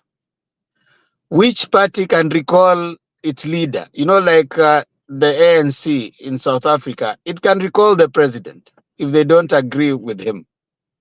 We we we are developing. We haven't gotten there, but we are developing. Hopefully, at some point, and at some point when we are discussing political parties, I said that the moment we will have these political bigwigs, people like Ruto, people like Kalonzo Musyoka, people like Mudavadi, you're like Raila, when we'll have them exit the political stage, probably at that point, we will start seeing political parties. That is when we will see, were these political parties just the person, or it was run by the people. Look at Kanu. Kanu, after Moi left, is struggling. I don't know even if they have an MP. I don't know. I don't know if they have even an MCA. I don't know if Kanu does have even an MCA. So it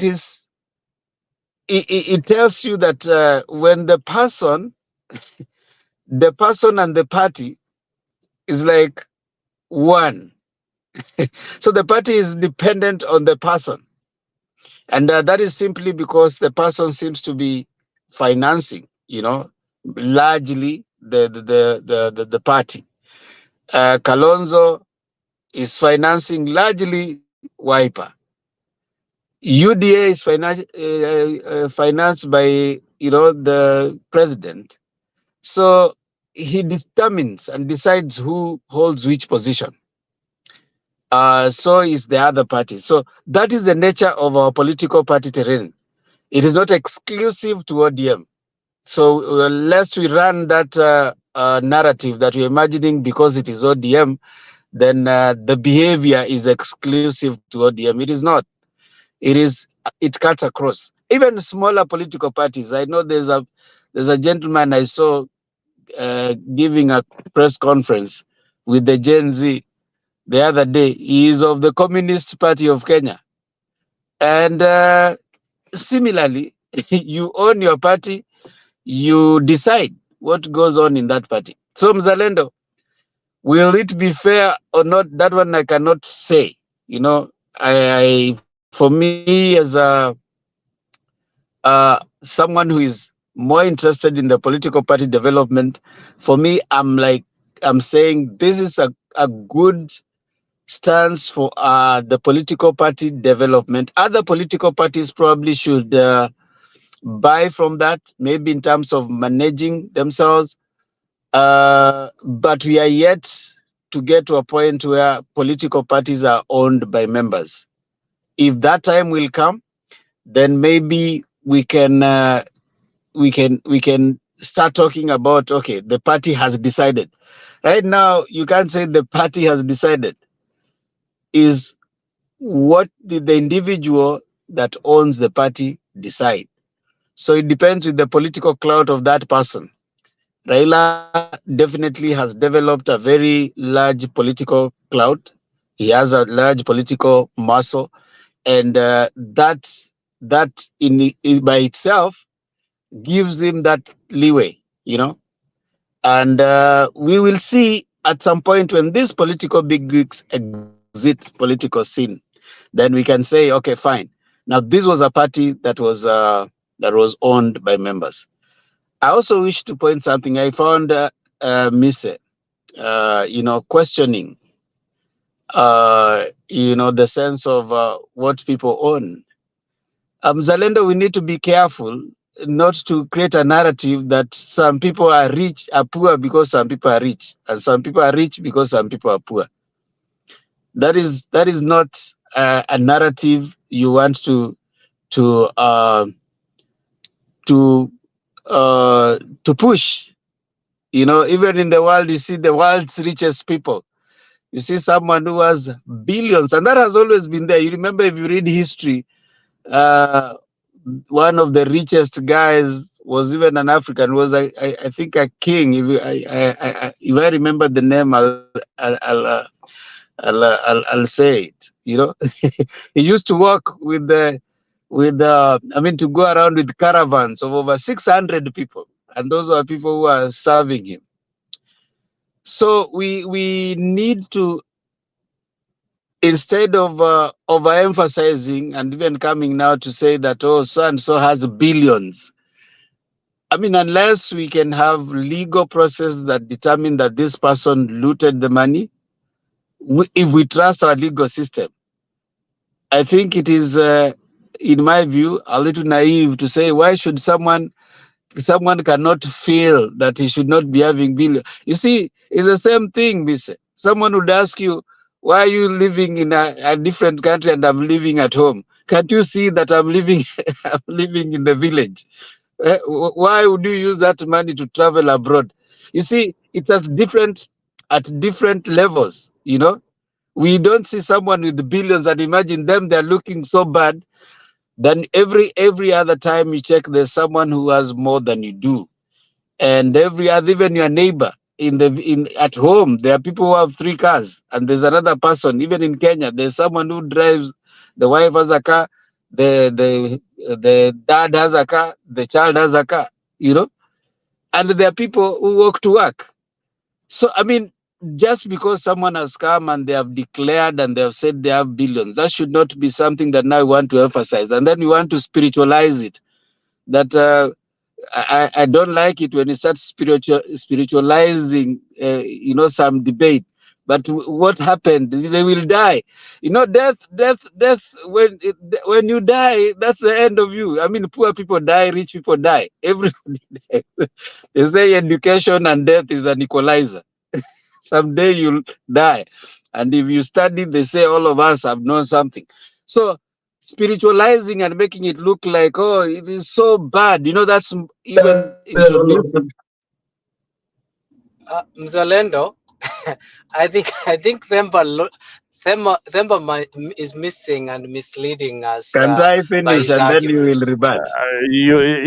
Temba, let you finish. Let him finish his statement and then you can rebut. I thought he had kept quiet because he's really is. It's because okay, you are unmuting and talking in between. Can you just wait for me to finish? You will have all the time. So Mzalendo, when you start coming here and moralizing and spiritualizing and saying, oh, these people, God will come. I mean, you will die someday. I mean, all of us will die. You know, whether you are poor, whether you are rich, all of us will die. Death will come. You know. And we don't need to use that to try and prick people's guilt and tell them that, Mzalendo, if you're working hard and you're earning your money, you should not earn it because there's someone else who is not earning. What we need to start debating, do we have policies that are equitable to the whole population? I mean, that should be our focus. What are the things that because there are those common good things that are there for common good, systems that are there for common good, you know? I mean, chasing you and feeling bad that you have money, I don't think that, other than raising emotions, that will not help so much. What will help is chasing and highlighting those things that are making people to be unequal, to make the environment unequal. What are those things that are happening? So that now we can start addressing those systems. We can start providing systems for people and opportunities for younger people to get into the system. as opposed to creating a them versus us. That if I wake up and I hear so and so, that we need, charity should not be forced on anyone. Nobody should force on you charity, that we need to make them contribute to the poor. No. Charity is something that you wake up and feel like I need to give to a certain cause. That one is left to the individuals. But what we need to pursue as much as what is there for common good. Is there a policy? Is there something that is disadvantaging some people? Now, those are the things that we need to be pushing very strongly, so that whether you come from whatever environment, you can be able to push yourself and get yourself to a point where you want, to the farthest level that you want. Those are the things that, for me, I wouldn't go for people's, whether they declare they have billions, whether they declare that, do you know their story? Do you know what they did? Does it mean that everybody who has billions, they stole it or looted it? I don't think that's a trajectory that we would want to encourage people to have. We want to have a public discourse on the public interest policies. Corruption. If there are proceeds of corruption, then we can say, what are the arms of government that are constitutionally, put to be able to pursue corrupt individuals? What are the systems you are putting in place to close those avenues so that nobody can be able to steal from the public coffers? But we should not criminalize getting rich. We should not criminalize, make it a criminal. Criminal that if you wake up and you say you have billions, then you are a bad person, then we are angry with you. No. I don't think that is a trajectory. Let me stop there because I know Mr. will come in, but I'll be here listening. Thank you.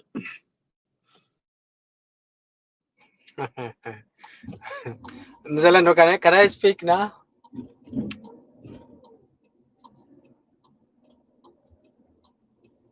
Femba, I think let me go ahead because I couldn't wait for you to finish so that I could respond. First of all, I think you misquote what you misrepresented what my argument is. Second of all, you used a wrong analogy.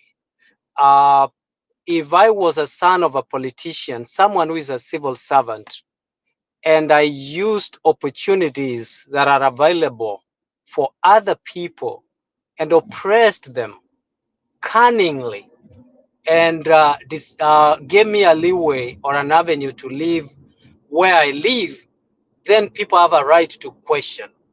But if by any chance I use my own means to live, to be where I am, then if anyone questions where do I live, then that is where that one we call it jealousy and envy. But in your presentation, you've talked about a number of things. You've highlighted that we shouldn't point fingers to civil servants whom we have a feeling that they have abused their power and in the manner they have acquired their wealth.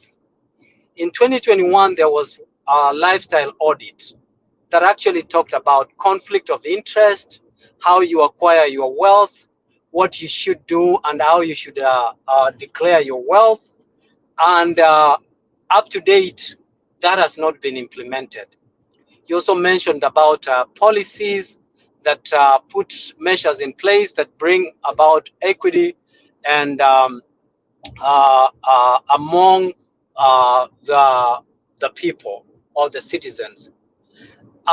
May I put it to you that Kenya has the best policies that actually are only on paper. A country with policies that are only on paper, that are theoretical, that are not implemented, is a country that is as bad as the country that has no policies in place. So for you to say that we shouldn't question, civil servants are there to serve the public. They are accountable and answerable to the public. When we have people who suppliers, for example, I'll put it to you, when we have people who have power access to power and use their power to cover their wrongdoings and their influence, power and influence to cover their wrongdoings, to cover their corrupt ways. That is what we are questioning, and that is where we bring the spiritual aspect. You cannot take out the spiritual equation when we have a president who came to power with a slogan of si uchawi ni maombi. That is the spiritual aspect that we are looking at it. Kama ni maombi, why is it then during your governance, during your leadership, under your watch, people like Mithika Rinturi have been let go when it is quite outright that they have stolen from the public, that they are corrupt? You know, those are some of the things that we are questioning. We don't care. I don't care how much you own Themba, because you don't work for the government or you're not a civil servant. When you're a politician, I'm not answerable to the public. How I earn my money, I'm not answerable to the public because I don't work for the public. The public doesn't pay me their tax. They don't use their tax money to pay me. But when you are a civil servant, you are a servant. You are supposed to serve. A servant must be accountable. And this is what we are emphasizing. And this is where we are saying, yes, Kenya is not, it's not like Kenya doesn't have policies. It's not like Kenya doesn't have safeguards. We have ethics and anti-corruption commission that is toothless. We have NACADA, which deals with narcotics, that is toothless. We have Kenya Human Rights Commission that is toothless. We have Electoral Commission that is toothless. Yes, yet we get sham elections every other period that ends up costing us as taxpayers. And that's why we are questioning, where is the implementation and execution? You talked about policies. You talked about good governance. You talked about observing the rule of law. The rule, if you are using your influence, power, and authority to influence certain things to work to your advantage, that is questionable. And we are asking that while you are doing all this, are you aware that someday you will die? Why would you want to steal from the public, amass so much wealth, when you're actually not going to take this wealth anywhere? Where is your morality? This was my argument, that we have seen politicians who are clinging to power.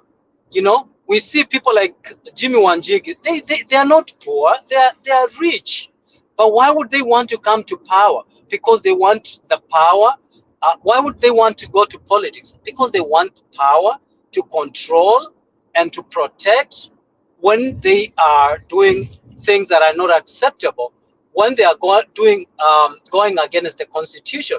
And that is the argument that we shouldn't have people who have no empathy.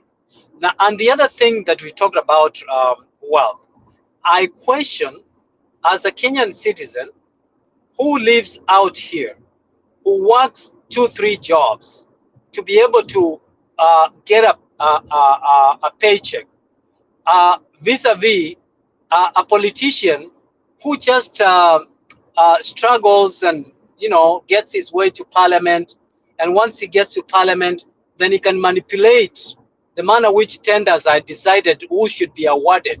That is abuse of power, and that's what we are pointing out. We are not here to say or bring spiritualism on how people. Themba, let me ask you: there are many businessmen who have done their business, who are selling legitimately their product. There are many people who have their V6 huko nyumbani ama Kikomba, wanauza their products. At the end of the day, wanarudi nyumbani. We have no problem with them with the way they got their wealth, because profit, there is no way of regulating how you're getting profits. But if you are a politician, a civil servant who is paid by the taxpayers, who has been whose power, who the citizens have donated their power to you to act on their behalf, and you're using the same power to oppress them, those who have given you the mandate to represent them, then that is where we are saying that morality is questionable. I hope that I have responded and made myself clear that we are not whining or we are not spiritual orphans to say that William Ruto should be a Christian who shouldn't do business in Kenya. If he should do business, he is not above the law. He should follow the rules and regulations that have been put there that every other Kenyan must observe. That is all we are asking for.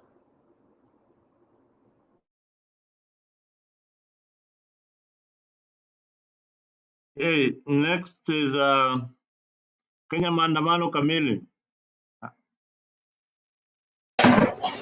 Yeah. Black, do you want to go first? Go first, Mr. Yeah, it's Black. okay. Yeah. Okay, fine. Hello, everyone.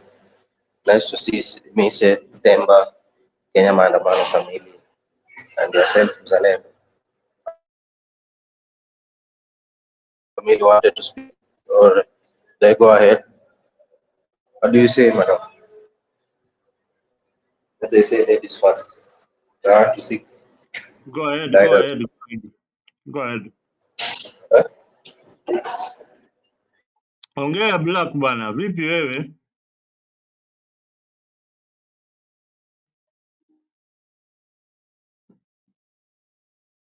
Black. Kenya have never been institutions. They're just institutions by name, but they have never been institutions the way they're supposed to be, independent. Political parties in Kenya have always been more like a person. Whoever is the party leader, the political party is more like a pseudo for you. I don't know if I can put it that way. Once they are gone, then the party is gone.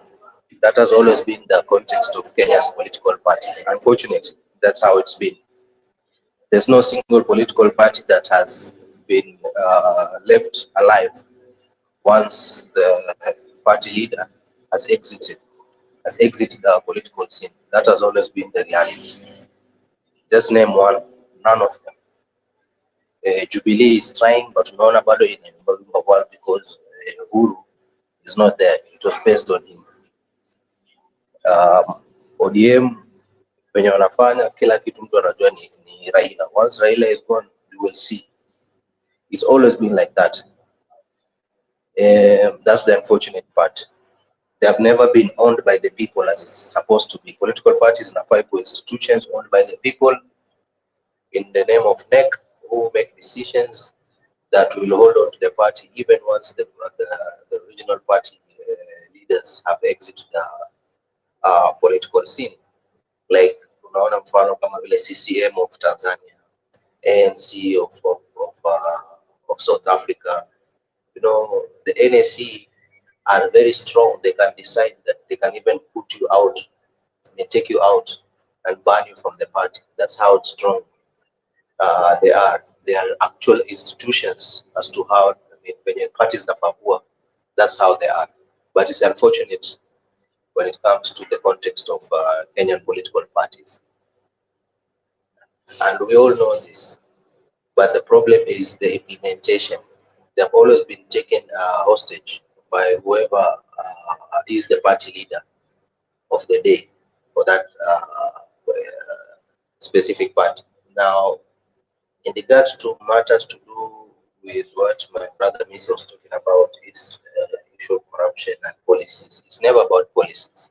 It's all about implementation again. We already have policies in place. We already have institutions in place. Now, implementation has been a problem. Yes, you can call them toothless institutions because they have failed to implement these policies. For example, the arresting part, prosecution part of government officials that are found to be corrupt. For example, there's a report just the other day I was reading the newspaper that was talking about 1.4 billion being paid as interest for loans that have not even been drawn by the government. You can imagine. Why would you be paying interest on loans which have not been drawn yet? Does that make sense? Now that we have this report out by the Auditor General, then what next? Will the action be done or taken by institutions that are responsible for implementing such further investigations and prosecution for such issues? That's a question that we already know the answer to. So the issue that we've had in Kenya is implementing. That's all. We have the policies, we have the institutions, but implementation of these policies is where now we are lacking behind. But once we get this part of implementation into action, then we will be proceeding to the right trajectory. That's what I can say for now. Thank you. Thank you, Black. Kenya Maandamano Kamili, are you ready? Yes, Mzalendo. Sorry, I was a little bit busy. Yes, I really don't understand how can somebody just say that we should not look of the lifestyle of those people who we see really deteriorating our country. And the point is, we have many questions we are asking how these people are getting all this much money within a very short time. People who we had known, we are Kenyans, they are Kenyans, and we know where they have come from. And within a very short time, you see these people running, carrying millions, not even thousands, millions of money to take somewhere. You just wonder which kind of business are they doing? When you defend such kind of character, I don't know what you are thinking, because we have to look the lifestyle of these people from the beginning. How long have they been there? How long have they served us? And yet the country is crying that it has no money. There are so many loans that has been taken. It has done nothing to our country, and these people are just getting money. People are getting more poorer. You cannot say that I'm getting poor because you cannot say they are getting rich because of hard work. So me being poor is because I don't work.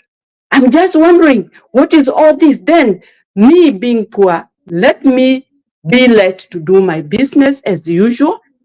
Let them do the business as usual, and don't come and tax me higher than I can afford, so that the money that is gotten doesn't even do any service to me. So when you defend these kind of characters, you are offending each and every Kenyan who is crying right now, who cannot have food to eat. The problem we have, these people don't want us to know what they are doing and why they are doing. Because when we protest, wanting to know where corruption will end, we are killed. And yet, somebody can feel that we should not question that. We are questioning. Because why is it that this is the time that taxes are higher, cost of living is high, we cannot afford to take our children to school, we cannot afford money for the hospital, there is no medicine in the hospital, and these people are getting more money than before. When the poor people, so many poor people are getting poorer, they are getting more richer. Where are they getting this money? And why is the country having so much money that these people has, and yet they are talking that the country has no money? Where are they getting this money? Well, I think America has spoiled some people. They feel that when they are doing good here, people in Kenya should not cry. But I have only my family. How about those family who don't have anybody in America? It is so bad. Don't make people feel like they're useless. We are all working so hard, but we can't work so much that we cannot be able to find anything to eat. The only thing we can do is how much we can. But if we are being made miserable so that someone else can be rich, we will shout. And when we shout, you kill us, what are you doing? That means there's something wrong you are doing. All this wealth that these people have accumulated within these 2 years, we ask that, we question that. Kwa sababu tunataka kujua ni kazi hiyo gani wanafanya. Wengine wanasema ati ako na biashara. Kwa nini uwe na biashara inakuletea millions of money and yet una squeeze kuingia kwa hiyo kazi ambayo huwezi kuachia mtu mwingine afanye? I don't understand. They should go and do those businesses that is earning those much money so that they can give chance to someone else who don't have any other job to do. And that is how to make it equity for the wananchi. Huwezi kumaliza watu kwa upendo wako wewe uwe juu na uendelee kuwa juu, lakini mwananchi afilisike kwa niaba yako kwa sababu you are the chosen few. That is very bad and very unfair. If they want us not to question, let them tell us how they have acquired this wealth. They have never been honest and they have never disclosed where they got this money. Mtu anabeba millions, 20 million in a bag, going to donate somewhere. Ametoa wapi? Na kwanza huyo hana biashara. That is why we are questioning. And mmoja akipatikana lazima tujue hata hao wengine wamepata kutoka wapi. Let's not defend a Ragu regime that has really deteriorated everybody's life in Kenya. Thank you, Mzalendo. Maybe I can just add that what you see in the Kenyan public, the excitement of getting into government, you could see it in Joe, somebody who was abusing the president the other day.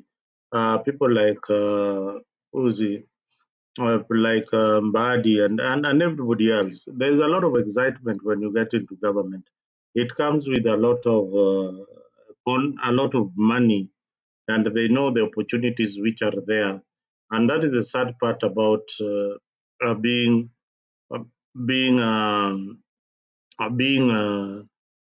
selfish, and being selfish, and a person who is not ready to give service to the people. So that is the danger of some of these people. Kibaki had got something very, very, very good called a lifestyle audit or a performance contract, that each and every year that you design the performance contract, the supervisor would also have a performance contract. A wealth declaration form was also there during Kibaki's time, so that we know the kind of wealth that these people have. You hear somebody is having 2 billion in form of assets, and he has a lot of cash also in the account. And just recently, the Kenyan note was changed. Now, I think there's a lot of money laundering going on in Kenya, or people have got just these machines for printing money. I can't really tell what business these people are doing. They are not even in industries. They are not in transportation, and people in transportation are not doing so well. And the kind of industries that they are probably having, even real estates cannot appreciate the way they are appreciating. Themba, you wanted to say something? Zalendo, sometimes when people start having debate with emotions, you lose focus. When you come here and start saying, "Oh, Kenyans are angry," you lose my point completely. And that is a problem with some of these people who are advising. One of the things I've said that this Gen Z course and whatever, it loses focus because they are too emotional to even make sense of what is going on. Number one, at no point did I say we should condone corruption. I haven't said that anyway. Number two, I haven't defended anyone if you listen to me keenly. I've just said the same narrative that was created here for the people who last year when you said us versus them, the dynasty versus the poor. That is the same kind of narrative that was created. And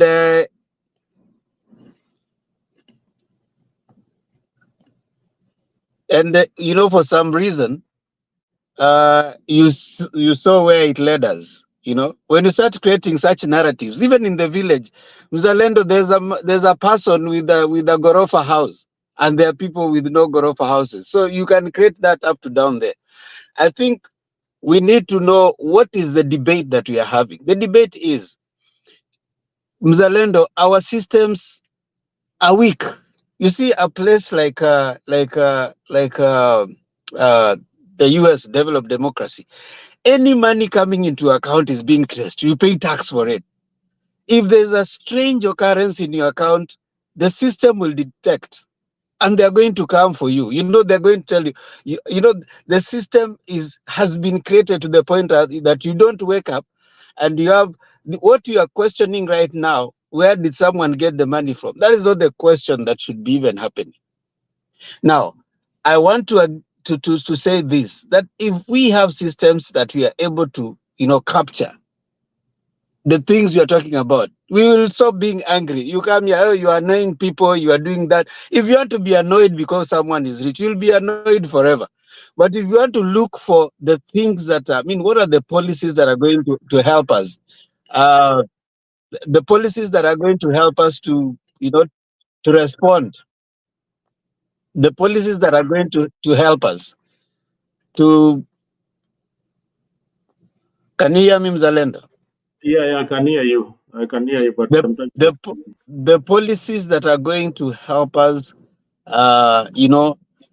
create a long-term way on which we can be, even when we are not there, these things can be able to sieve out, issues like, because money laundering is an international crime. It's all over.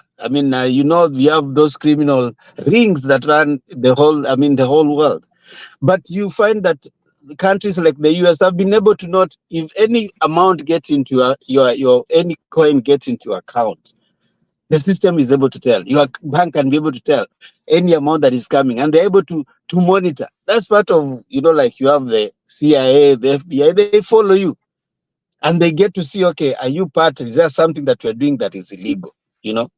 So our porous systems where you can wake up and if you're not working with the government, whatever you do is up to you. Most of these people, like Joe, has not been in the government before. Listen, Mr. Lendo, our system makes people want to be rich, because before even you get to a political position, people will want money. You know that when they're talking about election, they usually say that to be a president, you need, I don't know, 5 billion. To be I don't know, a governor, you need, I don't know what. Where do you think they're getting that money? 100 million to campaign. 200. And in fact, in every place you go, they say you need some money for mobilization. Where do you think those people are getting the money? In politics, they say there are three kinds of power. There's the business, the politician who goes there to create policies to favor the business person, and then the security. So the businessmen who contributed to your campaign will want policies that are going to favor them do the business. You see? So we need to be alive to this fact. If you become emotional, you come here, you're saying we are angry with this.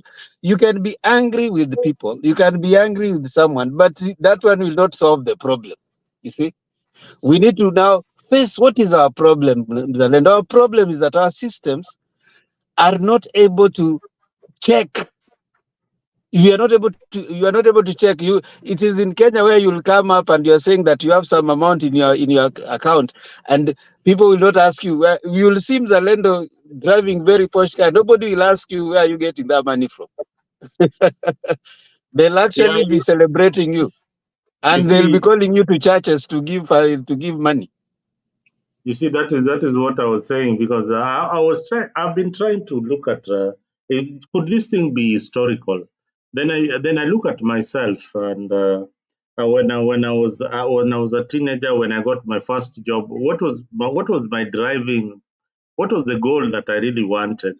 Now, the goal that I wanted personally, I had that rich people have got land. So the first thing that when I got money is to get land so that I could feel rich. So I bought my first parcel of land, I think when I was about 27 or 30, 28, 30 there. So I bought my first parcel of land somewhere in Utawala. But the funny thing, I didn't develop it because I didn't have money. So I left that parcel of land uh, somewhere in Utawala for a very long time. And when the post-elections violence came, I decided, okay, fine. I want to go and to look for that parcel of land so that I can live on my own. I don't want to live with the neighbors who could either be Kikuyus or other people who would want to come and kill me and my compound, because that was kwa jangwa then. Nobody was living there. So when I went back to look for this parcel of land, I couldn't trace it because so many people had started developing the area. When I bought the land, first, there was nobody.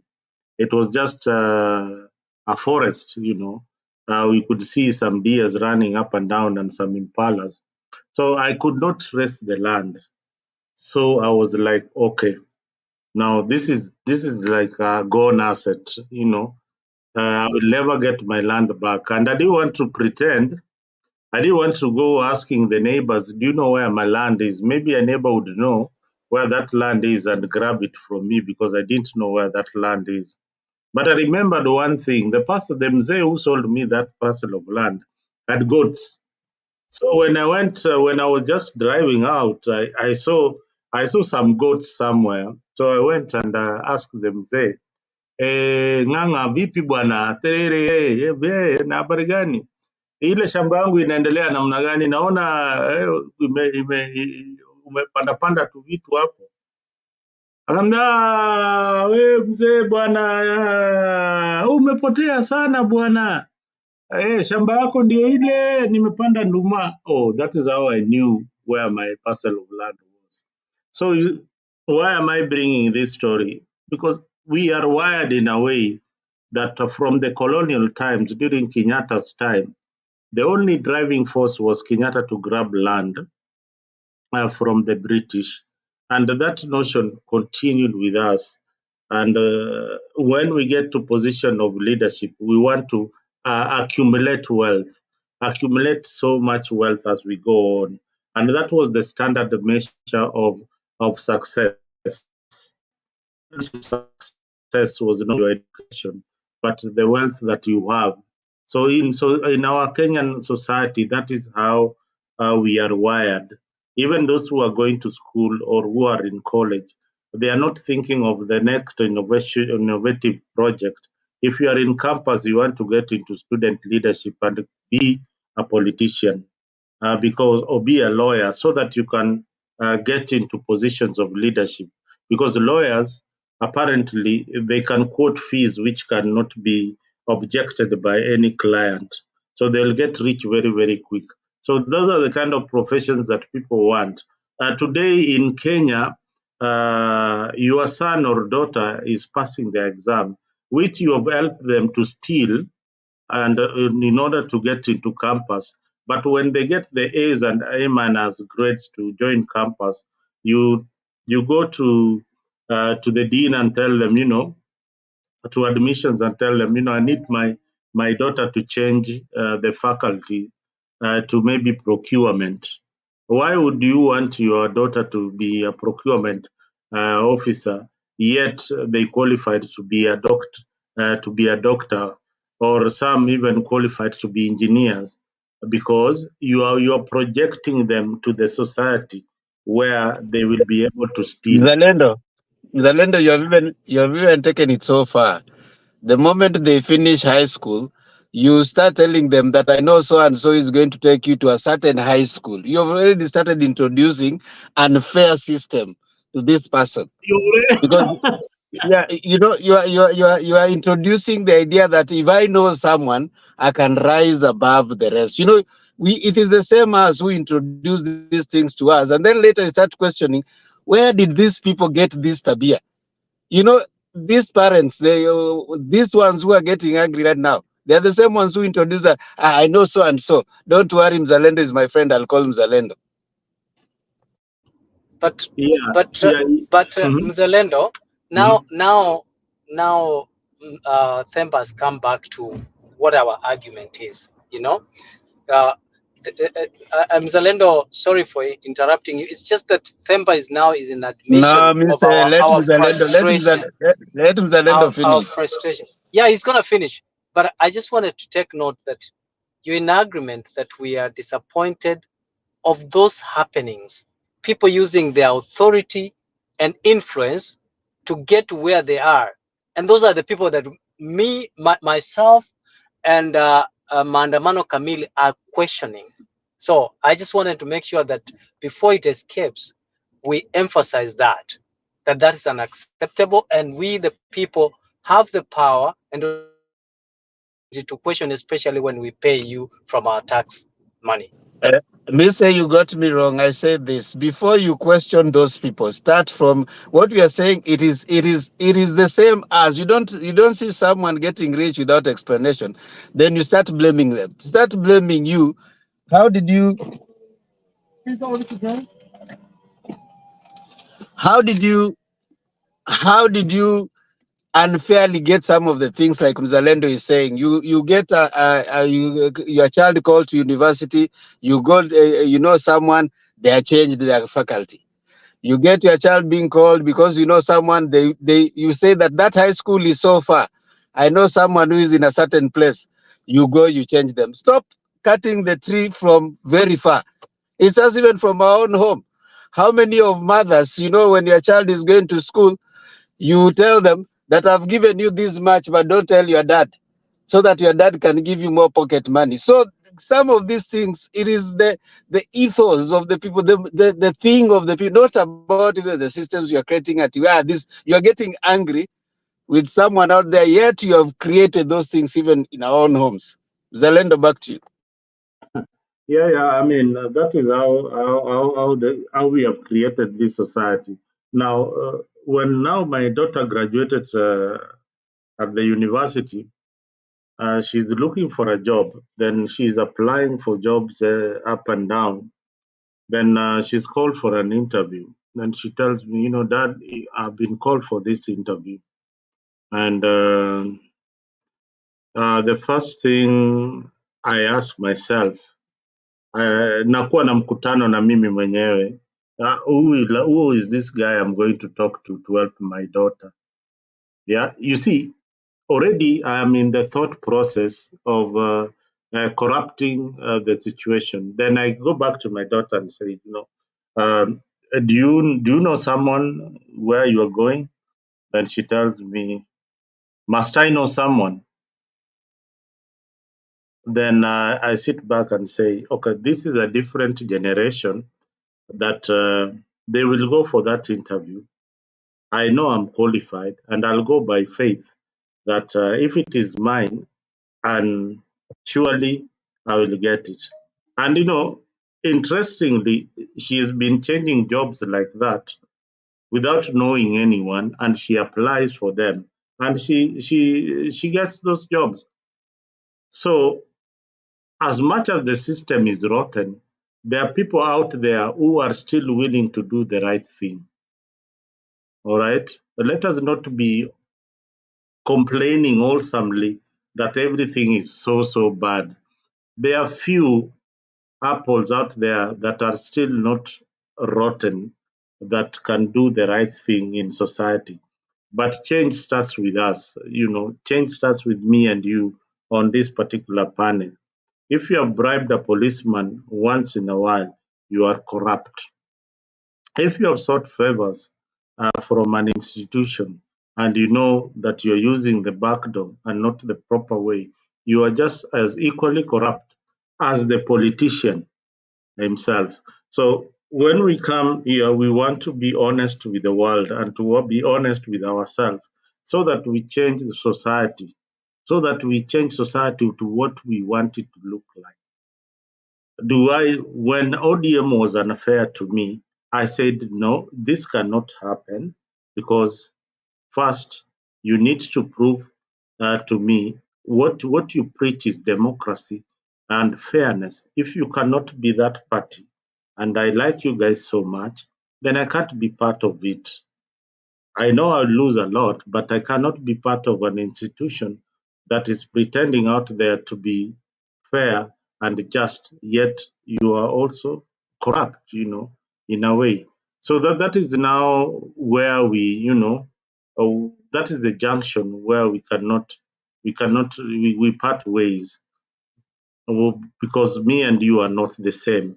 So we need to start talking like that. We need to start telling our people like that because all is not lost. Because what is happening in Kenya today is historical. It is historical and it started with the colonial days.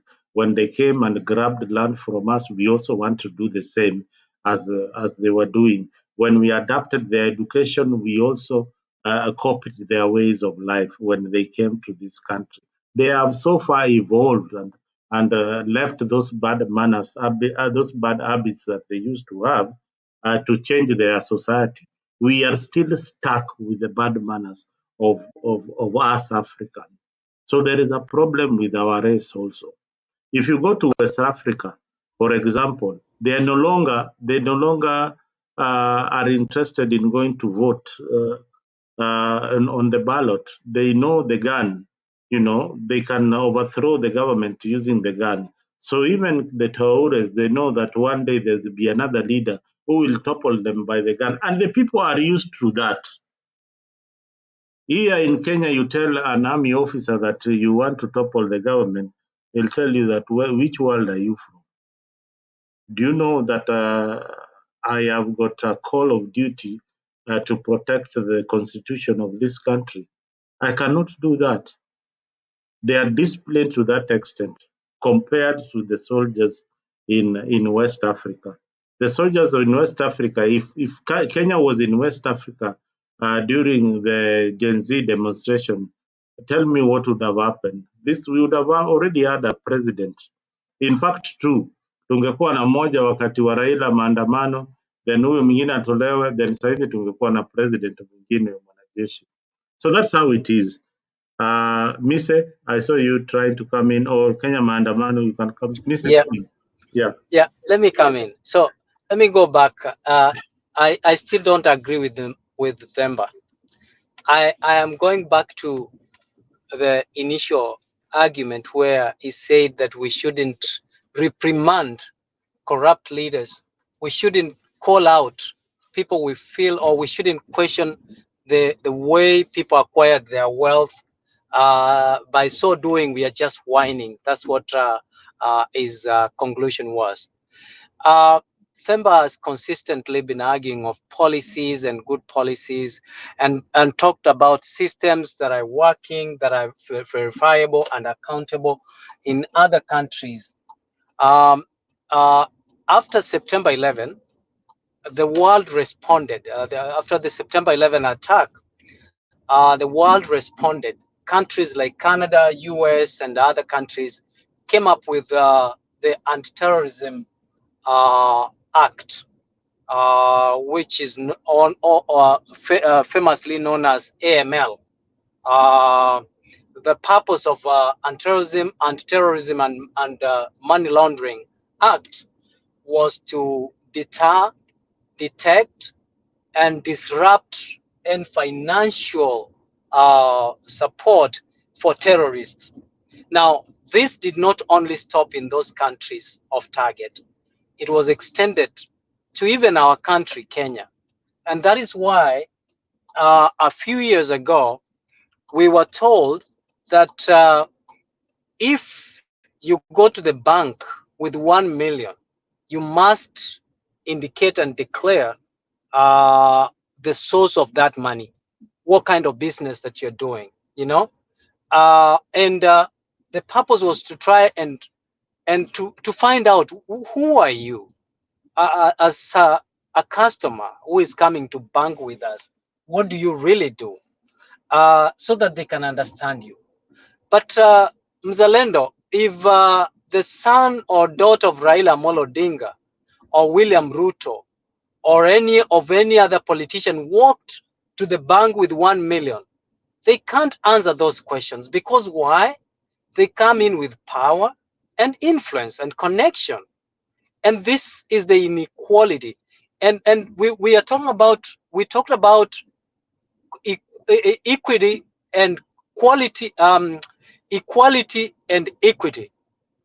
So those are some of the things that we are looking at, that people are not going to pass. And I like the way Mandamano Kamili asked a question.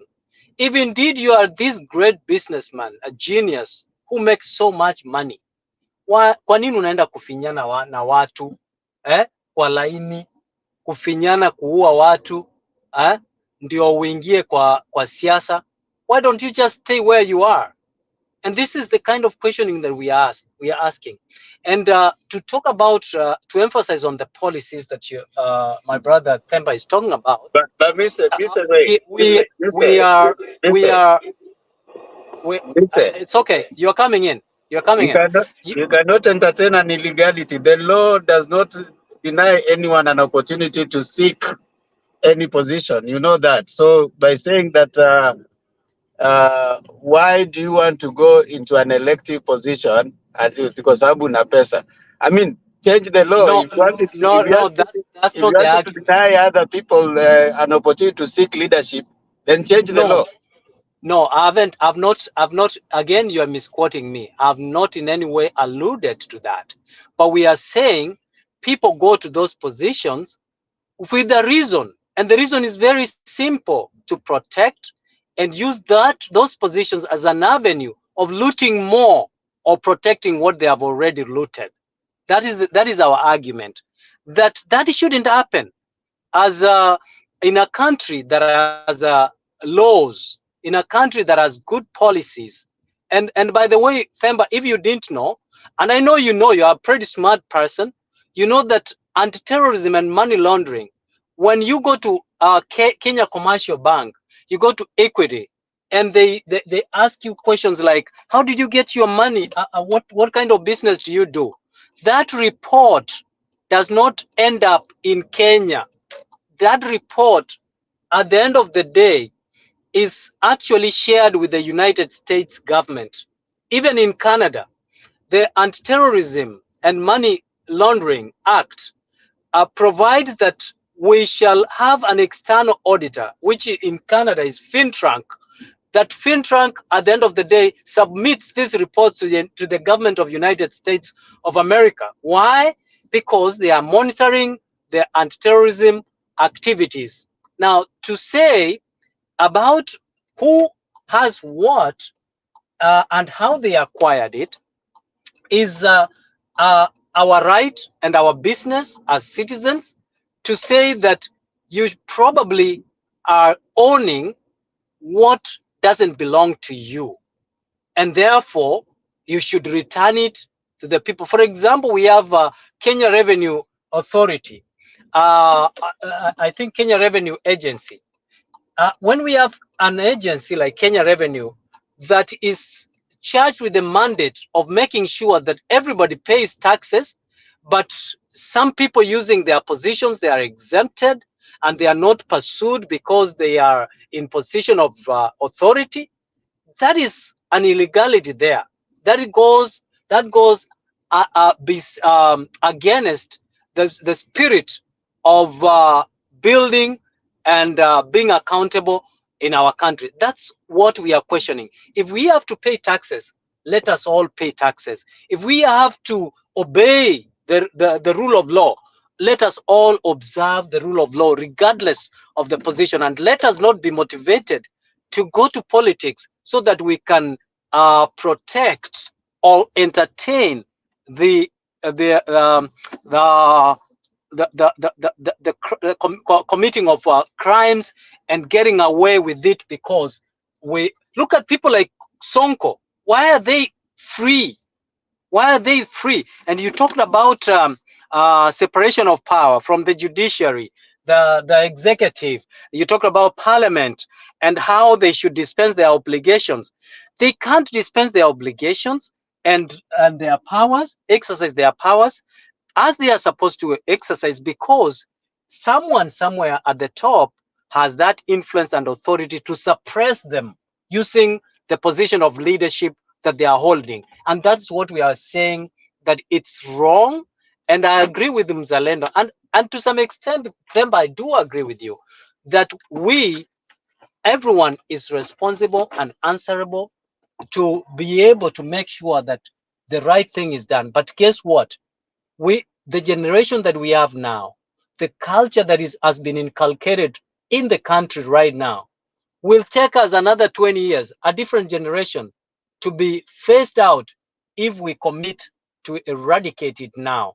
It's not going to be you, Themba, who is going to enjoy, you and myself and Zalendo and others in this forum, who are going to enjoy the proceeds or the benefits of us committing to eradicate the kind of culture that we have right now. Everybody wants to be rich.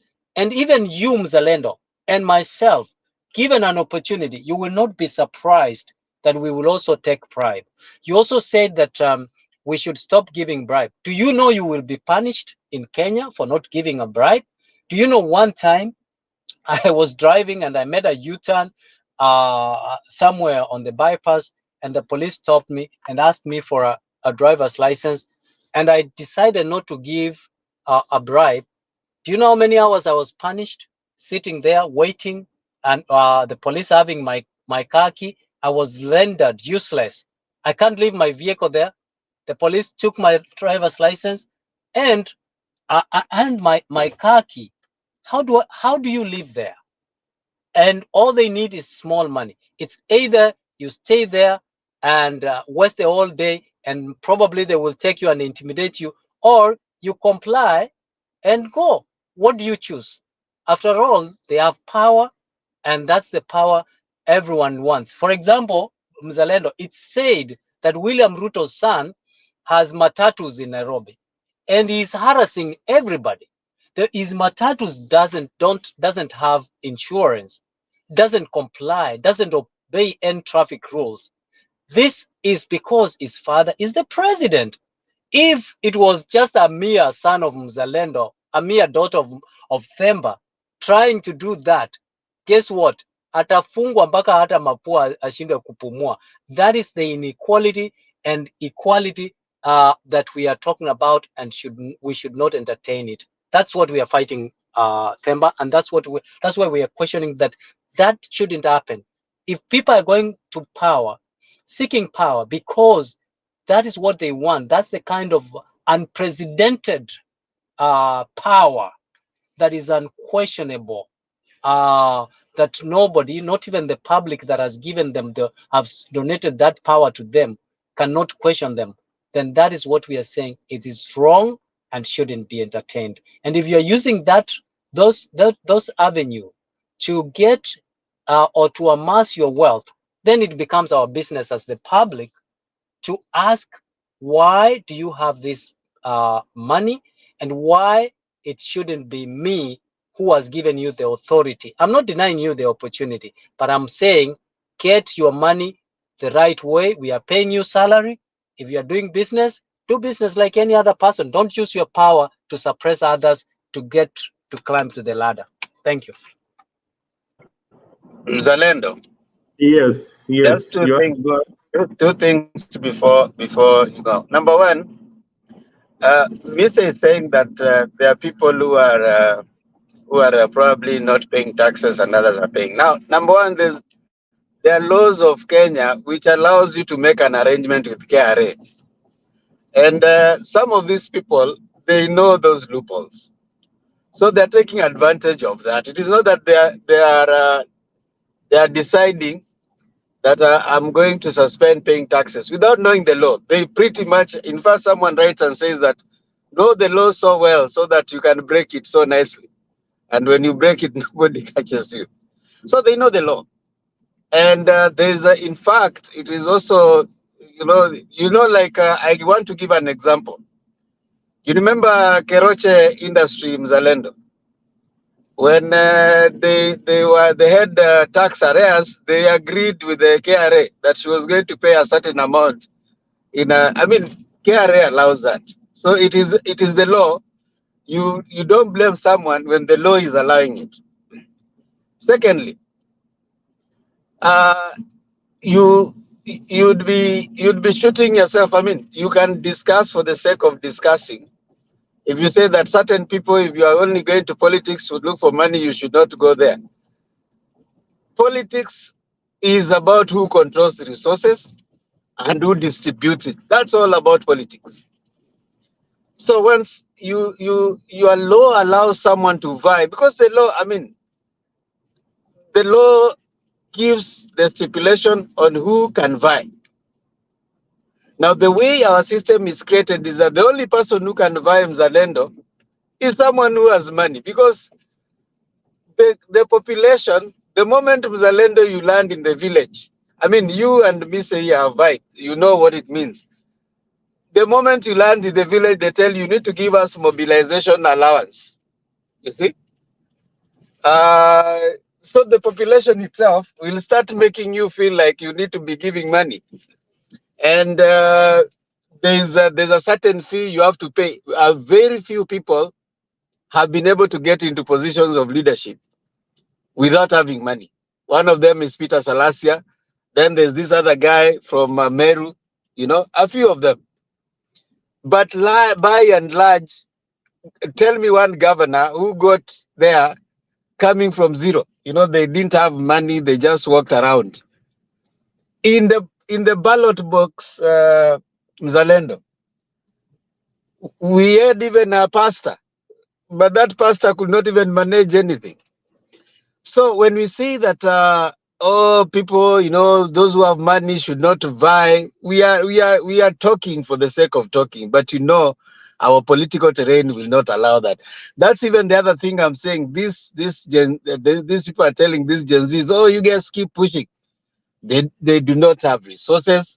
They have not mobilized enough, but you are just getting angry every day, telling them, keep getting angry, questioning. These things they are talking about have been talked about since time immemorial. Kenneth Njindo Matiba talked about governance, talked about accountability. Then came the others who came, Martin Shikuku, talked about governance, so the Gen Zs are not talking about anything new. Right now is when you're telling, oh, they are pushing, they're different. No, the things are the same. In politics, you need resources, especially in our situation. Understand the terrain. Now, when Mr. says that these people should just not vie, they should continue doing other things, let other people. Is that even practical? That is more theoretical than practical. The practical situation of ourselves is this: without resources, getting into a position of leadership, especially in Kenya, you read all the researchers, it will tell you it is difficult. One, because of the people themselves, they expect you to give them something. The first thing you'll start. In fact, even when they started this Gen Z, how do we support them? Show us where we can support to give them something. Already there's resources being talked about. So someone who is already far ahead with you with resources will already be there by the time you're still thinking, how do I get this money to do it? So can we be practical? Can we get away from living in this utopian world? And this utopian world will make people, so you're just becoming angry. Where are these people? You can make, I usually tell people, you can develop mental disorders by getting angry every day. Be practical. Our system, Mzalendo. Let me finish. Listen. Pemba decided to selectively listen and propel what he wants to hear, and has deliberately decided not to understand our perspective. And neither have we said that people shouldn't vie. If you have genuine money, do it. If your motive is to go to power, and that was my parting when I finished, if your motive is to go to power so that you can protect something that you know that you didn't get the right way, then don't go there. Don't do it because you are abusing power. That is what that is our argument so far, Themba. What law are you using to bar someone? Chapter 6 of the Constitution talks No, I about mean, okay, integrity. what law are you using to confirm that my money is clean or not clean? There has to be, Mister, you can't just wake up because I feel Themba has not made his money right, he should not buy. You cannot conduct a nation, business by feelings. You cannot No, wake up we are and say, not using you can, feelings. you're You're saying that, also ignoring chapter 6 of the hold on, hold on. Constitution. Let me help you here about money and the process of electing a leader in Kenya. First, there is where you need the certificate of good conduct to at the CID headquarters. That is one of the process that they scrutinize to see whether you have got any case that is pending in court and or something like that. Then there is the EACC, where you take your documents, your education, nini, for scrutiny and all that. But these things are all, the Kenyan system, the way it is, they are all those institutions that are supposed to do the checks and balances for good governance. But do they work? That's why we always say the institutions needs to be strengthened and they need to be independent from manipulation.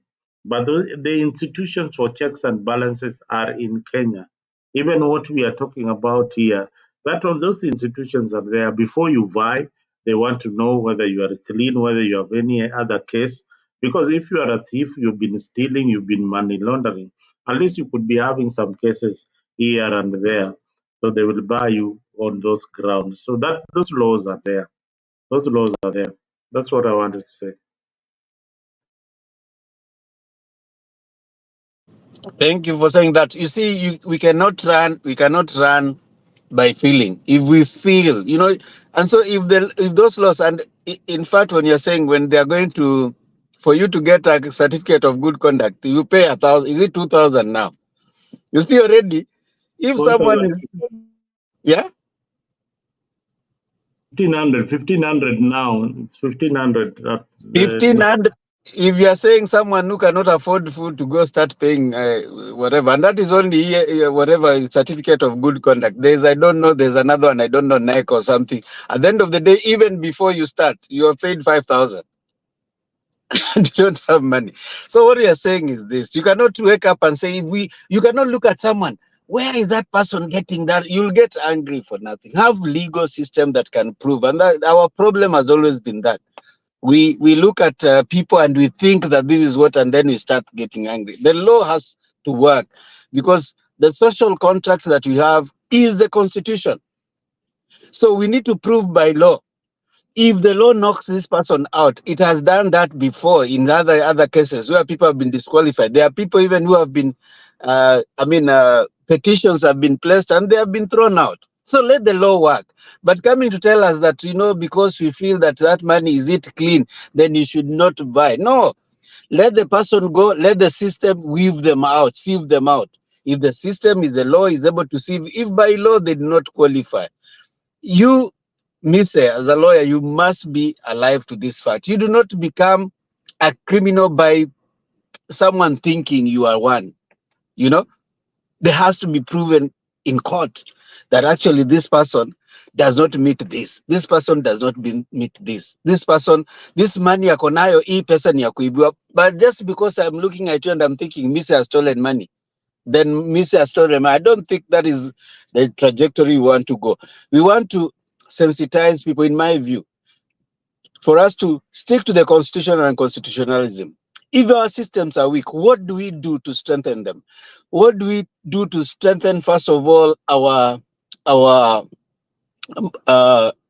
do we teach morality from home before we even look at our political systems? At our homes, are we already teaching that? I mean, those are the things we need, not looking at blaming others. And Mr. That for me, I don't have to I differ with you on that one though, but it's okay. Themba, Mr. Your last point, we wind up the show. Yeah. Themba, let me tell you, by the same argument, the law provides that if it's called foreseeable circumstances or reasonable persons concept, okay? If you have 5 people saying you're a criminal, on a balance of probabilities, you are. So the law provides that. Now, you talk about systems. You talk about legal framework. We do have legal framework, matter of fact. The problem is blatantly people choose not to, and what enables them not to observe the rule of law is because they have power, and that is why everyone is fighting to have that power. The son of William Ruto is able to harass everybody in the streets of Nairobi without insurance or with uninsured vehicles. Why? Because he's connected to the higher power. What does the Constitution say about a motor vehicle? Vehicles have to be insured. You know, like what does the Ministry of Transport provides the guidelines on how motor vehicle, commercial vehicles should operate and private vehicle. But he's able to get away because he's connected to the power. That is our argument, that if you're using your power, if you're going to politics because you want power so that you are able to do what you want to do without being questioned or without being arrested, then that is wrong. Now, you talk about people going that you need money to be in power. Yes, I mean to get to politics. Yes, you do need money, absolutely. But we are saying there are people who have genuine money. I think when I went to politics, I did not rob anyone. I used my money, my family resources to get to politics. And even if you ask me to wake up today and account for where I got that money from, I can. But when you have someone who who is telling us is wearing 900,000 watch, 1 million belts, what are you trying to tell us? That we shouldn't question when we have seen that the office that we gave him has a lot of questions? The laws, we have very good laws, we have very good policies, like Black Leftian said, implementation, execution. And you know, Themba, you've been talking about policies, and if you remember, or if you know, there's something called policy cycle. In a policy cycle, there is identification, there is budget allocation, there is implementation, there is evaluation, and there is implementation and execution, and there is evaluation, whether or not the policy was implemented as it was intended and has achieved the results that it was meant to achieve. If not, then you go back to the identification and proposal of the solutions and see what happened. But we don't have that in Kenya. It's okay for people to go, but the same constitution that we are talking about talks about integrity. You know, integrity. Chapter 6 talks about integrity. What is integrity? Integrity comprises of the very simple things that we are talking about. You know, wewe unaambiwa unajua nani, wewe unaambiwa lazima ukuwe na pesa fulani ndio uingie huku, and then also people like Obado, they are accused of kuua mtu, and yet they are cleared because they have connections na kesi inatupwa on grounds of technicalities. You know, commissions such as ethics and anti-corruption, the Directorate of Criminal Investigations, both of them conducting sham investigations and ensuring that the handling of the evidence has been tampered with. to ensure that when you go to court, the threshold, the evidence that you adduce or you produce or you intend to rely in a court of law does not meet the evidentiary threshold.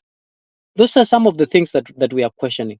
I don't have a problem, honestly, if Raila Amolo Odinga or William Ruto or the son of Raila Amolo Odinga goes to power and seeks to become a leader of the Republic of Kenya. All I'm expecting from him is that he does the right thing. What is the right thing? You say that you're going to ensure there is food security. Let there be food security. You said you will have road infrastructure, good infrastructure, road network. Let there be that. Healthcare. Let there be that. That's all we are asking. We are not asking. We are not interested. What we are only interested when you say, do it. And that is our concern. And more often, we saw Waititu. I don't know, Themba, if you are new in Jerusalem. Waititu, baba yao, tuliona. The law in Kenya only works when you are being targeted. People like Alfred Keter, the law applies when they are being abducted, when they are being harassed. That is when the law only works. People like Sonko, the law only works when they are not needed anymore. That is when the law applies. But the law doesn't apply to people who have looted, people like Kidero, who looted outrightly. So the law is used selectively in Kenya. And this is what we are questioning. Selective application of justice is not justice. Justice is when everybody is held accountable according to their actions. So that our concern is not to target people who want to get to power. In fact, whoever who has desired to be a leader has desired a good thing. But then, go to leadership, be accountable, be verifiable, be empathetic to the people that have given you the opportunity or the privilege to lead them. At least do something. Are you telling me, Themba, all these leaders in Kenya don't know who have traveled using taxpayers? Are you telling me they don't see good road networks in the countries they travel to? Good healthcare facilities where they have traveled to? How is it difficult for them to implement it in our country? What is deterring them? When we see that they have borrowed money in terms of trillions, in terms of billions, millions, and yet it can't be accountable. We have all these bodies in place that are supposed to deter the wrongdoings from happening, yet they are compromised. Why do these people even get to go through what is so difficult bana, kama certificate tuliona imenunuliwa, tumeona watu wana practice law in court, in high court, yet they have not gone to law school or they have not been called to the bar. Na hiyo kesi imeenda wapi?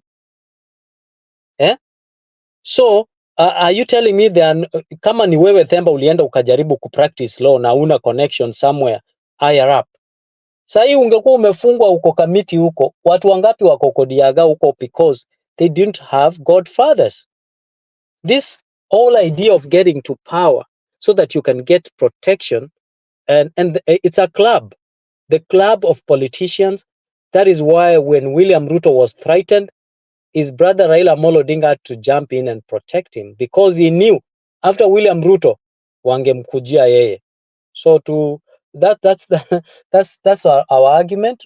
But whoever wants to be a leader, go there. Look at Gladys Wanga. She has done a marvelous job. Yeah, she's done very well for our people. She has used the connection that she has, and she has extended that to the people, and the people are beneficiaries of our connection with the president. That's a good job. But look at my governor, former governor, the late Nyagarama. who stole and took money to Raila Amolo Odinga. Yet he built a gate for 7 million and nobody questioned him. Because why? He's connected to the enigma, right? So these are some of the things that we shouldn't entertain, and that's why we are whining. Yes, we have to continue whining, we have to complain, and the effects have been, picked up by the GNCs. They are pushed, and we are supporting them 100%. Thank you. Wow, thank you very much. I hope that was a closing remark. Kenya Maandamano Kamili, I mean, your closing remarks. We have done almost 5 hours of this show. Thank you, Yes, please. thank you Mzalendo. Nimeingia haraka, sorry kukatisha. Yeah, this word emotion, all the time somebody mentioning emotion, I think it's a good word for someone who is more concerned, mtu ambaye anaona mbele. When you remember about Onyonka, when he went to parliament, he was so emotional when he was talking about JKIA being sold. Was that not true? He felt that is a big deal for Kenyans to lose. And that's why he was emotional and he was so bitter about it. He was so concerned. These people, they are not there legally. And why do I say so? Many of them have cases. But as Mrs. said, that power that they are looking for is to protect themselves, which is very true. Then when they protect themselves, Kenyans are made powerless. And that is why we cannot be able to raise our voice to say what is going on, what is wrong with the government. We have been made quiet so that they can continue being what they are. We are wrong, yes, as Mzalendo you said. But who is going to make us right if they are more wrong than we do? And if I do wrong, why don't I be taken to the proper place so that I can be answerable? Because they are already wrong. They don't care. Right now, the other day, I don't know whether it's today or I saw something that UK, I'm sorry to jump there, is going to pass a law, if it passes, of any lying person. Lying. It has been put to be a big question. Why should people lie so that they can have a position? That is something they have put questionable because people have used lies to get where they are. Now, these people are guilty as charged. Sababu hawawezi hata kujieleza ni watu wa aina gani. As you have put it, Mzalendo, good contact. They don't have it and they can't have it, but they can have it because, as many of us know, they have money and they can corrupt even those offices to have those good contacts as soon as possible and as easy and as good as a good contact because they have money. Who is wrong? Is it Kenyans or the government, the fake government? So when we talk about the government that is there, we should not sugarcoat it. We tell them exactly who they are so that if all goes well, they can change and become better for us. But when I look, I don't see anything going to change because everybody who is there, I'll put them in one sack, that they are all the same. Nobody cares. When you dig down about what these people know or what they do, they care about each other. And don't forget, these are the same people who can be enemy of each other. Those group, they can be enemy of each other. Why do I say so? Because they know that the secrets of each other. And so they would like to keep them together, they keep themselves together to prevent any leakage. And when you see this kind of grouping, they are very dangerous for peaceful people. They can be dangerous to Kenyans who want the truth, and that is what is going on. And so they want to hinder or block any leakage from anybody. And so they all come together and unite. And that's why we cannot progress. No development in Kenya right now. Economy is going down. Nobody feels any happiness in that country. People are in darkness. They don't know what will happen tomorrow. And yet these people are fighting to get those positions to earn money, which the country doesn't have. Where are they going to get the money? We are getting more poorer. We are the taxpayer, so are they going to look for more loan, which they will not be able to service? And that's why our country is being sold. I close with that. Thank you very much for listening to me. Thank you. Thank you very much, Kenya Mandamano Kamili. Temba, your closing remarks? Thank you. Since we are closing, I will not rebut. I will let the points remain.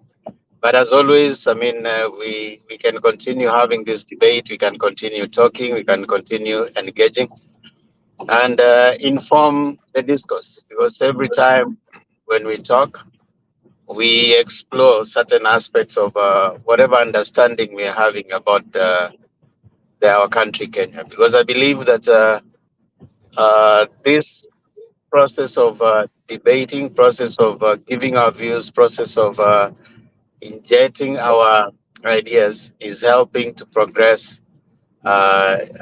inform also, areas and also learning.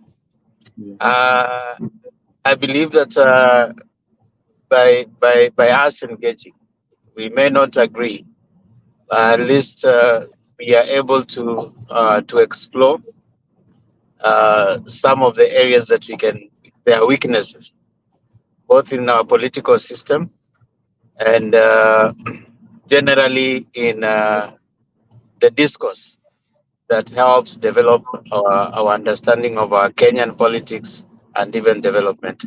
Zalendo, to the topic, I think our political parties are still very individually owned, and probably a time will come when we'll get to see objectivity, or like Black said, people-owned political parties that can even censure the presidential candidate or even censure their leader. But before then, I think our political system is growing slowly. You remember Malala was a CS Uzalendo. Do you remember that? Mm-hmm. He was a CS in charge of recruitment for UDA. So that tells you that a time comes even you are not able to separate the party from the state. You see, so if your presidential candidate becomes the president, then the party becomes the state. So you see, it's part of the challenge that we're having in our political system growth.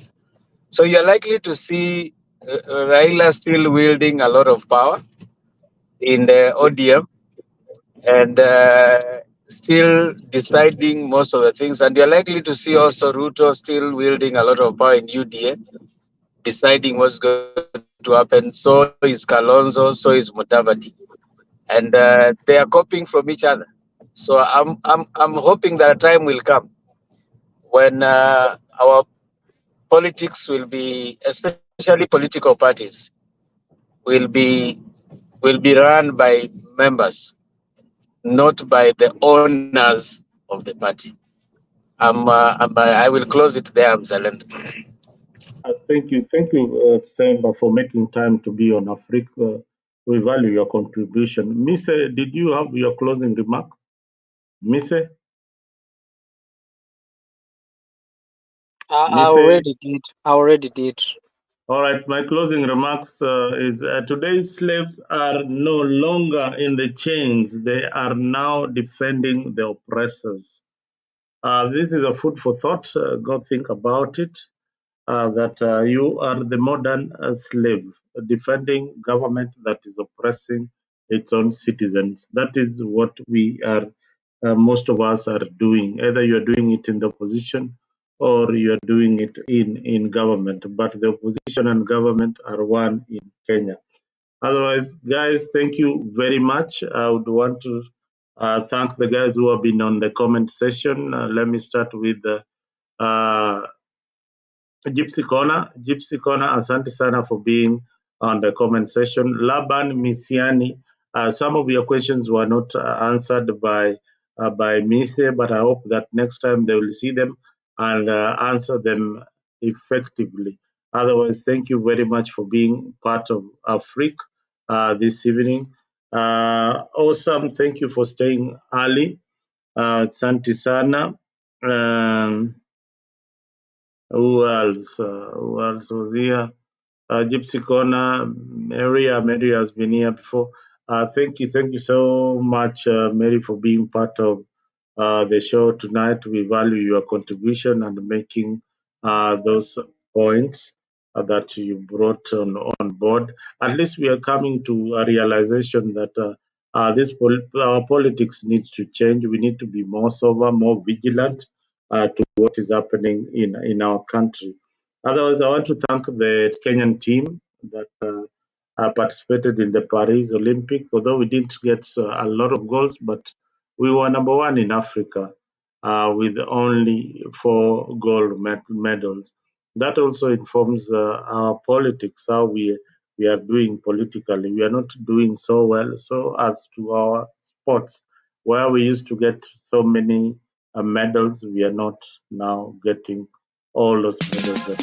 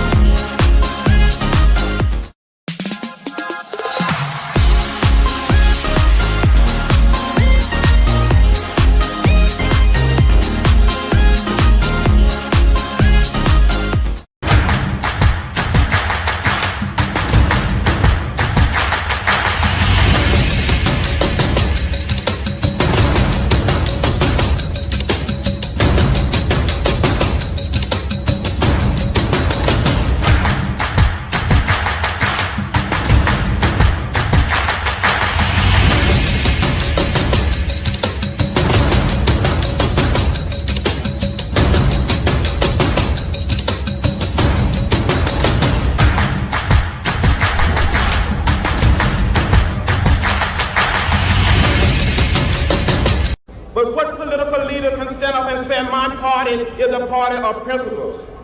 For the party of Kennedy is also the party of Islam. The party of Javits is also the party of Goldwater. Where is our party? Where is the political party that will make it unnecessary to march on Washington? Where is the political party that will make it unnecessary to march in the streets of Birmingham? Where is the political party that will protect the citizen of Albany, Georgia? Do you know that in Albany, Georgia, 9 of our leaders have been indicted, not by the Dixiecrats, but by the federal government for peaceful protest? But what did the federal government do when Albany Deputy Sheriff beat Attorney C.B. King and left him half dead? What did the federal government do when local police officials kicked and assaulted the pregnant wife of Slater King and she lost her baby? Those who have said be patient and wait, we must say that we cannot be patient. We do not want our freedom gradually, but we want to be free now.